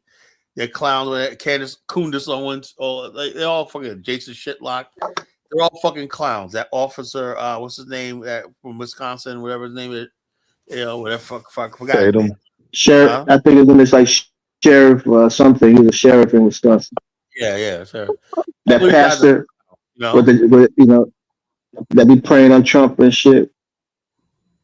Yeah, that guy. All these clowns. When the bottom line is this: I know who they are, and black people can see them a mile away, right? They're nothing, right? We could like this, but the Democrats, right? And like I said, I was once a Democrat, right? Well, back in the last time I was a Democrat when John Kerry was running, and I saw something, and then What are you talking about, Carl? You voted for Obama twice. I was hold on. I was, at the time I was not a Democrat. Really, was Obama. I voted for Obama because he didn't sound like a regular Democrat. He sounded up like a pragmatist. It sounded really. You voted for smart. John He got a Kerry big going D to for Bush. his name, Carl. Pause. Yeah, He got a big D for his name. that's the only thing that held me back, had reserves about Obama, is that I wish he would have run as an independent, ran and won as an independent. He ran for the Democratic Oh, Party. Carl, you're so naive, man. Independents don't win elections in this country, especially national elections. Oh, That's yeah, not that's why willing I to said put. I don't care You got to about the caucus vote. with somebody. Hold on, If the you go power into the structure House only has. as an You got independent, you got to 300. caucus with a Look, Democrat or are you Senate. gonna tell me it's right Or Republican. that 350 million people? There's only two political fucking parties that the media controls. Like only thing, everything you see, Yeah, every it's a bit of it's a political duopoly. You're either on one side or the other. no. The system has it like that. They blur it. Look, let me give you an example, Elvis, right? And you don't even want to know this because you probably don't know this, right? In 2016, I voted for Okay. Jill Stein, right? Her, Yeah. She voted part of for the a Green Green Party. Are you a Party Green Party candidate? member, Carla? Hold on. Are you a Green Party member? I liked I liked her policies, right? Because At the time, Carla, right? what's her policies? Well, she was talking Countries. about a lot of stuff, man. You know, she was talking about the Green Party. I don't agree with the Green Party, but she made a lot of climate sense. change. You know what the Green Party is? It's about climate change, Carla. She wanted term limits. So yeah, that's the Green Party. That's what she ran on. But she wanted term limits, whatever. And also, her vice president running mate was Ross Baraka, right? The media blurted his image out, right? Every time you go anywhere and try to Google the 2016 Green Party ticket, you won't find no images of Ross Baraka. They blurted him out everywhere because they feel that he was going to peel off black voters, you know? I mean, they like Ross Baraka. Now he's a mayor of Newark, New Jersey. Was former mayor of Newark, New Jersey, right? He basically was Jill Stein's running mate. When I was running, I said, "Man, I voted for him, right?" But I said, "Man, how come even on the ballot, right? On the ballot of the election, they didn't have his name up there. They just had Jill Stein, Green Party. Usually, they like every other person they had Trump, Pence." They had Hillary Clinton. What's his guy name? That's the senator of my state. You know that. Mike King.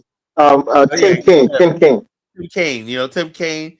It was Hillary Kaine and Pence and Trump and Pence, whatever like that. But Jill Stein was alone on the ticket because they don't want black people. Ross Baraka. You go Google who he is when he's black. I'm voting for that. They didn't want us to peel up any voters for Hillary. They wanted Hillary to have all. That's why they kicked Kanye off all the ballots. I mean, Carla, you're a real mind reader, man. You're a real mind reader. Because I know I'm not stupid, Elvis. That's why I'm not stupid. Okay, all right. Look, hold on. Tell me why. That's what I said. You read mine.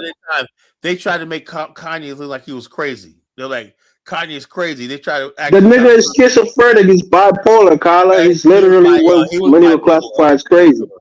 No, they just didn't want him. They said he was going to run on the Republican ticket when he was going to take votes away from.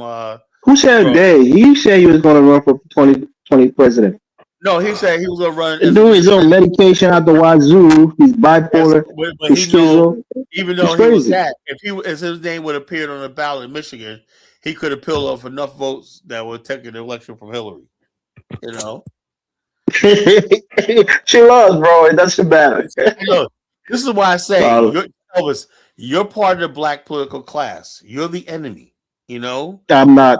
You are the enemy. I'm just a regular guy, Carla. I ain't part of those class. You, Roland Martin, all you Negroes and whatnot. Now you got immigrant Negroes. I wish I was Roland Martin. Roland Martin got more cash here than I do, Carla. So please. With nothing, get out there and vote. Y'all want to crack the whip, say get to the poll. That's a yardstick. Say, okay, Carla, what are you getting? What are you getting now? What are you getting now for voting for Trump? Not a damn thing. Not a damn thing. I realize that, right? Okay, then. So what are you complaining about? That's why I said we have a deafening silence right now. Right now, what we want to do is cause a total collapse of the Democratic Party, so they come crawling back to us. Oh, I hear that all the time. It is hilarious. You sound like T. Khalid, that nigga that talked like All he, right, all he right. was dropping his head as a baby. Can barely formulate a sentence without stumbling. When you guys lose in this midterm coming up by a landslide or whatnot, then you're gonna start taking us seriously. You know? Yeah, that's the trend. That's the trend, Carla. The trend is the Democrat is going to lose badly in the midterm. The midterm election. Hey, don't even bother showing the vote, folks, because they're gonna lose. You know, just stay home. No, you're right, Carla. Carla, I wanted to ask you, where did you get that 71% number from? Is that Fox News that gave you that stat? No, I saw it. It came up on my news feed. Yeah. Be honest. It was Fox News. It was Fox News, Carla. It was Fox News, Carla. I got Elton shook. No, it was 71% of Fox News viewers that want more harsh immigration, not the nation. It's not football. Let's see. You got to go to Gallup. You got to go to Pew for real, genuine national polls, not Fox News. Let's say poll of people wanting mass immigration. I mean, I can search it too right now because I know you're going to lie on it.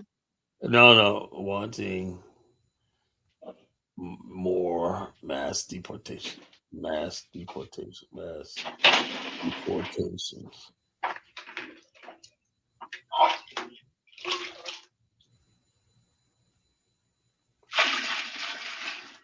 Oh wow. Okay. Recent. Let's say news. Okay. Pew Research poll out in December. 85% of Democrats say administration is doing too much. Okay. New York Times, right? 15 hours ago, polls show strong GOP support for immigration. That's GOP. Okay. Let's get. I want to look at this latest one that came out. I know I saw it. I ain't crazy, you know. How Americans feel. A poll showed about Americans support the mass deportation of undocumented. Massive real support. Right. Probably worry about Trump's deportation campaign. January. Half Americans support. It's a half of Americans support mass deportations. There was a swing voters actually deportations that swing voters actually want. What a caveat. Deporting criminal illegal immigrants. Here's right here. California says said they want prisoners to stop directly. Okay. Latest poll immigration. Okay, now Colin. Okay. Early to America, the increasingly view immigration policy positive with wanting to maintain current immigration levels while supporting reduction as it dropped. Okay. Polls show strong GOP support for Trump innovation. More Americans say U.S. is better off in 15 swing poll. Wow. You know, support for immigration rising. American. Colin, if you can't find the poll, that means it wasn't true. I saw it, bro. You're just searching and digging and trying to find a bit that collaborates. That was on TikTok with some bullshit poll that you read. No, it wasn't no TikTok. Okay, I'm like this. More Americans makes us better off. One American News, is that what you said? One American News, Tyler? No, I'm gonna find it. I'm gonna find it. I know it came on. These one of these two news feeds. Are you watching ON, One American News? No, I don't watch that. You're so deep into the right wing. You're so deep into the right wing rabbit hole. It's not any funny. Nice news. Okay, nope, not that one. Let's see. News real. Okay, let's see. February 4th. You know, immigration agents draw guns. Activists. Well, DHS. Trump calls for federal intervention, election and criticism. Blah blah blah. I know it was on this one. I saw this last night, and I was like, "Well, wait till Elvis hears this shit." You know, I'm gonna find it. College, it's not a genuine poll. If you can't find it right now, it's some kind of abstract poll. Article. That's not mainstream. A fucking article. I'm gonna find it. Yeah, if it was the Washington Post, the Wall Street Journal, the New York Times, even Fox News, it would have pulled up on your search just now. Okay, hold up. What is the poll supposed to say? It says 61%. Carlos said that 71% 71% of Americans support mass deportation. It's not true. I told him it's true. It was 61%. Of Republicans, I saw that too. No, Republicans. it wasn't Republicans. 6 Americans. Republicans. Stop lying. And so the bottom What's the source? is like 90%, bro. Oh man, Colin. All right, let's change the topic, man. Like 90%, bro. You're brain rotter, bro. You're mega brain rotter, man. That's what you are. Look, Elvis. You're mega brain rotter. You talk about Brandon, boy. Really, you're mega. Let me ask you a question. Elvis, right? Now, my whole thing is this. So, what are we supposed to do about the law? The law says that people can't be there. So are we supposed to break the law? I'm trying to obey the law, man. I'm trying to obey the law. I'm trying to be a law-abiding citizen, right? And so it's my duty to obey the law. The law says that motherfuckers are here when undocumented, they gotta get deported, man. So I don't know what else to do, man. I gotta be law-abiding, man. No, you don't understand that, man. The law is the law. The law is the law. There used to be this guy on Dynasty Show. You guys remember him?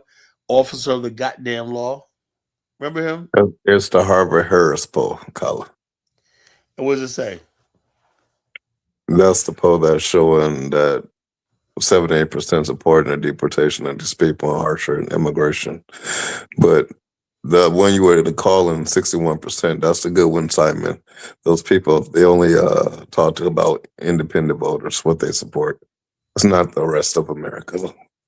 Yeah, so there's strong support for deportation. I don't know what they pulled that shit to the Grammy. The Grammy just pissed people off, man. That just pissed people off, man. And even more like, then it's Nigeria. What do you think about Jonathan, that Nigerian guy getting up there saying immigrants built America? How are you going to steal a country? How are you going to steal a country? I was actually on TikTok talking to. I jumped on the panel. I ain't did that in so long. Jumped on the panel on TikTok, and they were talking about it. And I was like, that's disrespectful as fuck. That's like me going to South Africa saying, "Oh, we immigrants built South Africa." Fuck, that's essentially saying, "Fuck all you black people." The white people built South Africa. The Indians built South Africa. Fuck all the ingenuity and the science and the hard work and everything that built the civil. Americans are builders. You don't just build some people who don't build shit or try to take credit for the greatest country ever built. They had never built shit. I guess they built the George Washington Bridge. I guess immigrants built the Empire State Building. I guess they built all this shit like that, and then you got people coming from countries that ain't even built shit, talking about they built, what they built in America. America's like a whore, it's like a whorehouse. Anybody comes in and, it's like having a girlfriend, having one of the whores in a whorehouse as your girlfriend, right? Everybody's like, well, she belongs to everybody. America belongs to everybody. Anybody just come in. There's no rules. You just come in, just get your shit off and leave. Wham, bam, thank you, ma'am. Come back, whatnot, There's no respect. How do you have a country where people just come here and have no respect for the fucking country? If white people want to do that shit, man, they're fucking stupid, Somebody's come here and just fucking shit on everything your fucking ancestors fought for. They fought for in the wars and everything like that. They preserved the country and everything like that. And people just gonna come here and just say, "Oh, it's built by it." So I guess the Battle of Yorktown, all that shit like that was done by immigrants, right? I guess the railway, the transcontinental railway, I guess the skyscrapers of Manhattan, I guess they were all built by immigrants coming off the boat the next day and started building up skyscrapers. Okay, I just don't get it, man. The subway system, IRT, I guess they dug the subway system and whatnot. Like I said, people just say this shit, and if you say anything about it, you're a xenophobe. You're a xenophobe. I'm like, man, that's crazy. We just come out, immigrants built America, man. Like, I never heard this guy before. You heard him before that night, John? Heard of who? That guy, that Nigerian guy said that. Nah. He's Nigerian. He's South African. He's a comedian. He hosted a Daily Show for like 4 years. What's the thing? So His name is Trevor Noah. No, I ain't Oh, talking no, I about heard of Trevor Noah. I ain't talking about Trevor Noah, the guy that got the Who the hell award. ain't heard of Trevor Noah? You know what Trevor Noah is? I'm talking about the guy who got this the award for country singer. Shabuzi. Outside of people talking about him, never heard of him. I never heard of him. I knew Trevor Noah is, man. I wish they would just deport this That motherfucker. just means they just handing out awards to anybody. Yeah, it's Trevor Noah. It's a participation award, you know. Shabuzi is a black country singer. Yeah, but country definitely. music is not his culture. Country music came from the blues and Black American culture, you know. So Now, I got a question. For the most part, I kind of believe that when these speeches, they have these people get some say in it, but they always bring up the immigrant shit. They saying that for a reason. That's got to be some kind of course, central. they used this as propaganda. You know, spread it. They always do it. Before a couple of years ago, climate change, and everybody get out there and make a speech about climate. They tell them, they give them what to say. You know, you got an audience. So Jonathan, you said it was a PR move? Yeah, it's a PR move. That's just controlled. Because, I mean, plenty of times motherfuckers was immigrants. It wasn't no thing to come out and be like, yeah, I'm an immigrant. Because they talk about, they're trying to gin up people against ICE, but I don't know. And they talk about ICE as you got the jelly now talking about ICE as a fucking destructive force. That's a government fucking agency, you know? This country is dangerously close to a civil war. You know, And low key, I kind of want to say it has something to do with Trump being in office because they wasn't doing all that I'm an immigrant shit when Joe Biden was in office. Obama was deporting people left and right. They didn't say nothing. They wasn't saying no immigrant shit. Why they bring it up now every single time? You know what it is? A lot of liberals and whatnot. I wish the liberals wake up before it's too late. There's people that's doing this are anarchists. They're globalists and they're anarchists. They want the government of America not to have the credibility to function, right? The government should be the final authority. The state should always have power, you know? What they do is through the media and stuff like that. I hope Trump don't fall into that trap, you know, of caring what the fucking media thinks and whatnot and just enforce the law, you know? So people are like, oh, yeah, well, we don't want to do this. We're not, the polls say this. Fuck the polls. Fuck the media. Just do what the hell you got to do. You got the power. There you go again, Carla, regurgitating MAGA talking points. Oh, I'm dead serious. I am dead serious. I mean that, you know. The bottom line is this. If it was Barack Obama in power, right, I said the same damn thing. You know, you're in power, Barack. Stop worrying about what these fucking Republicans, George Bush people think. Just do what the fuck you got to do about the healthcare. I said, pass that shit. Do it. Sign into law. They tried to intimidate Obama into the fucking last day and whatnot, you know. Same thing they tried to do to Bill Clinton. Republicans tried to do to Bill Clinton. Now what's happening is the Democrats, and taking it to the extreme, they're doing what they say. They said, oh, Republicans, man, tried to sabotage Obama. They said, Mitt McConnell said, we're going to make Barack Obama first a one-term president. Blah, blah, blah, blah, blah. We're going to do this. The Republican, right. Fox News, all these people came at Obama with a smear campaign, left and right, whatnot, right-wing radio, Rush Limbaugh, whatnot. And we're looking at it saying, man, you guys not giving this guy a chance, right? I said that, right? And then what gets me is, okay, Trump gets elected. I said, nah, I know we're going to, like Michelle Obama said, when they go low, we go high. Man, the Democrats came out, and I was literally shocked that the Democrats were acting worse than the Republicans when it came down to Donald Trump. That whole thing with the Mueller investigation, shit like that, you know, the so-called Russiagate and all the stuff like that.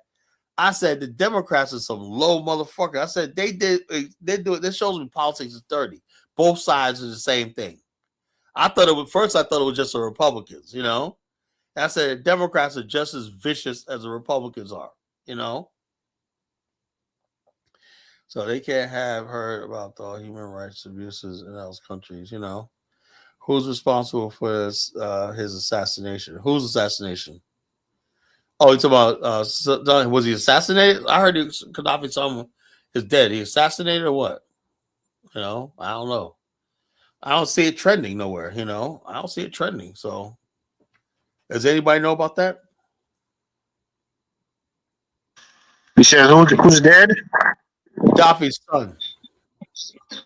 I heard about that. Oh yeah, he was fighting for power in Libya. It was a war between two generals. I don't know if he's dead or not, but No, they say there was he's an dead. active war going on. Sad. Sad. Sad.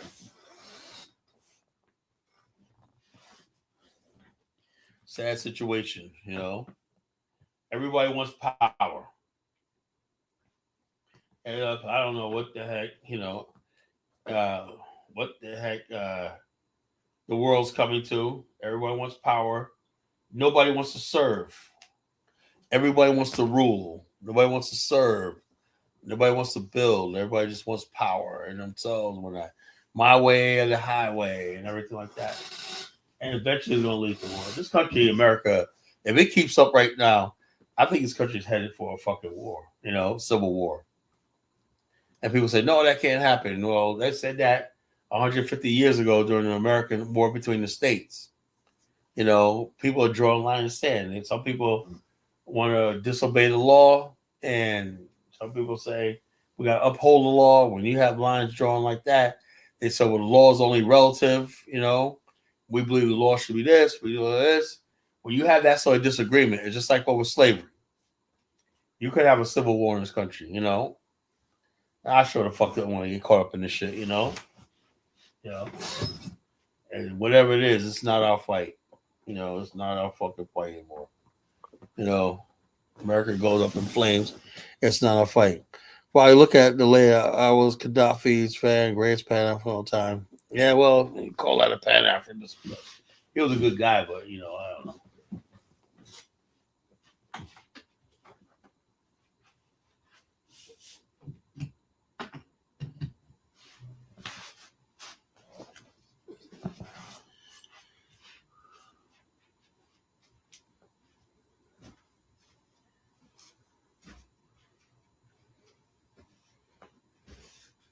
So with Africa betraying Pan-Africans, they let Muammar Gaddafi get yanked down, then do a damn thing.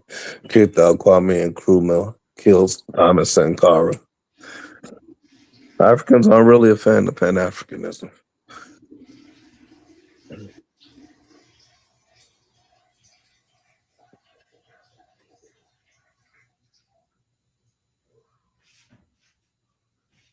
I think it's strange though. The airport that they renamed in Ghana. They didn't want to name it after Nkrumah.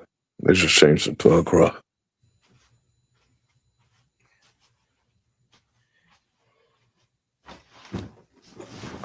Yep. I say Africans, they rejected Pan-Africanism, man. You know, they reject Pan-Africanism. I don't know what that's all about, but tribal. The last couple of days, have you guys been checking out these tribal wars that have been on Dinosaur Show? No, I haven't. No, I haven't. Holy shit. There's one guy, African, whatever his name is, right? I think he's a Muslim from I forgot who he was arguing. He was arguing with one guy, right? He said, you Yorubas are our slaves. You know, I think he's like a Mandinka. He said, you Yorubas are slaves or whatnot. You come here, boy, the shit I was hearing, man, you know. I said, man, these motherfuckers, 2026, you're talking about some redundant, backward-ass tribal. That's why I said, I do not respect tribe and everything like that.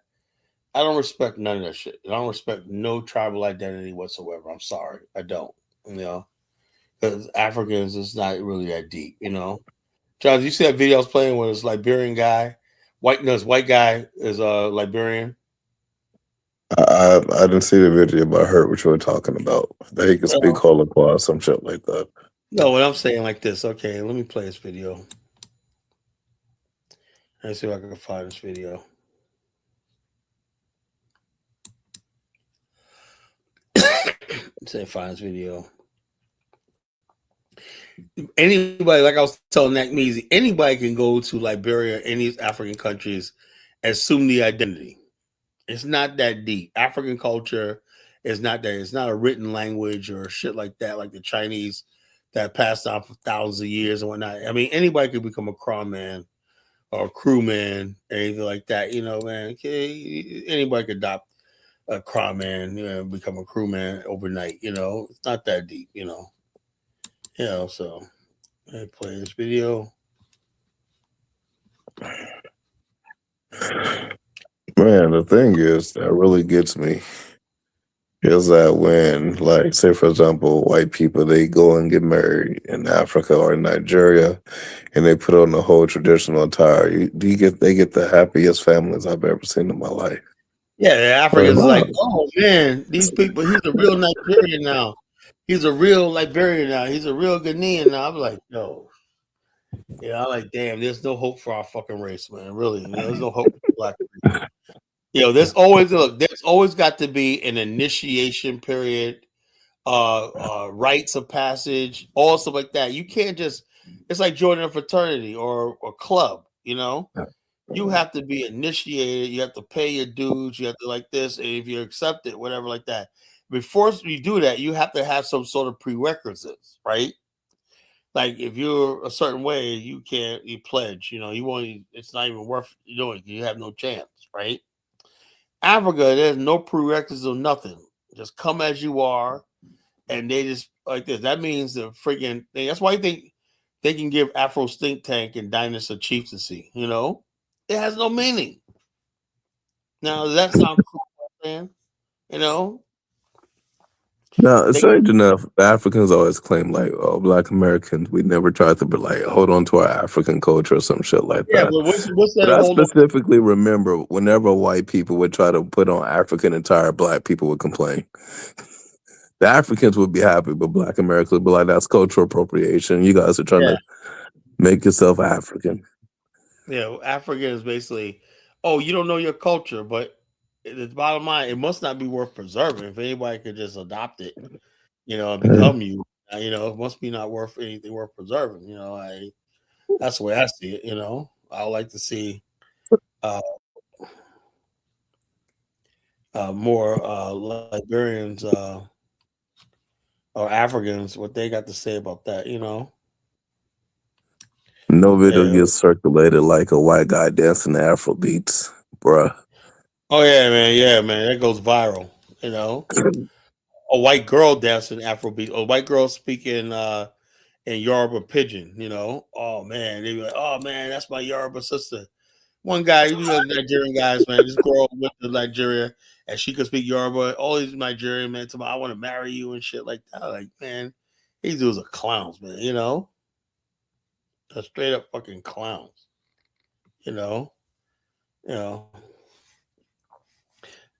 Africans, my friends always came home to marry her white husband wearing full African attire. He said he did not know there was more to African jungle. Well, problem is, why the fuck are you? I don't know. I ain't gonna say nothing. What the hell? I don't get the white man. I just don't fucking get him at all. Right? This is why I don't respect the white man anymore. Right? He talks all his white supremacy shit, but he can't stay out of the black man's bedroom. He can't stay away from black women. That's why I don't understand this shit. He talks all this fucking shit about white supremacy, keeping his race pure.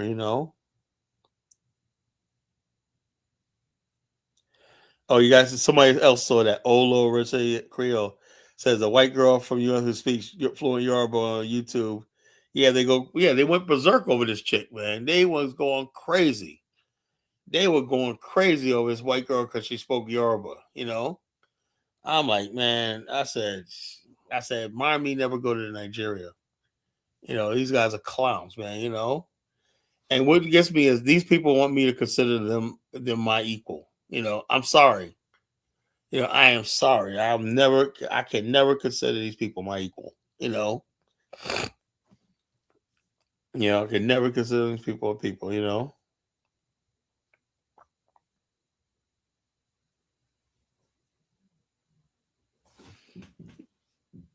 Okay, you don't have pride, self-pride in yourself, man, whatever like that, you are not my equal.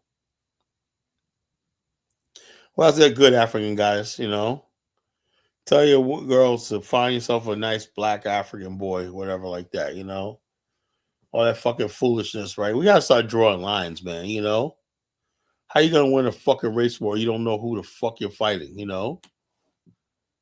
Just freaking nonsense, man. Really nonsense. Yeah. Yep. I'll be in Liberia in a few weeks. I can't wait.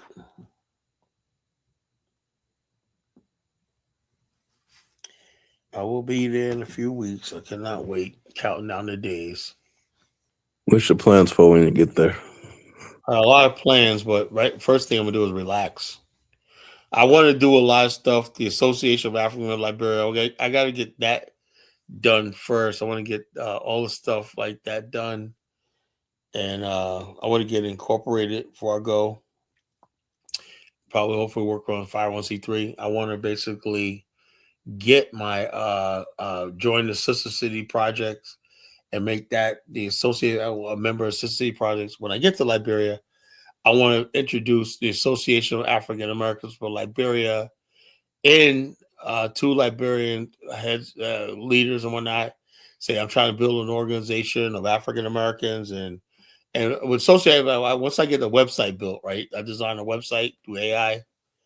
I'm gonna recruit other cities. Like when I'm a member of the Sister City projects, I'm gonna go to my city, not my city, but Norfolk, Virginia. That's where the first Liberian president was born. I'm saying, look, you know, this is what I'm doing in Liberia, and I have a Sister City project, right? I'm gonna invite the Sister City project here to work with me on connecting Monrovia with Norfolk, Virginia. You know, once that happens, then I'm gonna freaking once that's successful, then I'm gonna take that prototype to cities like Baltimore and other cities, and connect all those cities with Monrovia. Monrovia is gonna be an entry point for Black America. What the cities want to work on? Education.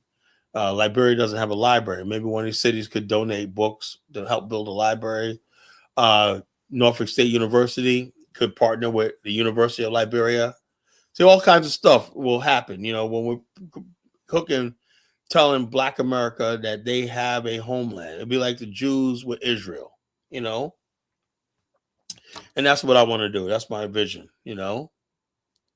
And then eventually, you know, that'll give me the basis to focus on building the base camp, you know, and stuff like that. You know, as more and more people come in, this agency grows and everything, we start generating money and investment and stuff like that. We're gonna bring investors, hopefully attract a lot of people on that in tourism investment. There's a whole lot of stuff we can go on. We could do, you know. We got a country, you know, and we got nothing to lose. You know, that's what I say, you know. My kid from John don't care where the future doesn't go. But Monrovia Sister City is Dayton, Ohio. Well, as I said, I'm gonna establish one. That's because of a lot of Liberians there. The Sister Cities we established is gonna be mostly led by African Americans. Dayton, Ohio probably got a lot of Liberians that live over there, you know. Vegas is Atlanta. Yeah, there's a lot of people. You got a lot of Sister City. You got more than one Sister City, you know. I'm gonna try to establish Sister City with Norfolk, Virginia, you know. So I'll go to Liberia, meet with the mayor. You know, I already met him. Say, look, I want to establish a Sister City project, whatnot, you know. And I'm gonna have a article. I'm gonna be writing articles at International Focus magazine. So I'm gonna do a whole article on it, you know, Sister City projects, you know. But it's gonna be tight. I just wish I had more people that could join this organization and help me with this. I'm all by myself, really, for the most part, you know. It is what it is. People, I don't know. People want to do something. I give them direction, and people just, I don't know. Black people are lazy, you know. Now, when shit kicks off one night, everybody, oh yeah, Colin, you know, everyone wants to be involved, but I guess I gotta do this myself. That's all it is. I'm gonna get my wife involved. Help. We can work on this together. You know. Yeah, that'd be a good thing.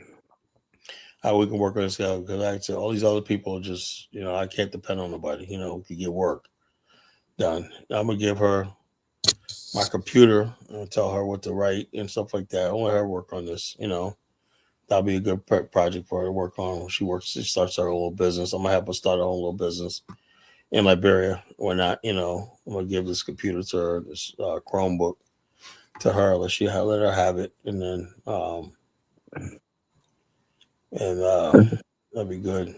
She can That's start. good. My wife, she got a nonprofit. It's called Culture Kids. Well, Kids Culture. They actually work on getting children, abandoned children in the north and taking them to southern Nigeria. Make white people back it though. But the idea is to get Black Americans to go to southern Nigeria, like Cross River State, Akwa Ibom, and go there and like help raise the children, educate the children. It has to be Black Americans though, no other people. Yeah, I love how the Nigerians will feel about that, you know, because they're like, who gives a fuck about how they feel about it? Yeah, they're like, oh, Black Americans, man, you guys are kind of, you're beneath us or whatnot, you know. It's stupid. Right. Oh, it's stupid shit, you know. That makes them feel better. But they were on high for a little while there, man. It was social media had them all pumped up and whatnot, you know, Africa Rising. Now, you know, so why? Because it's a real political statement about Black Americans. I don't think a lot of Nigerians will be like happy if you brought Haitians over there. Afro theory, really. I don't think they'd be like, okay, bring some Jamaicans over here. Black America is a little different, you know. You know, they ain't gonna accept these other groups of people. You know, that's what it is. What it is. You know, so it is what it is. Anyway, What day you leaving? You leaving this week? No, I'm leaving on the 2nd of March. Oh, okay. Okay, cool. So you got another month. I got plenty of time. I got stuff I ordered. When not, got to come in the mail before I go. You know, a lot of stuff. I got a lot of packing to do this month. When I got everything. Plane tickets already purchased.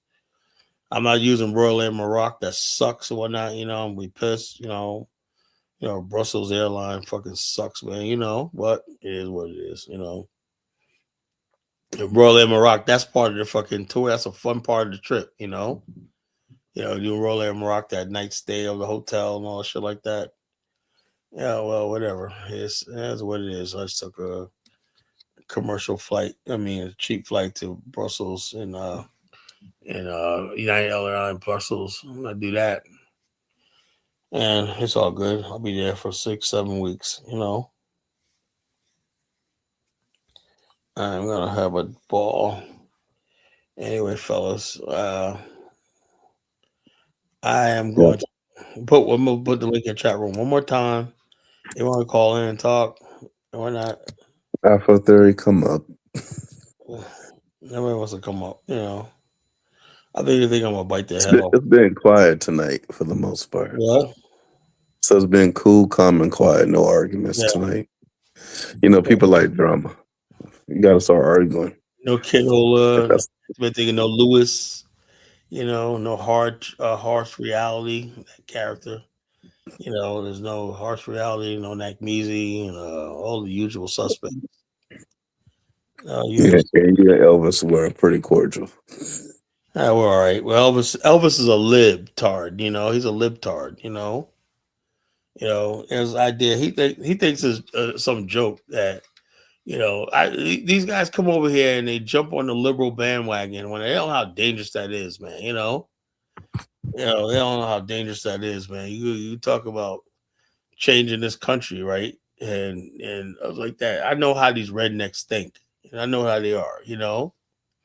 And all it's going to do is make Black people a target for all this bullshit. We don't benefit from none of this shit, you know. Let's say illegal aliens win against ICE, right?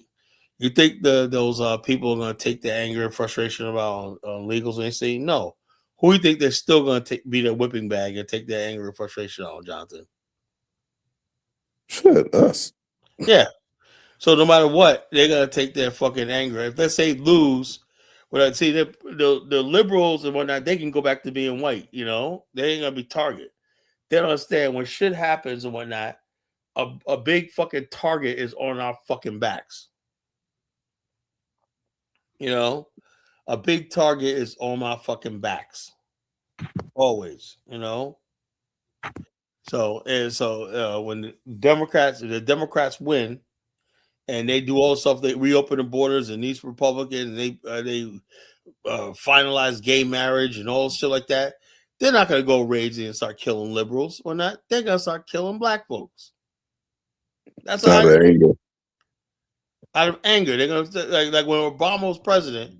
They were so angry. That's how he held his police shootings and everything, you know, because they couldn't get to him, but they got to us. And when Trump got elected, wasn't it like a relief? Yeah. Oh, they got, even right now, black people feel relieved that Trump won. Really, they do. Elvis don't seem to understand that Black America, African Americans feel relieved that Donald Trump won, because they're like, at least they're. They're saying a lot of shit online, but at least they're not killing us or whatever like that, you know. So they're leaving us alone, you know.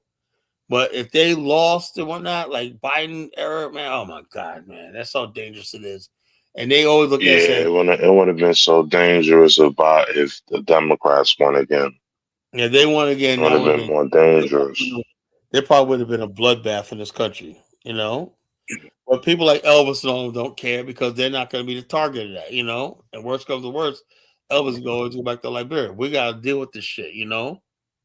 And we have no way of defending ourselves, you know. We have no defense. Everybody else has a natural defense. They have base camps. They have commissaries. They got their own first aid. They got these Red Cross. They got all kinds of things to protect themselves if something goes left, you know. We don't have that. Yeah. We're completely dependent on the white race, you know, as Americans, right? Other people, they could pull out. Chinese people, you think they're worried? No, they insulated in their Chinatowns, and when something happens, they trust me. Remember when the LA riots happened? You saw those Koreans were on top of them roofs and everything? Yeah, man. Organized they were, you know? And so the bottom line is this: other people are organized, they got this shit together. We don't, you know? So something breaks out, happens and whatnot, we're fucking fucked, you know? Because we don't have any natural defense system for anything that goes on in America, you know? We don't have no response, no nothing, you know? Somebody kill us, we can't respond, we can't do shit, you know? We just sit back and take it, you know? So it is what it is. We got to get it to a point in which we can do something about it. What can we do?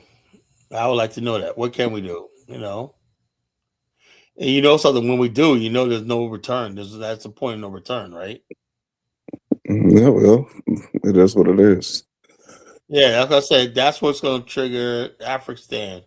It's probably going to be something, a race war or something like that. You know, trigger that, because after that, there's not going to be. If usually, like when the LA riots happened, they had all this peace and kumbaya, and a few years later, LA was back in the same situation. You know, that's. I can see it. I can see an instance of where the race war come after that Alabama brawl.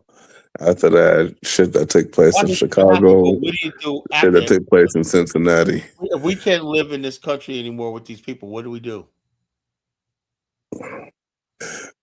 We just gonna have to go all out. We really, one thing I would like to pretend Africa is gonna be the place for us to go, but they're low key sellers out. I gotta be honest. It's like what they're doing right now is trying to close that door with Africa. That's why they're going over there, to make sure Africa doesn't become an escape route. You know, that's what this is all about. Africa can be an escape route, and they might turn on us. With all due respect, we may get a little bit of love, but that's about it. Like I said, I'm trying to build base camp in Liberia, so they can't do that. You know, we have territory and stuff like that. We have logistics, we have military, whatever like that. We have a backup plan. You know, it has to be Afghanistan. You know. So that's what it is. This year we're having a wedding in December, but I wanted to open up because I'm bringing a whole lot of family and friends, but I wanted to open up like a resource center just for Black Americans that come to Nigeria to have a place to go. So if someone wants to get a passport or get residency, we could streamline that shit a lot more faster. Yeah, like I said, and it'll be free. Ain't charging nobody for shit. Base camp. You know, even if you charge somebody a small fee, it doesn't matter. I ain't charging As shit. It's all long good. as you got it, that's the main thing. People, whatever, as long as you're good, what you do, people don't mind paying $35, like as long as you could deliver. You know, I learned that people don't mind paying, as long as you could deliver. You know, and you can hold you responsible. I paid you $35. Boom, boom, boom. You know, you did that. You know, that's a smart thing to do. As long as you got it there, you know, and people will rely on you. That's the main thing. Also, you hook up with a lawyer, you know, and everything like that. You know. Yeah. Another thing I'm trying to do is trying to make sure, like, because one thing I learned, and I hated this about Black people going to Ghana, you're going there, what the hell do you expect to do for a living? But if Black Americans, Oh yeah, I said that. if we were just on look, point, I said, look, Black people, you know what the whole gold mining refinery, all this like that, that's like $50,000. Wouldn't it be better if everybody that got $7,000, $8,000 hedged that money and built a refinery and start purchasing gold, making gold bullions and getting rich, rather than buying these raggedy ass houses that they're trying to build with no job, no nothing and whatnot? What the fuck you do for a living? That's why I don't understand. You go to Africa. I'm in Africa. I'm so free. How do you make a living? You know, also a year later they broke and they got to come back to America. It's so fucking yeah. So in my mind, I'm trying to say, like, what about the possibility that Black Americans, the ones that own companies, if we can offshore those jobs to Black Americans that are abroad, exactly. that way that can keep them afloat. That makes too much sense and whatnot. You know, people don't think like that. All the people, you know what it is? The reason why that happens, because most of the people going to Ghana are females. They don't think like that. You know, if you had more Black men, now how do you get Black men interested in a country like Ghana? You can't really. You know, good luck with that. You got to advertise hoes. That's about it. Yeah, but Ghana. Who the hell wants to go to Ghana? Yeah, let's be honest about something, man. Ghanaian women, come on, man. You know? They're not pretty.